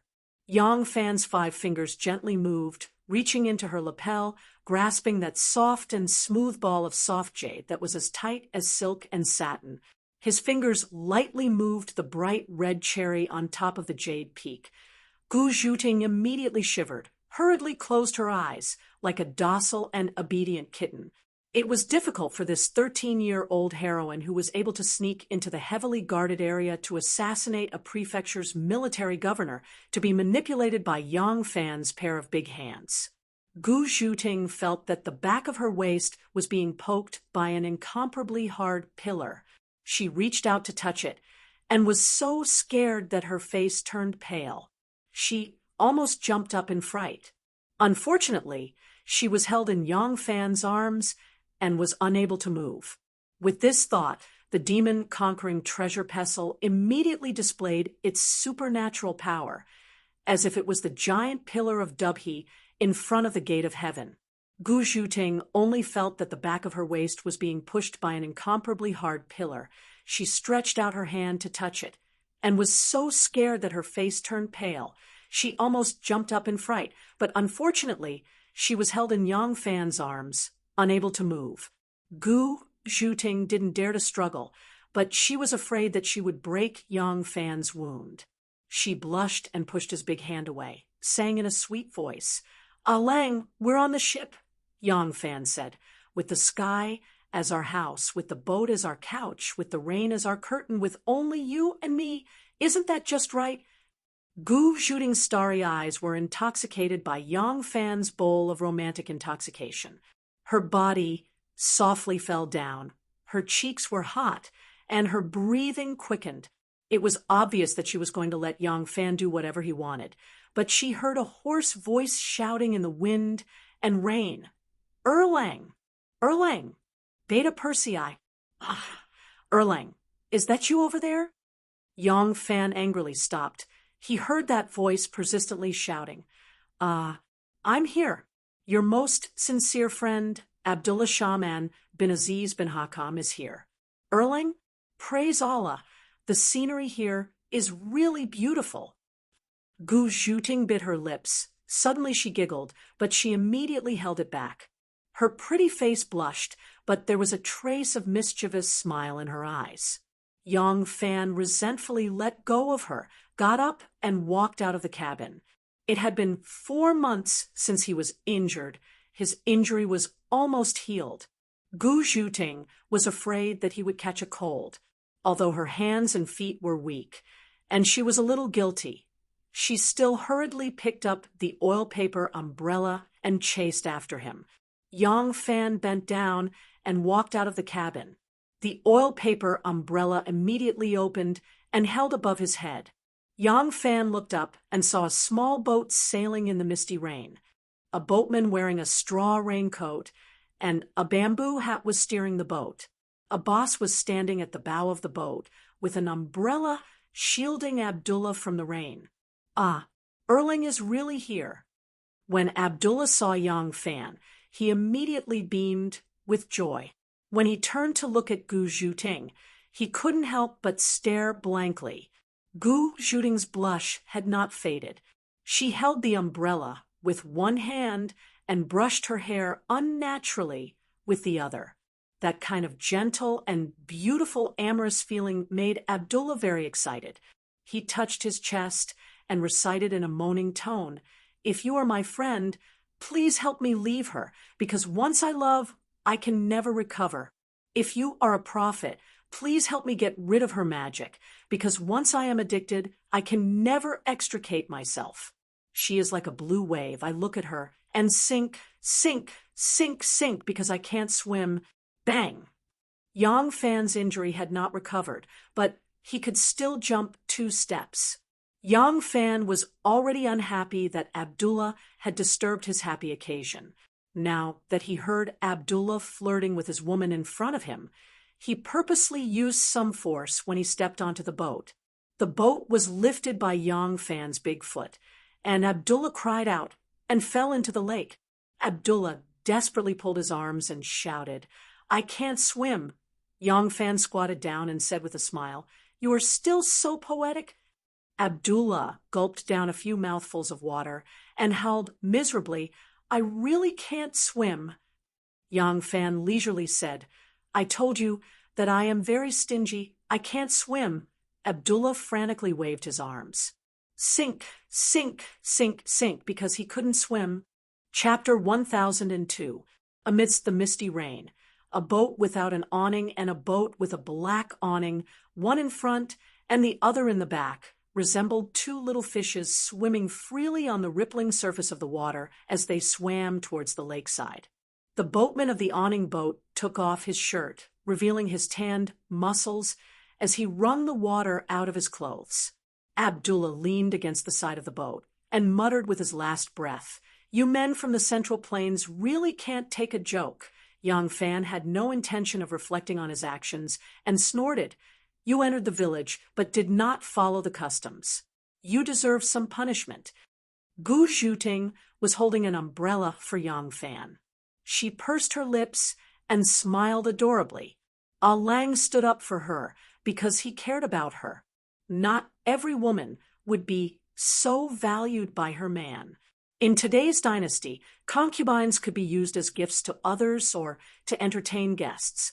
Although concubines with status would not receive such treatment, they would not receive the respect that their master deserved either.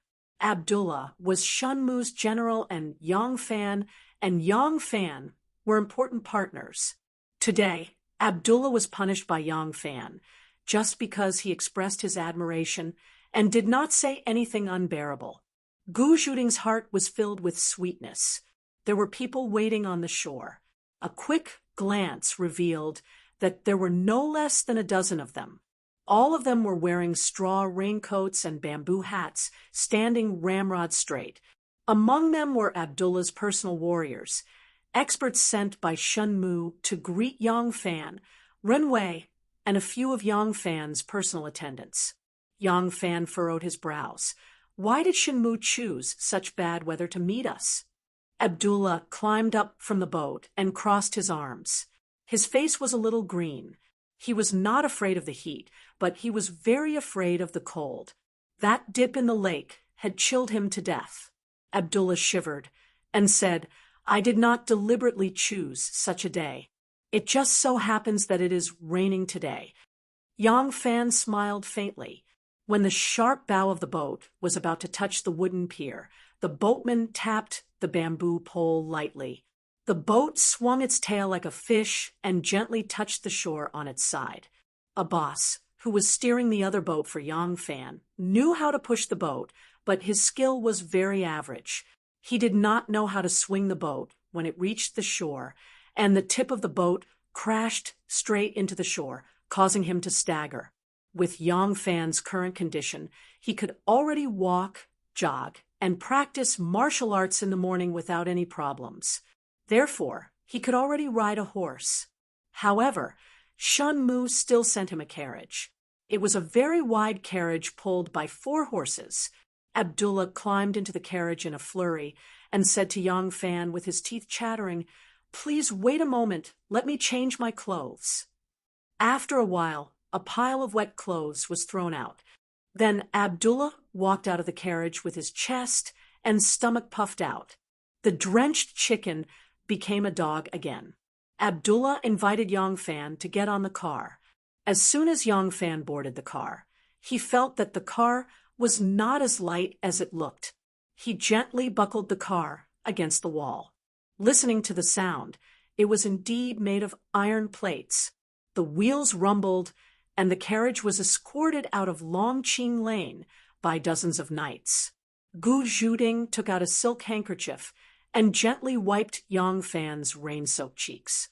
Listening to the sound of dripping rain, Yang Fan said to Abdullah, "If Brother Shin has something to say, why don't you come to my Hushin Island? In this kind of weather, why go to Chang'an residence?" Abdullah said, Shen Mu said that your island is too vegetarian. He is not having a good time now. This can be considered a win-win situation. Yang Fan asked Gu Zhuting curiously, is the food we usually eat vegetarian? Gu Zhuting was also puzzled. Abdullah laughed bitterly, but didn't explain further. In Luoyang's Rui Lane, the oldest and largest brothel was called Rui Lu. In Chang'an's Pingkong Lane, the oldest and largest brothel was called Chang, and residence. When they arrived in front of Chang, and residence, the carriage stopped. Gu Zhuting held an umbrella and walked out gracefully. She glanced around and saw that dozens of riders had already dismounted from their horses. They seemed to be standing randomly, but in fact, they had blocked any possible blind spots for a sneak attack. Gu Zhuting was still worried and observed carefully. Then she bent down and lifted the curtain. She said softly, "Ah Lang, you can come out now." The curtain was also made of metal. It could not only protect against arrows, but also fire. It looked soft, but was actually very heavy.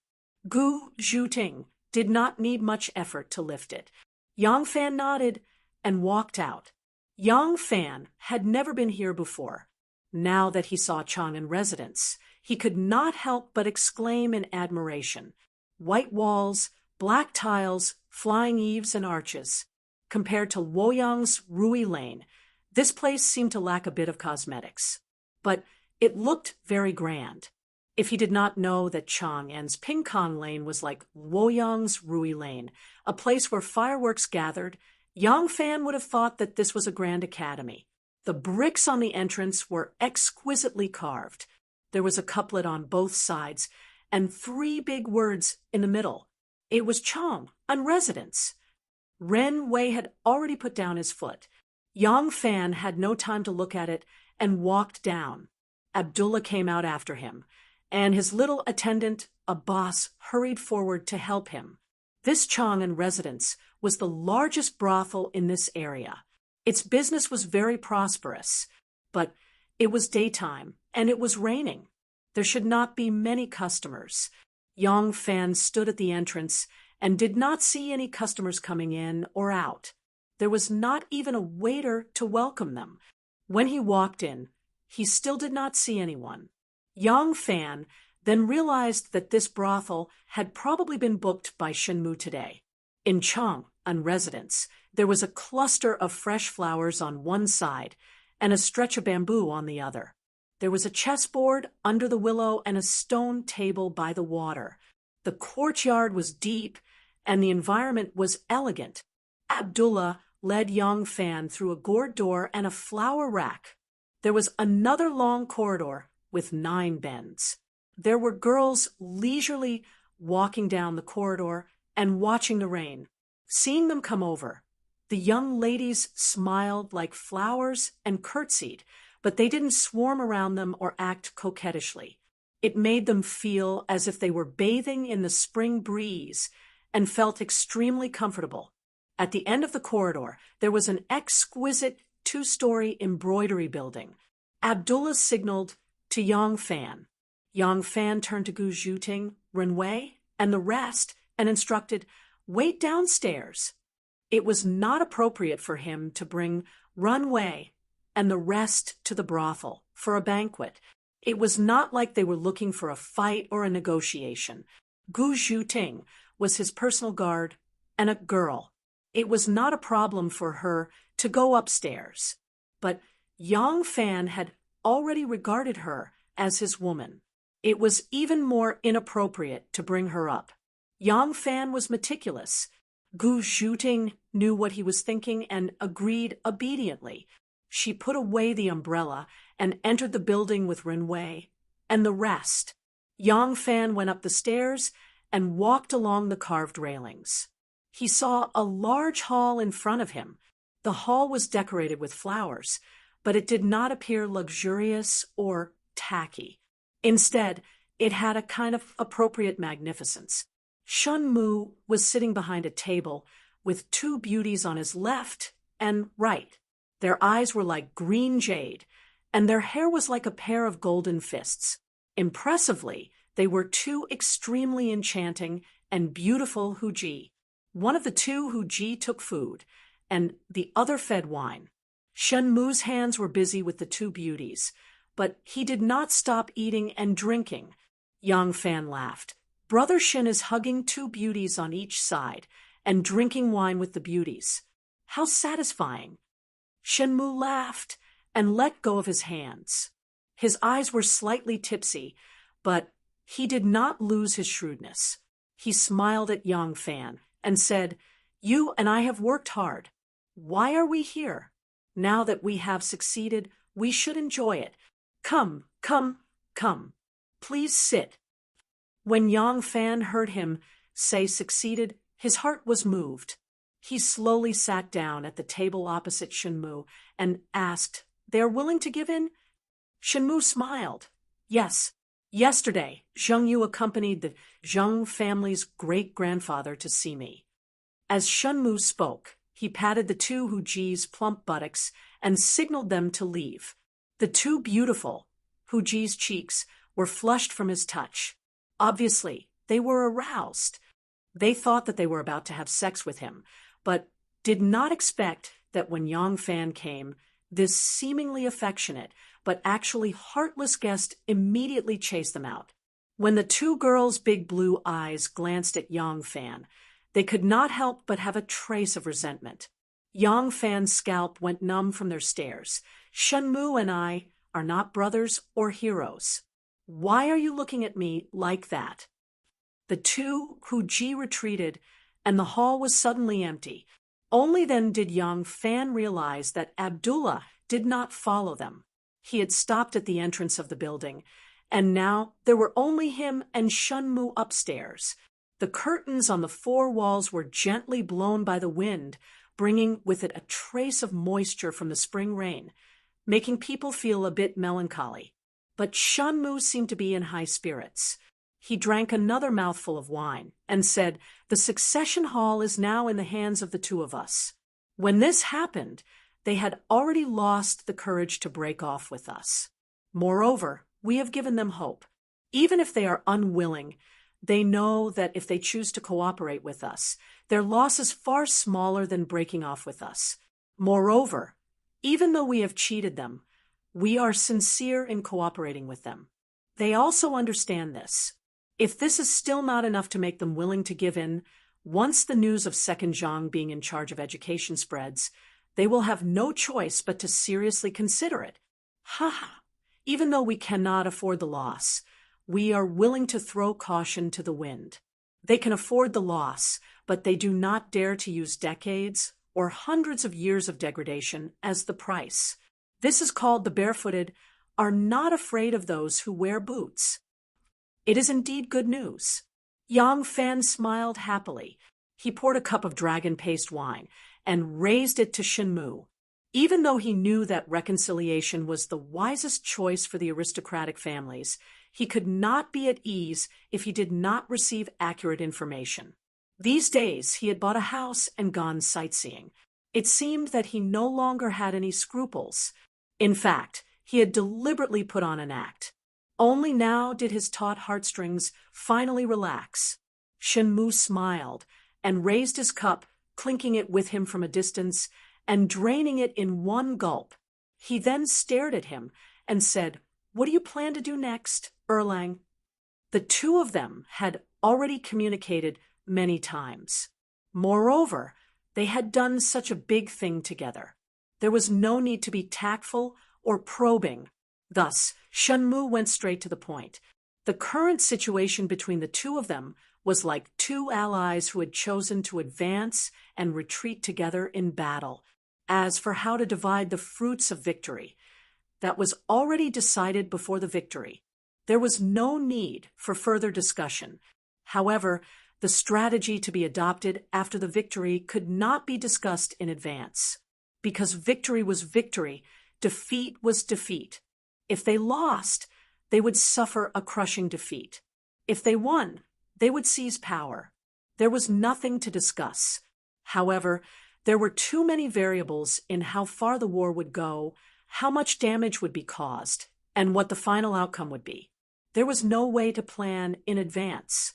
Yang Fan understood that Shen Mu was asking him and testing him. Even though he had already made a plan for this and consulted the opinions of the Sky Observation Division, he still seriously thought about it and slowly said, "One word, steady. We can't learn from Qin Shi Huang. The first thing we need to do next is to restore our relationship with the aristocratic families and win their trust. After all, our roots are with them. Not only do we share many common interests, but we will also be inseparable in the future. We must use sincerity to make them understand that we only want independence and not to break away from them." However, they suffered a great loss this time. It will be a long process to win their trust. Shen Mu smiled. "I don't think so. The aristocratic family lords are all old foxes. I've always felt that people who are too old will lack the drive to move forward. But because of this, they tend to seek stability. Bravery will never happen to them. There is no eternal friendship or hatred between countries. It is the same between us and them." Yang Fan said, "That's for the best. Also, we need to stabilize and manage the internal affairs. Right now, we are using strong methods to purge the dissidents and intimidate the heroes. We have indeed achieved our goal, but this kind of succession hall is unstable. We need to manage it carefully. Moreover, the obvious and hidden sects will henceforth be one family. We need to let them adapt to the situation." Shen Mu listened attentively. He slowly sipped his wine and said, "Then what does Erlang think about the situation in the court? After all, no matter if it's our succession hall or the other aristocratic families, because we are too large, the slightest movement from the imperial court will have a great impact on us. The reason why the aristocratic families established the succession hall was to deal with the changes from the imperial court, war, and turmoil. We were born for this mission, and we have this need." Yang Fan pondered for a moment and said slowly, "The Empress may be old, but her claws and teeth have not withered. Right now, the Empress has a powerful enemy that she cannot defeat approaching her step by step. Why don't we wait patiently? Rushing to challenge the Empress at this time is very foolish." Shen Mu's gaze turned serious. "This enemy is—" Yang Fan said, "Time." Shen Mu suddenly burst into laughter. "Erlang's opinion coincides with mine. Ha ha ha! It is really delightful to work with Erlang." Clap, clap, clap. Shen Mu clapped his hands 3 times and said loudly, "Beauty Gulu, please cheer us up." At Shen Mu's command, beauties dressed in Kucha, Persia, Abbasid Caliphate, Turkic, and other exotic costumes flew in like butterflies. Yang Fan swept his eyes over them. All of them had enchanting figures and were as beautiful as flowers. Not a single one of them was impatient to look at. Perhaps even the most expensive beauties in this Chang'an residence have been called over by Shen Mu. For a moment, the sounds of string music filled the air. Who would have thought that in such a lively atmosphere, these two people who are definitely not influential in the court would be discussing an important matter related to the fate of the country? But when Chao Aman and Big Ear Lu were discussing heroes, Yuan Shu, Yuan Shao, Lu Biao, and Sun Tzu were all present. How could the two of them be the rulers of the world? While Yang Fan was thinking about this, Shen Mu seemed to have the same feeling. He suddenly looked at Yang Fan and smiled. Today, the heroes are only Erlang and Mu'er. Yang Fan laughed. He was considering if he should play along and drop his chopsticks when he heard a shout from outside the building. "Is that bastard Shen Mu fooling around here?" Shen Mu's expression changed, and the wine cup in his hand fell to the ground with a clang. Chapter 1003. Get out of the way. Young Lady Gongsun was dressed entirely in red. Her face and eyes were red as well. She looked like a red pepper from head to tail. She rushed up the stairs angrily. The sound of orchestral music could be heard from upstairs. That scoundrel should naturally be upstairs.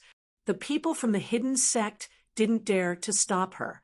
Their dissolute sovereign had countless love debts, and he especially liked to provoke the young ladies of influential clans. This wasn't the first time they witnessed such a scene. Furthermore, there were people among them who knew Gongsun Lanji. They didn't dare to meddle in this matter. Shenmu. Gongsun Lanji yelled out sternly. She lifted her sword and leaped, appearing in the middle of the hall nimbly. When she saw the situation in front of her, she was startled. There were many people in the hall, but there were only 2 men. The rest were all women. There were only 2 men. One of them was Yang Fan, and the other was an Arabian. Gongsun Lanji recognized him as Abdullah. Abdullah was wearing a loose Arabian national robe. He was sitting cross-legged on the banquet, leaning against the beauties and beaming with joy. There were 7 to 8 beauties surrounding him. Yang Fan, who was sitting opposite him, was also surrounded by 7 to 8 beauties. They surrounded him and covered his face with kisses. Gongsun Lanji looked around and couldn't find any traces of Shenmu. She couldn't help but be startled. She didn't have a harmonious relationship with Yang Fan. Furthermore, Abdullah was Shenmu's trusted aide. Hence, she only cast a glance at Yang Fan and walked towards Abdullah with large strides. She glared at him and asked, "Where's Shenmu?" "Ah, it's young lady Gongsun." Abdullah was hugging a Persian beauty with blonde hair and blue eyes. His large hands were rubbing on her voluptuous bosom. He beamed with joy and said, "I didn't expect to be fortunate enough to meet young lady Gongsun here." "Ha ha ha. You mean Shenmu? I didn't see him today." Gongsun Lanji glared at him and looked around. She strode over and pulled the curtains open. There was naturally no one behind the curtains. Gongsun Lanji looked out of the window. There was no one outside. Shenmu didn't know martial arts. If he was here, he wouldn't have been able to escape in time. Furthermore, this empty hall couldn't hide anyone. Gongsun Lanji's anger gradually subsided. For the past few days, she had been trying to force Shenmu to marry her.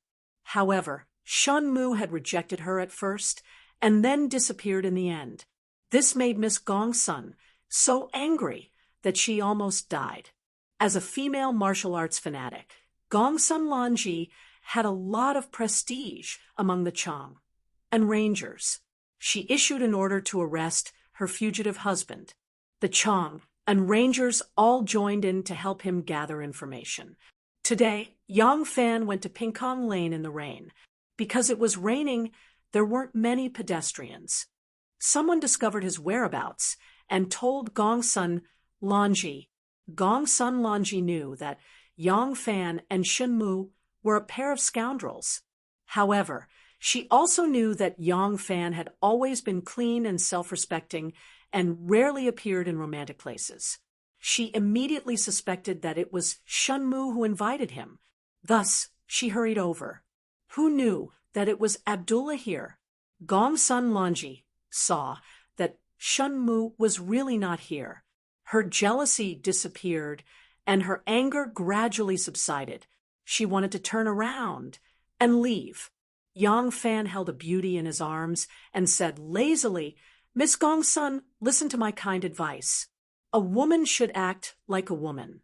If you weren't so fierce, Shenmu wouldn't have run away from you." Gongsun Lanji glared at him and said angrily, "It's none of your business." She glared at Yang Fan. She saw that Yang Fan's face was full of lipstick marks and that he was holding a woman with disheveled hair and untidy clothes. The woman's face was buried in his arms. She looked really ugly. She blushed and said hatefully, "I didn't expect you to pretend to be honest all the time. Without junior sister to control you, you are so promiscuous. When Xiaoman arrives in Chang, and I will tell her." Yang Fan patted the plump buttocks of the beauty in his arms and proudly said, "My virtuous wife is gentle and virtuous. Even if she knew I went to the brothel, she wouldn't act like you." Gongsun Lanji was extremely angry, but she knew that Yang Fan wasn't bragging. Her junior sister was completely subdued by Yang Fan. It was impossible for her to go against this stinky man. She could only spit at him and said angrily, "There is no good man." Gongsun Lanji didn't even say a word of apology after disrupting the drinking party. She took her sword and left. The sound of the stairs went far away. Based on Gongsun Lanji's lightness skill, she shouldn't have done this. It was obvious that she did it intentionally out of anger. As soon as the footsteps disappeared, the beauty in Yang Fan's arms immediately sat up straight. She parted her long hair and said with lingering fear, "This wild girl, I was almost scared to death by her."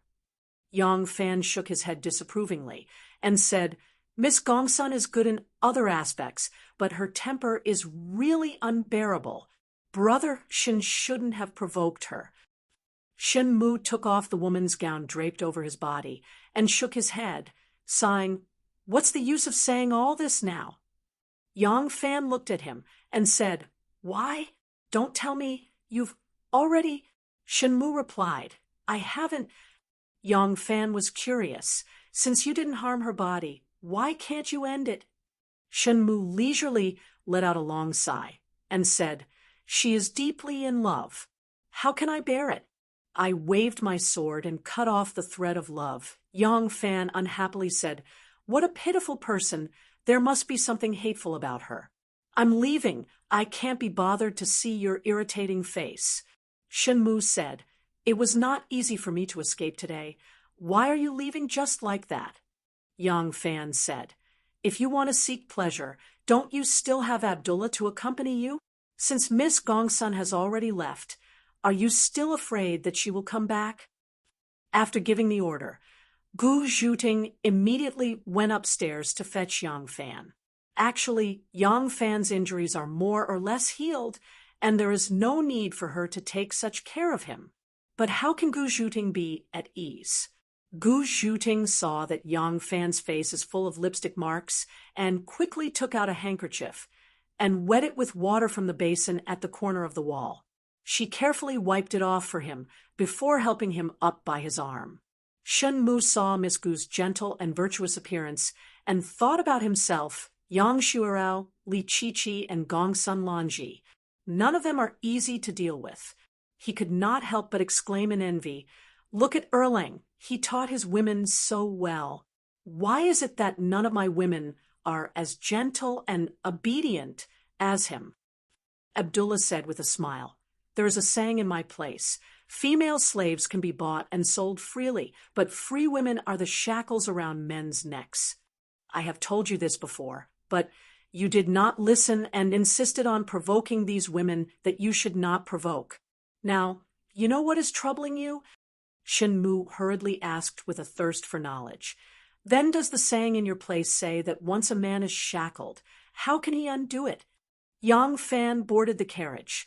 After the carriage started moving, he explained to Gu Zhuting in a soft voice, "Shen Mu is a playboy by nature. These few days, he was chased by Miss Gongsun to the point of hiding. Today, he finally managed to escape, and unexpectedly, Miss Gongsun caught wind of the news and chased after him. The kiss marks on my face were deliberately created by putting on an act to help him cover it up." Gu Zhuting twisted the corner of her clothes and lowered her head. "Lang Jun need not explain to me. I will not interfere in Long Jun's matters." Yang Fan gently held her soft hand and happily said, "Today, after seeing Miss Gongsun's arrogance, I finally know how good my Ting is." Gu Zhuting seemed to be angry and happy as she rolled her eyes at him and faintly said, "Could it be that Lang does not think that I am good usually?" Yang Fan smiled and said, "You are good usually, but compared to Miss Gongsun, my Ting is even more adorable." As Yang Fan said this, he lied down on the bed and used Gu Zhuting's round and firm thighs as a pillow. Today, he only drank a few cups of wine and was not drunk, but with a pair of warm jades behind his head and her faint body fragrance in his nose, he unexpectedly felt a little tired and could not help but yawn. Gu Zhuting said with distress, Lang's body is not fully recovered yet. Young Master Shen dragged Lang out for your own pleasure. Lang, please rest. Yang Fan grunted and leaned into her arms again. This was the second time that Yang Fan used Gu Zhuting's thighs as a pillow. Gu Zhuting's feeling was different from the last time. That time, she was inexplicably surprised. Now that her heart belonged to someone, she felt a kind of quiet and satisfied happiness. The carriage was rumbling. Yang Fan really fell asleep in the drizzle. Gu Zhuting gently woke him up when they reached the island in the middle of the lake. Lang, we are back on the island. Yes, it's easy to fall asleep listening to the rain. What a good sleep. Yang Fan leisurely stretched his waist. Just as he stretched out his arms, he suddenly stopped.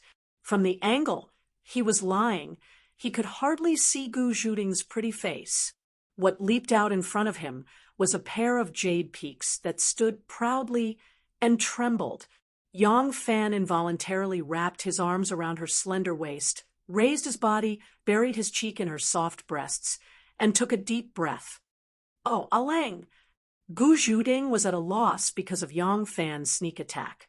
When Yang Fan rubbed her chest, she suddenly felt a kind of numbness, as if she had been electrified. Gu Zhuting said shyly, Lang, we have arrived on the island. Yes, Yang Fan responded, but he did not stop harassing her. Instead, he became more aggressive.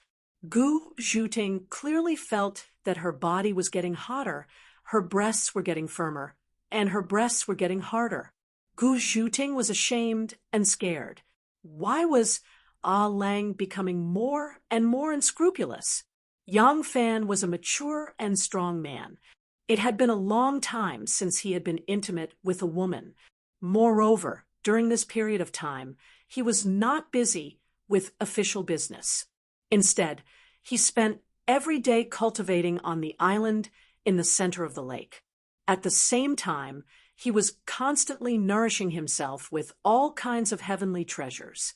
In the spring, the fire was strong. With such a lively and fragrant beauty by his side, of course he would be easily aroused. Moreover, this was his territory. He did not care about what others thought. Gu Zhuting had always been demanding from him, so she indulged him.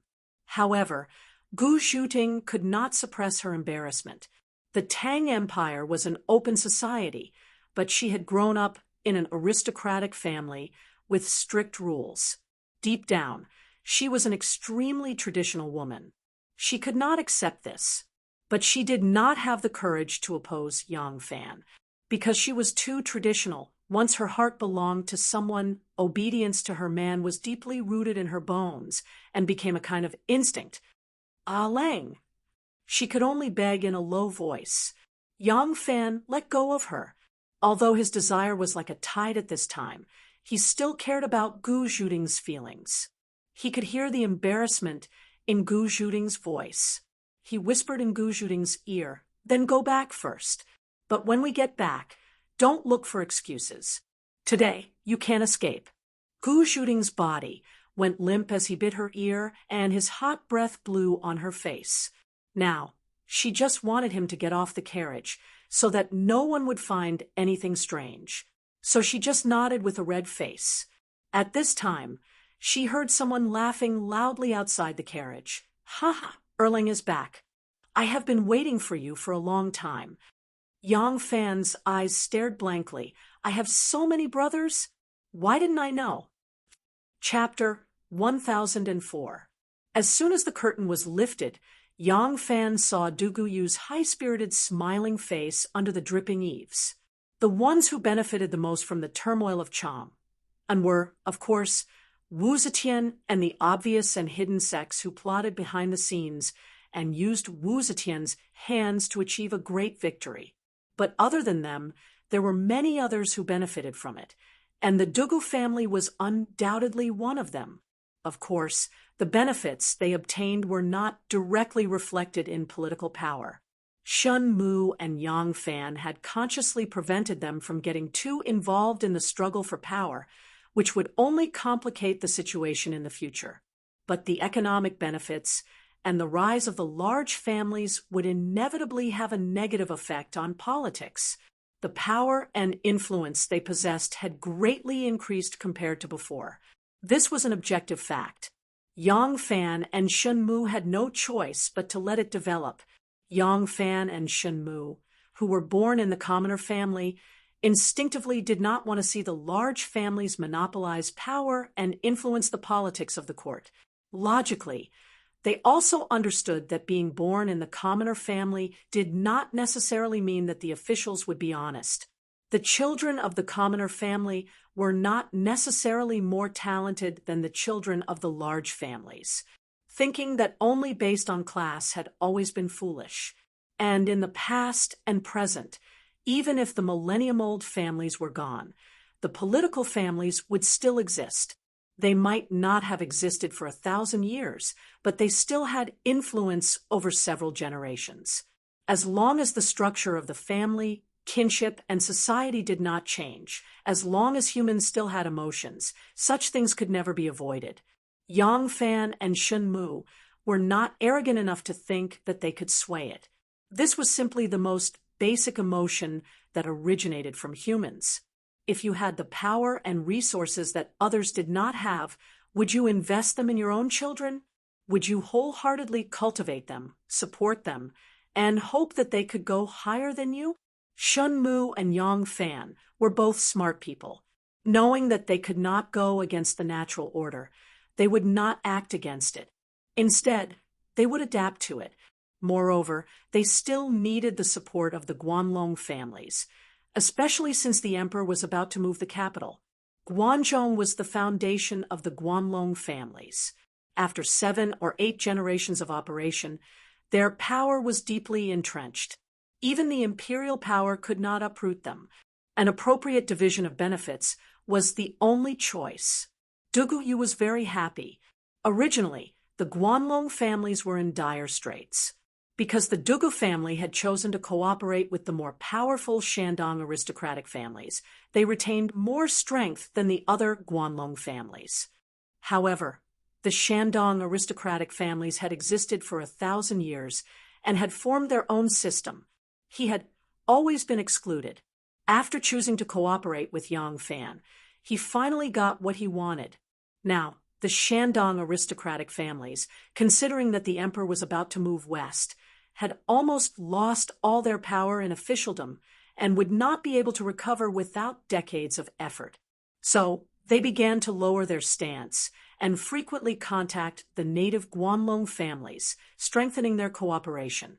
This made Dugu Yu feel even more proud. When Yang Fan saw it was Dugu Yu, a smile appeared on his face.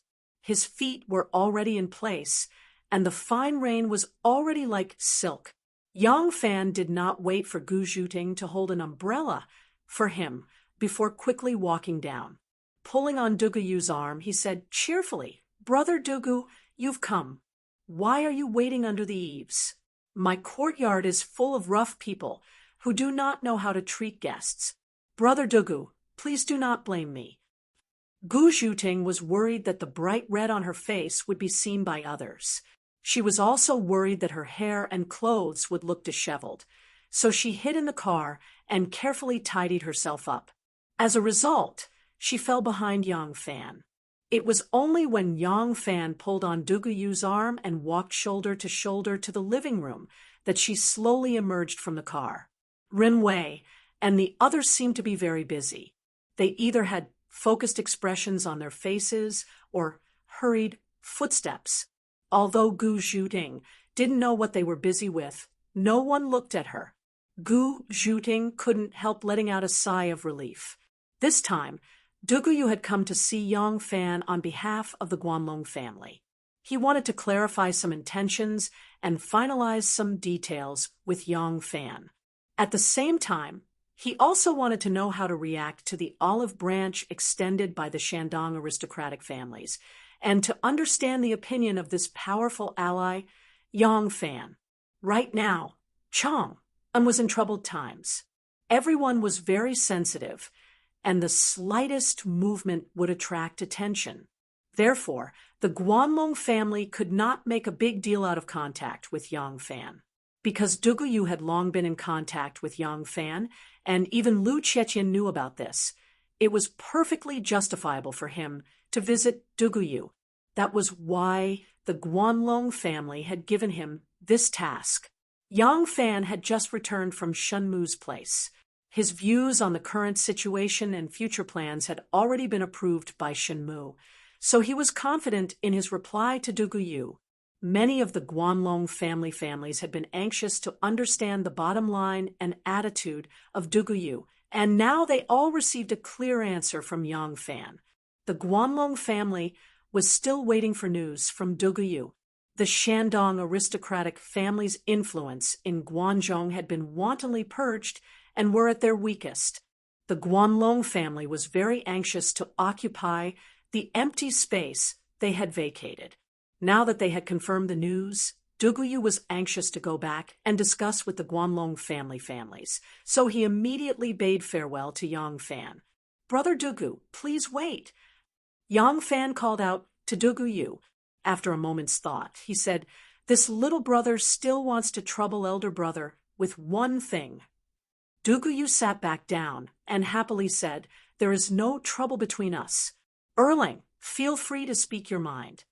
Yang Fan said, "The emperor has already announced to the world that the capital will be moved this year to Chang.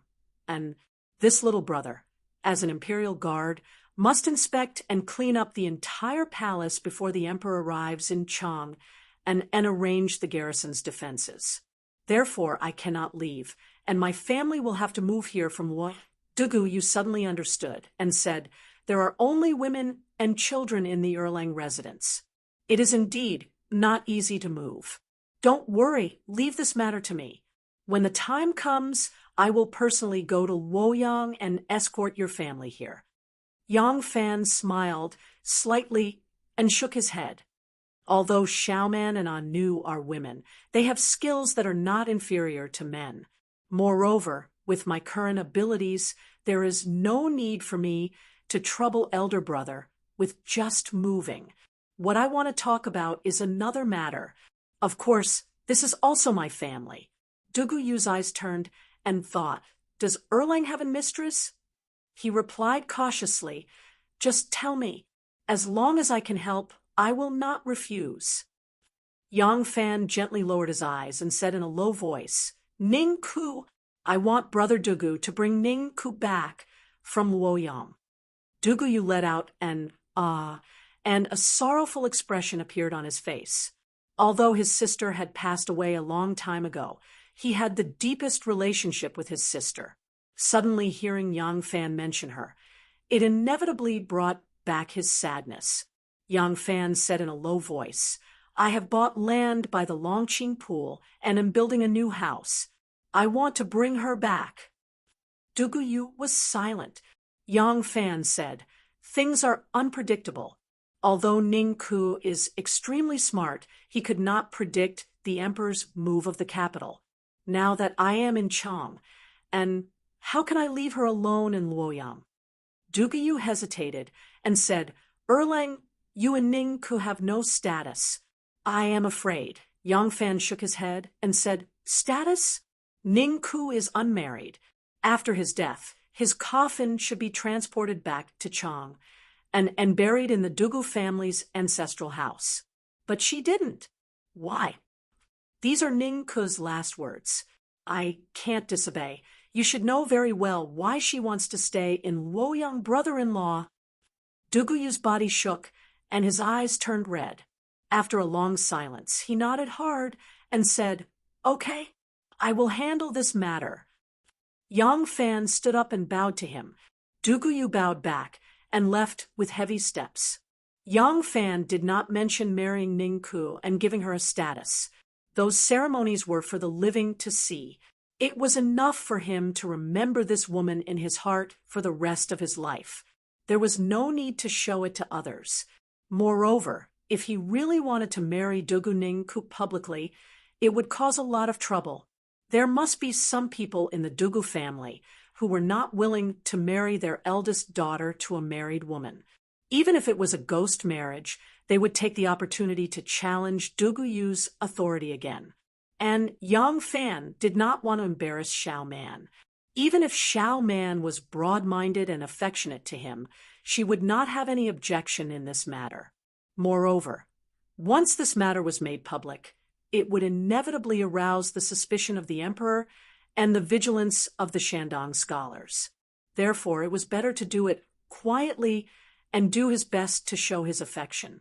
By the time Yang Fan returned to the inner residence, the sky had already cleared up. The clouds had stopped, and the rain had stopped. On the bright green branches and leaves, there were still drops of water falling along with the gentle breeze. The bright flowers were stained with the sparkling and translucent water droplets, tender and beautiful. The sun shone on the earth, and it was warm. Gu Zhuting ordered the kitchen to stew a turtle and snake soup for Yang Fan. She had just returned to the inner house when she saw Yang Fan slowly walking towards her. These 2 days, Yang Fan was like a cock in heat. He harassed Gu Zhuting so much that she wanted to see him, but was also afraid to see him. Whenever she saw him, she would subconsciously want to avoid him. But there was only one woman in the inner house. She was originally responsible for taking care of Yang Fan. Where could she hide? Gu Zhuting could only brace herself and go forward. It was not that Lu Chietian was reluctant to send maids to serve Yang Fan. It was because after Yang Fan was assassinated, the Ministry of Justice, the Censorate, and Yang Fan's own subordinates were extremely sensitive. Although Yang Fan accepted his kindness and moved to the island to recuperate, everyone on the island was Yang Fan's subordinates. No one else was allowed to go on the island. After sending Dugu Yu away, Yang Fan was still depressed and had not calmed down. He only nodded at Gu Zhuting and slowly walked into the room. Gu Zhuting saw that he was not in a good mood and was startled. She thought that Dugu Yu had bad news to tell Yang Fan and quickly followed him in. Yang Fan took off his boots and lazily lay on the bed. He used a cushion as a pillow and looked at the ceiling in a daze. Gu Zhuting sat on the side of the bed and softly asked, "Is Ah Lang not feeling well?" Yang Fan shook his head. He grabbed one of her soft hands and gently rubbed it against his cheek. After a long time, he said in a low voice, "It's nothing. I just want to rest." Gu Zhuting agreed in a low voice and pulled a thin quilt over to cover him gently. Seeing that his face was still gloomy, Gu Zhuting became even more worried. She bit her thin lips, and her pretty face blushed before she spoke. She mustered up her courage and said, "Ah Lang, if you are tired, you can return to the inner room to rest. I will wait on Ah Lang to sleep." Yang Fan looked at her in surprise, and a trace of a strange smile slowly appeared in his eyes. Gu Zhuting was embarrassed by his stare. She blushed and lowered her head. She said, "The inner room should be quieter." This was a little too obvious. Yang Fan mischievously asked, "Although it is quiet, are you not afraid that Ah Lang's injury has not healed?" This was also one of the reasons why Gu Zhuting shyly declined. It was just that at this time she was offering herself as a pillow. It was inevitable that she was flustered and did not notice Yang Fan's teasing. Thus, she lowered her head and shyly replied, I heard that when you serve a man, you don't need to tire yourself out."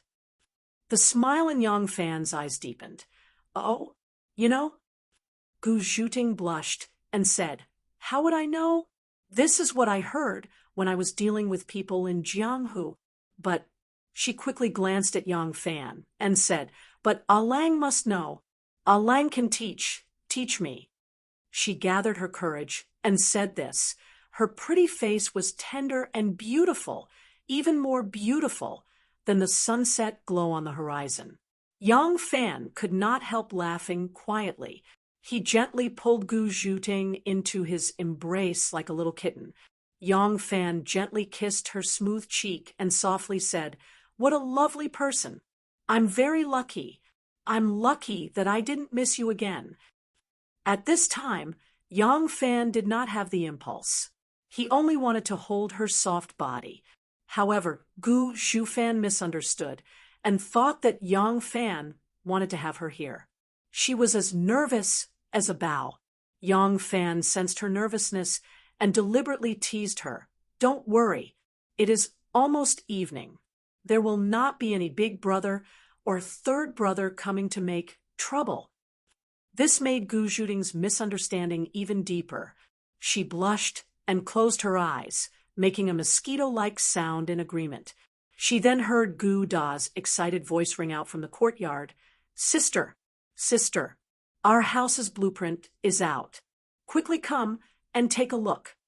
Yang Fan was stunned and muttered to himself, "How could I forget that I still have a bunch of brothers-in-law and brothers-in-law?" Chapter 1005. As Yang Fan went to Shun Mu's banquet in Pingkong Square in the rain, Yang Fan began to get busy. Chun Dong and Sun Yuxuan from the Ministry of Justice, Hu Yuanli, Shi Yuan Ao from the Censorate, and even the Chong and bureaucrats led by Lu Biantian kept coming to visit him. Many things needed the approval of Yang Fan, who held the title of Loyal General of 1,000 Horsemen and investigating and punishing officials to deal with the aftermath of the purge. Zhang Changzong would also drop by every now and then. His intentions were pure and without any ulterior motives. He only wanted to express his concern and closeness to Yang Fan. These were only the interactions on the surface. Secretly, Yang Fan and Shun Mu had contacted each other a few times. Shun Mu even arranged for old Grandpa Zheng to meet with Yang Fan on behalf of the aristocratic families. These aristocratic families were millennium-old aristocratic families that had even experienced the change of dynasties. Although they were quite annoyed when they fell into the hands of the two juniors, Yang Fan and Shun Mu, they immediately adjusted their mentality once they realized that the truth could not be changed. Moreover, the succession hall had already seized their Achilles' heel. They calmly negotiated with Yang Fan and Shun Mu. This meeting was very amiable. When old Grandpa Zheng saw them, he did not mention their betrayal at all. These aristocratic family heads would not do meaningless things. Old Grandpa Zheng was more concerned about what they needed, what they wanted to do in the future, and how they planned to cooperate with the aristocratic families. Yang Fan and Shun Mu were very open and honest with old Grandpa Zheng. They even told him about how the obvious and hidden sects would get along with each other in the future. Although the obvious and hidden sects had joined hands to trick the aristocratic families, the two sects also had their own interests. If they continued to fight, both sides would definitely suffer. However, if they settled things just like that, then they would not have fundamentally resolved the conflict of interest between the two sects, and there would definitely be waves in the future. This was something that Yang Fan and Shun Mu couldn't avoid. Even if they were brothers born from the same mother, it was impossible for them to give up even if they wanted to. There were many people under them. And these people weren't just blockheads who only knew how to follow orders. They also had their own desires.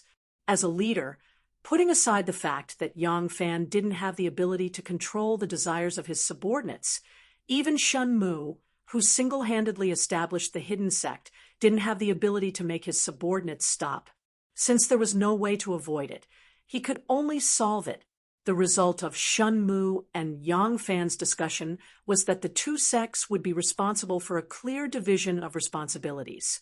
One would be responsible for the imperial court, the other for Jianghu.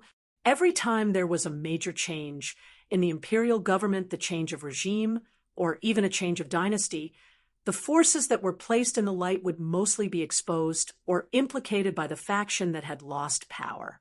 As such, they would retire and hide in the pugilistic world.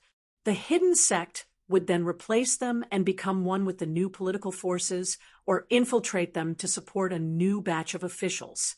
Once the benefits were clearly divided, it wouldn't be easy for there to be friction between the two factions.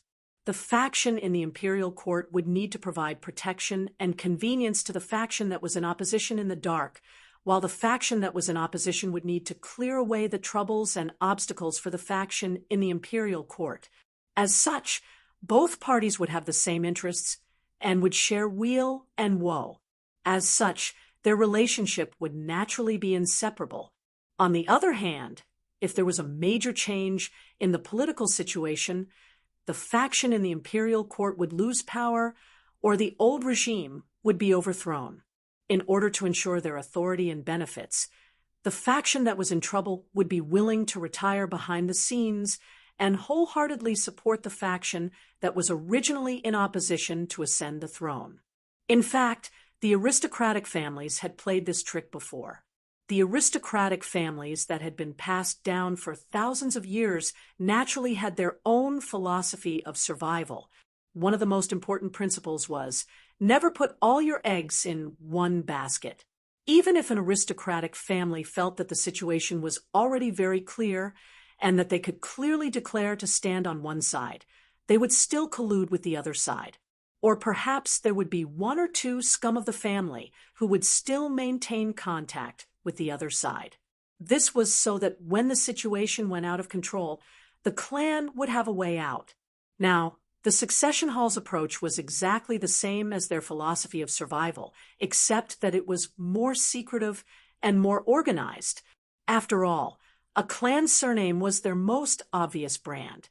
Many times, it wasn't that the politicians didn't know that the aristocratic families were leaving a way out for themselves. And it wasn't that they didn't know that the aristocratic families were still maintaining contact with one side. However, their political wisdom made it so that they could only pretend to be deaf and mute. However, the structure of the succession hall allowed them to perfectly conceal this point. As for the succession hall's cooperation with the aristocratic families, it basically maintained its original relationship. However, the 7 sects and 5 families could no longer interfere with the internal affairs of the succession hall as they used to, nor could they casually depose the succession hall's sect master. Shenmu and Yang Fan's reforms meant that the succession hall's value to the aristocratic families hadn't disappeared, and it had even strengthened. Moreover, if something happened to the succession hall, it wouldn't be easy to expose the power of the aristocratic families behind it. Thus, although the aristocratic families were still dissatisfied with the succession hall's independence, they calmly accepted this fact. In addition, the Guanlong aristocratic family's liaison, Dugayu, also came very frequently. They assisted Yang Fan and Shenmu in carrying out a bloody purge.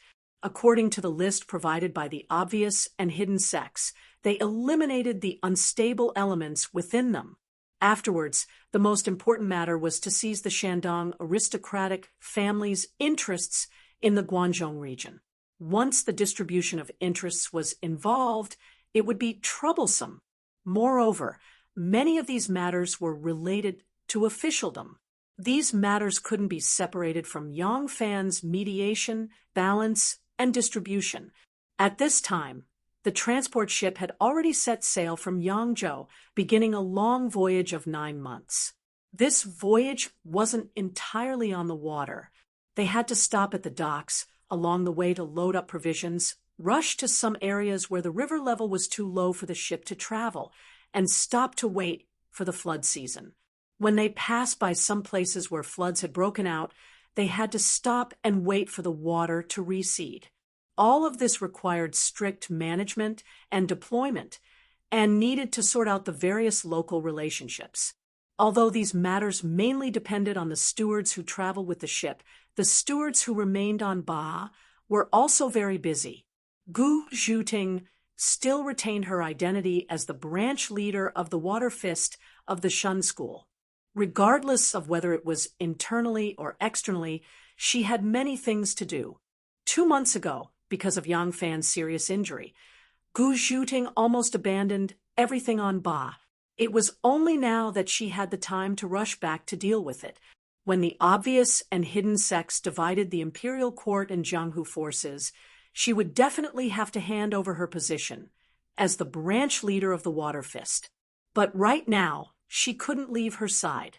Moreover, the transport this time was a little later than in previous years, so she couldn't afford any unforeseen events. In this way, the entire island in the middle of the lake was left with a group of men.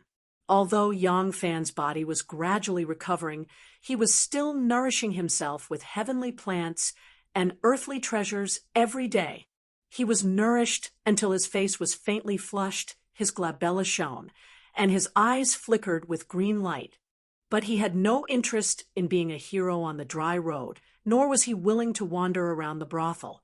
Every morning, Yang Fan was woken up by his swollen body. Sometimes he really wanted to try and see if he would poke a hole in the bed if he used too much force. But considering that this room was lent to him by Lu Xiantian, he could only resentfully give up on this idea. Yang Fan had some medical knowledge and knew that he had actually overnourished himself. As long as he stopped eating the 3 nourishing medicinal meals a day, he should be able to recover. So Yang Fan went to find the chef to reason with him, but the chef, Master Zhu, sternly refused him. Actually, with Yang Fan's identity and status, there was no one on this island who would disobey his orders. But this order also depended on the type of order. For example, someone sternly criticized his immediate superior. "Leader, I want to give you a piece of advice. For the sake of work, you don't pay attention to your rest." Master Zhu felt that only by refusing him could he show his concern for Yang Fan. So, Master Zhu swung his spoon and vehemently refused Yang Fan's unreasonable request. Because his voice was too loud, it also attracted Ma Qiao and Ren Wei. They had good intentions, and Yang Fan couldn't say that he was like a male dog in heat right now. So he could only slip away unhappily as if he had failed to get what he wanted. Yang Fan had too much energy and nowhere to vent it, so he could only find more things to do. But the result of this was that everyone agreed that General Zhongwu was too diligent in his work and overworked himself, so he needed more nourishing food. Thus, Yang Fan's 3 meals a day, including drinking water, were all inseparable from nourishing food. At noon on this day, Yang Fan had just drunk a bowl of nourishing soup when he immediately had a nosebleed. Reflecting on this painful experience, Island Master Yang decided to use practical actions to prove that his body had already recovered and that he no longer needed nourishing food. Thus, he brought Ren Wei and the others to the lawn. First, he practiced a fist technique, and when he felt that there was no discomfort in his chest, he brandished his saber.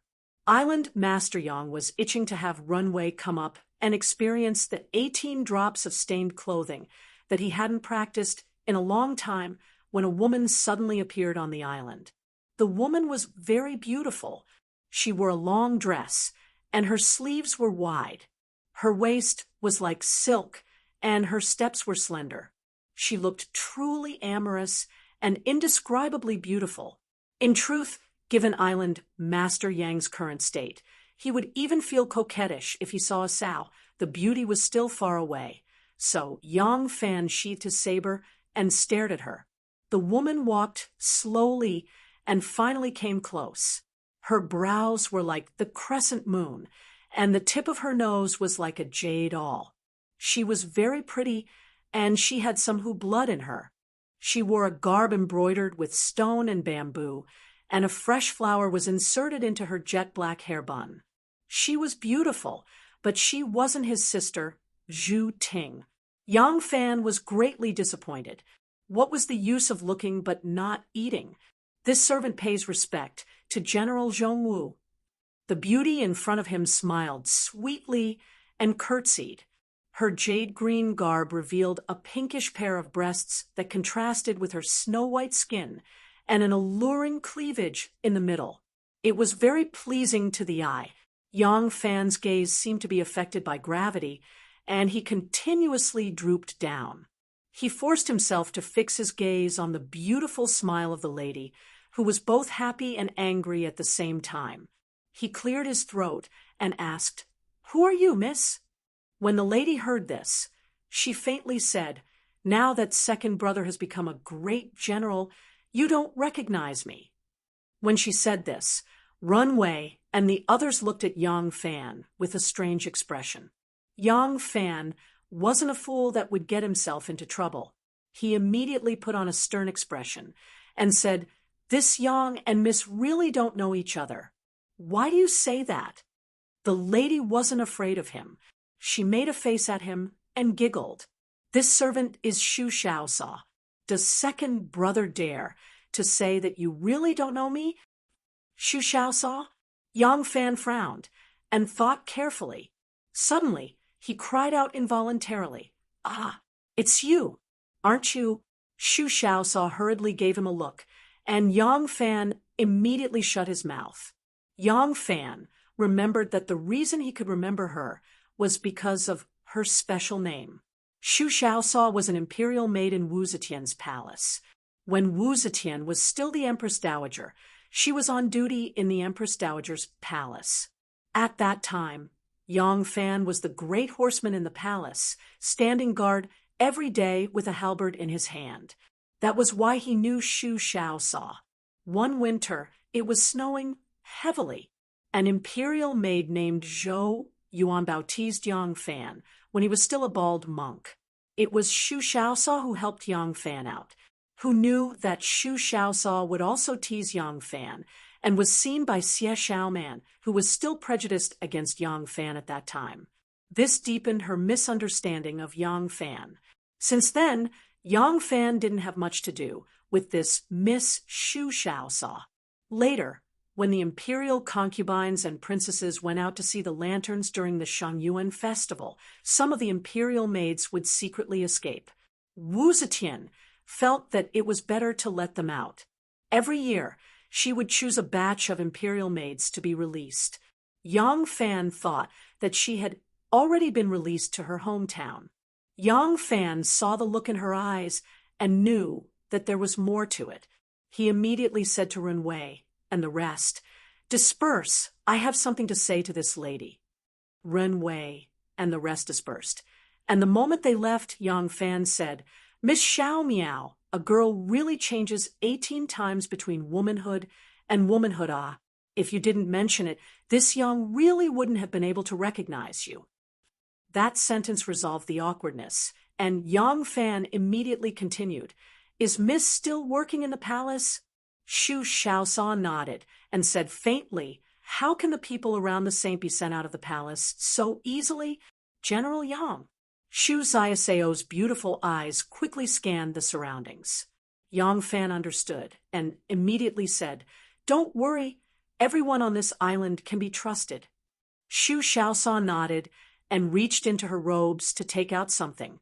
She said in a low voice, "This is a secret letter. Please open it personally, General." This thing was not kept in her robes, but kept close to her body. It was enough to show its importance. Moreover, she was someone by Wu Zetian's side. Yang Fan couldn't help but become cautious, forgetting to appreciate the graceful curves of her breasts when she reached into her robes. When she took out the letter, he quickly received it with both hands. Yang Fan hurriedly opened the secret letter, and his expression changed immediately. Shu Xiaosa clearly knew the inside story. Seeing Yang Fan's expression, she said, "It's all in the past. Dai Ji has followed the saint for many years. His relationship with the saint is even deeper than that of the princes and princesses. Since the saint has already forgiven Dai Ji, there won't be any more trouble. However, you must ensure that no rumors are spread." When Yang Fan heard this, he knew that this Shu Xiaosa even knew about his relationship with Shanghai one, if that was the case, she must be one, confidant. He didn't hide it anymore, and only asked in a low voice, has one arrived in Chang'an? Shu Xiaosao said, Daiji will arrive soon. When he was near Chang, and Daiji purposely delayed his journey and ordered me to personally deliver the secret letter to General first. I understand. It's been hard on you this time. Do you want me to send someone to send you back? Shu Xiaosao smiled sweetly and said, I dare not trouble General. My people are waiting outside the island. Miao doesn't dare to stay long. Since the letter has been delivered, I will take my leave now. Yang Fan solemnly bowed to her and said, Thank you, miss. Looking at Shu Xiaosao's receding figure, Yang Fan secretly heaved a sigh of relief. He didn't expect that after that one night in Sanyang Palace, one would actually bear a baby. He also didn't expect that one would miss the child so much that she dared to risk her life to keep the child. Moreover, she didn't tell him about these things until the dust had settled. Although these were all things in the past, Yang Fan still shuddered at the thought of it. At this time, he still didn't know that Wu Zetian had injured one in a rage. Yang Fan secretly rejoiced for a while. Suddenly, he remembered that one would arrive in Chang, and soon Zhang Changzong would be responsible for settling her down. Where would she live then? In such a big city like Chang, and there would be plenty of places to settle. Shanghai, Yang Fan wanted to take care of her personally. Had done so much for him. Now that she didn't even have a title, he didn't want to suffer anymore. When Buqi was giving birth, she was kidnapped by young Master Jiang. When Anu was giving birth, he wasn't by her side. This time, no matter what, he had to fulfill his responsibility as a man and a father. Chapter 1006. Zhang Changzong had been living in the 1,000 Horsemen camp, which was filled with the elite soldiers of the imperial army. At the same time, Zhang Changzong's 2,000 steel cavalry were also stationed there. Of course, it was impregnable in terms of security. However, one could easily imagine how unsettled the camp was. Actually, after the purge, Zhang Changzong didn't need to continue living here. As the host, Lu Xiantian should at least show some appreciation. For example, he could invite Zhang Changzong to stay on the island in the center of Longqing Pool to show some hospitality. However, Lu Xiantian didn't do anything. Carefully thinking about Lu Xiantian's inhumane actions, it was actually very thought-provoking. Back when Lu Xiantian invited Yang Fan to stay in his private villa on the island, it was also because it was a critical moment of the purge.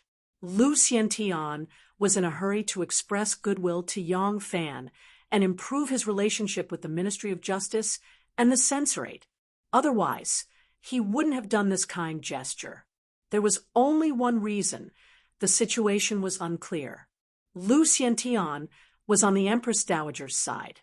Before the Empress Dowager became the emperor of the Zhou dynasty, he had stayed in Chang, and now the Empress Dowager had been the emperor for 10 years. Time and space had widened the distance between him and the Empress. Strictly speaking, he was no longer the Empress's absolute confidant. Lu Xiantian colluded with the local forces in Chang and secretly built his own power because of this sense of crisis. He was very cunning, like an agile snow fox. He would be able to smell the slightest disturbance in the court, and he would be able to smell the scent of unease. He was far away in Chang, but he knew everything that was happening in Luoyang like the back of his hand. He knew very well how many officials who had been deeply trusted by the Empress had now become lackeys to be cooked. Thus, he had always been very glad that he could stay in Chang, and otherwise, he couldn't guarantee that he wouldn't fall in the treacherous political turmoil. Now, Chang, and was suddenly about to become the political center of the country. The The political signal of the emperor moving the capital was return power to Li. How could the cunning Lu Xiantian not plan for his own future? The empress was too old. She, who had one foot in the grave, had lost the confidence to make people follow her wholeheartedly. Every step Lu Biantian took required careful consideration. He needed to consider the changes in the political situation of the court in the next few years. The emperor would definitely come from either the Li family or the Wu family. The Li family had at least a 60% chance of becoming the emperor, while the Wu family had at least a 40% chance. It was impossible for anyone else to covet the throne. This was Lu Qiantian's judgment. Brother Zhang had already offended both the Wu and Li families, so Lu Qiantian didn't want to get close to him. A new emperor brought his own courtiers. Even the slightest mistake now could be used by others to make a big deal out of it in the future. The astute Lu Biantian had set a guideline for himself in this unpredictable environment. Only seek to avoid mistakes, not achievements. Therefore, other than the welcoming banquet he held on behalf of the Chang and government when Zhang Changzong first arrived in Chang, and he did not express anything else after that. Seeing many people flatter Zhang Changzong, the emperor's most favored official, and offer expensive gifts in order to gain more power after the emperor moved west, Lu Qiantian stood in the deep courtyard of the Chang and local government and only responded with a disdainful sneer. He was not moved at all. Lu Qiantian's attitude was actually alienating the second Zhang. If Zhang Yizhi was here, perhaps he would be able to sense something, but Zhang Changzong could not. He had unparalleled beauty, and he was talented in the 4 arts, but he had no political wisdom. Faced with the stream of flatterers, Zhang Changzong had completely ignored Lu Qiantian. He thought that Lu Qiantian lived in seclusion and was careful with his words because so many things had happened in Guangzhou and Lu Qiantian could not escape the blame. Therefore, he was anxious and did not realize what Lu Qiantian's actions as the top political figure in Guangzhou meant. Fortunately, there were people who constantly went to the 1,000 Horsemen camp to give gifts and banquets. Otherwise, Zhang Changzong would not have been able to stay in the 1,000 Horsemen camp. Su Liang, Ma Qiao, Huang Xuchang, and the others were respectful to Zhang Changzong, but these rough people had no common topics with him. The people who constantly came to visit were mostly civil officials and scholars, so Zhang Changzong was not so annoyed.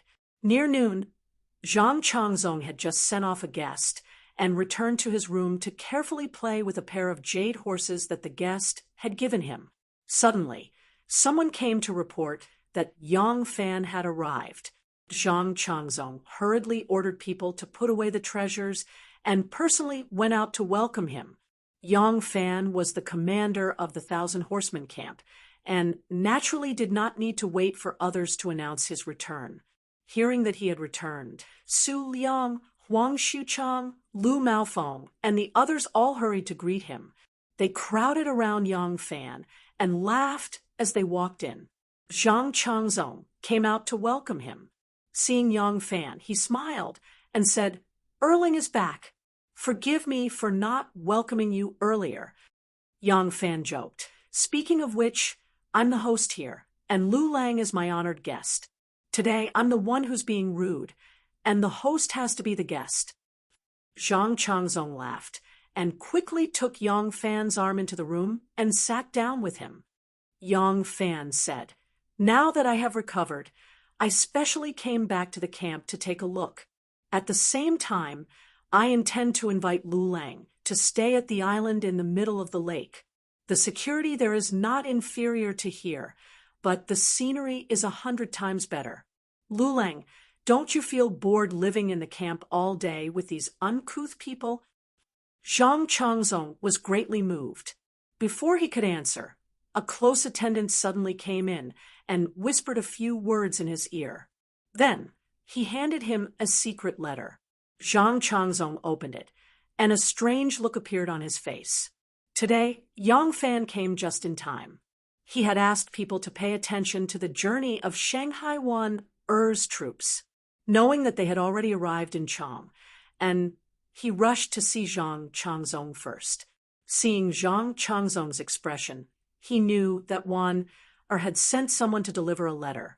Yang Fan pretended not to know and deliberately asked, "What's the matter, Lu Lang? Do you need my help?"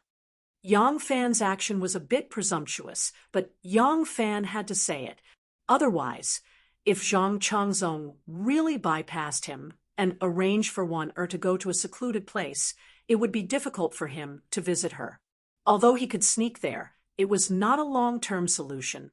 Zhang Changzong raised his head and said to Su Liang and others with a serious face, "Everyone, please leave for a moment. I have something important to discuss with General Yang." Seeing that he looked serious and even used a more formal address to address Yang Fan, everyone knew that the two really had something important to discuss. Everyone hurriedly left the table and retreated. In a moment, the hall was empty and even the messenger left. Yang Fan said with a smile, "Lu Lang, why are you so serious?" Zhang Changzong lowered his voice and said mysteriously, "Someone from the capital has arrived. Shangguan Wei has arrived." "Oh," Yang Fan smiled disapprovingly and said, "His Majesty has already announced to the world that the capital will be moved to Chang, and this year. He also said that he will first send Shangguan Wei here to prepare for the move with Lu Lang. I also know of this matter. There is nothing strange about Shangguan Wei's arrival. Lu Lang just needs to go and greet him properly." Zhang Changzong chuckled and shook his head, saying, "If it was just Shangguan Wei, why would I act like this? Do you know why Shangguan Wei came?" Yang Fan was moved and said, "Could it be that Shangguan Wei has another mission, and there will be another storm in Guangzhou?" Zhang Changzong could not hide his excitement. He pushed the secret letter in his hand and said, "Lu Lang, please take a look." Yang Fan deliberately refused and said, "How can I read His Majesty's secret edict?" Zhang Changzong said, "This is not a secret edict. Besides, you are not an outsider." These words had the intention of roping him in. Yang Fan pretended not to hear the meaning behind the words and reached out to take Zhang Changzong's secret letter. He opened it and showed a shocked expression. Zhang Changzong chuckled and said, "Changzong always thought that if there was only one person left in the palace who kept her chastity, it would be this Shangguan Wei. Who would have thought that Shangguan Wei would also be so dissolute in the imperial examinations? Now he has caused a human life." Ha! Zhang Changzong had always admired Shanghai Wan Er's talent, adding on that during the development of the two powers, Wan Er had always restrained and given in to them, so the two had a good personal relationship. Now that he had suddenly heard of such a romantic affair, Zhang Changzong only expressed an instinctive interest as a man, but did not say anything too excessive. Yang Fan held the letter and felt slightly sad. He knew how much Shanghai Wan Er treasured her reputation, but he also knew that if he did not ruin his own reputation, it would be difficult to dispel the female emperor's wariness and murderous intent. Wan Er had made the most correct move. This was to protect their child. What moved Yang Fan was that before this, Wan Er had not revealed anything to him. In this world, the hardest thing to guess was the human heart.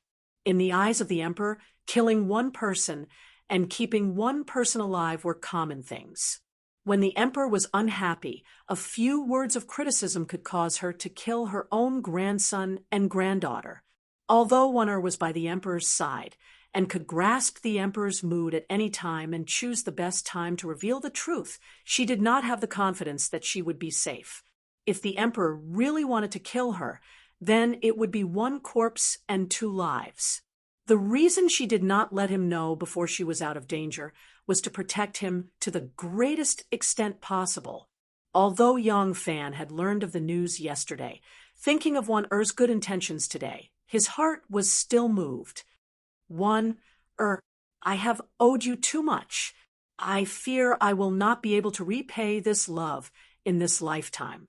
Zhang Changzong saw that Yang Fan was staring at the secret letter in a daze and knew that he was stunned by the news.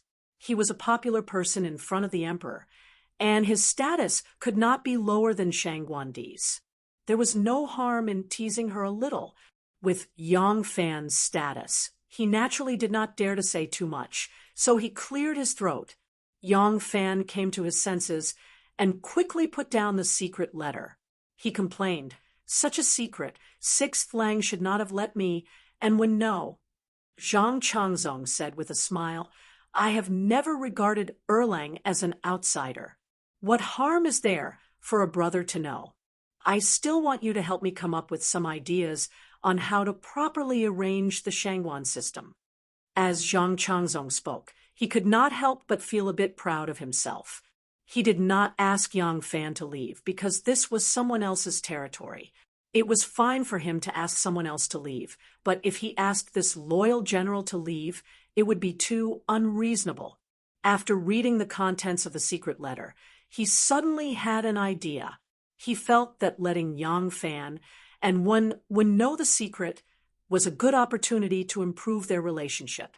A common secret was the easiest way to improve the relationship between two people. Second Zhang used the emperor's favor and painstakingly managed to win over a group of henchmen in the court. But he did not make much progress in the army. So far, his greatest achievement was to place Lu Maofeng in the 1,000 Horsemen Battalion. He and Zhang Yizhi had always wanted to pull Yang Fan, the commander in charge of the Central Armed Forces, to their side. Today's action of not acting like an outsider was naturally to express goodwill and rope him in. When Yang Fan appeared here today, he had also fully considered Zhang Changzong's possible reaction. He had also prepared at least 2 sets of contingency measures. But it was clear that the first move was effective in dealing with Zhang Changzong, a political incompetent. While Zhang Changzong was feeling proud of himself, this matter had become Yang Fan's lead. Yang Fan said regretfully, "I didn't look at the almanac when I went out today. I've come to the wrong place." Zhang Changzong laughed proudly and pointed at him. "Look at how scared you are. Don't worry. The sage meant that as long as you don't make a fuss, it's fine. You are also the emperor's confidant. What is there to be afraid of?" Yang Fan smiled bitterly. "In short, this is muddy water." Zhang Changzong laughed. All right. Don't complain. Where do you think we should arrange for her?" Yang Fan asked in return, "What do you plan to do, Sixth Lang?" Zhang Changzong held his chin and thought for a while. "How about letting Shangguan Dai live in Ganya Temple? It's very secluded there.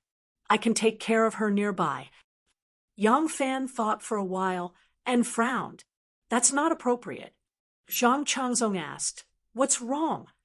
Yang Fan said, "Ganya Temple is a royal temple.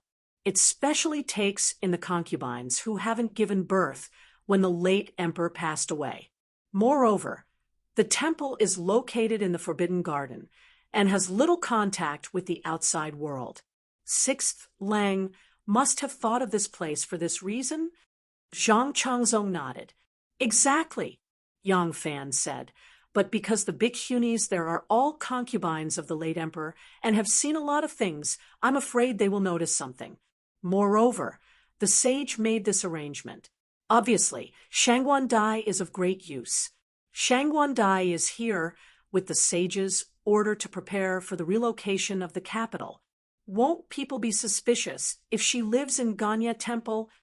Zhang Changzong also felt that his idea was not very mature after hearing Yang Fan's words.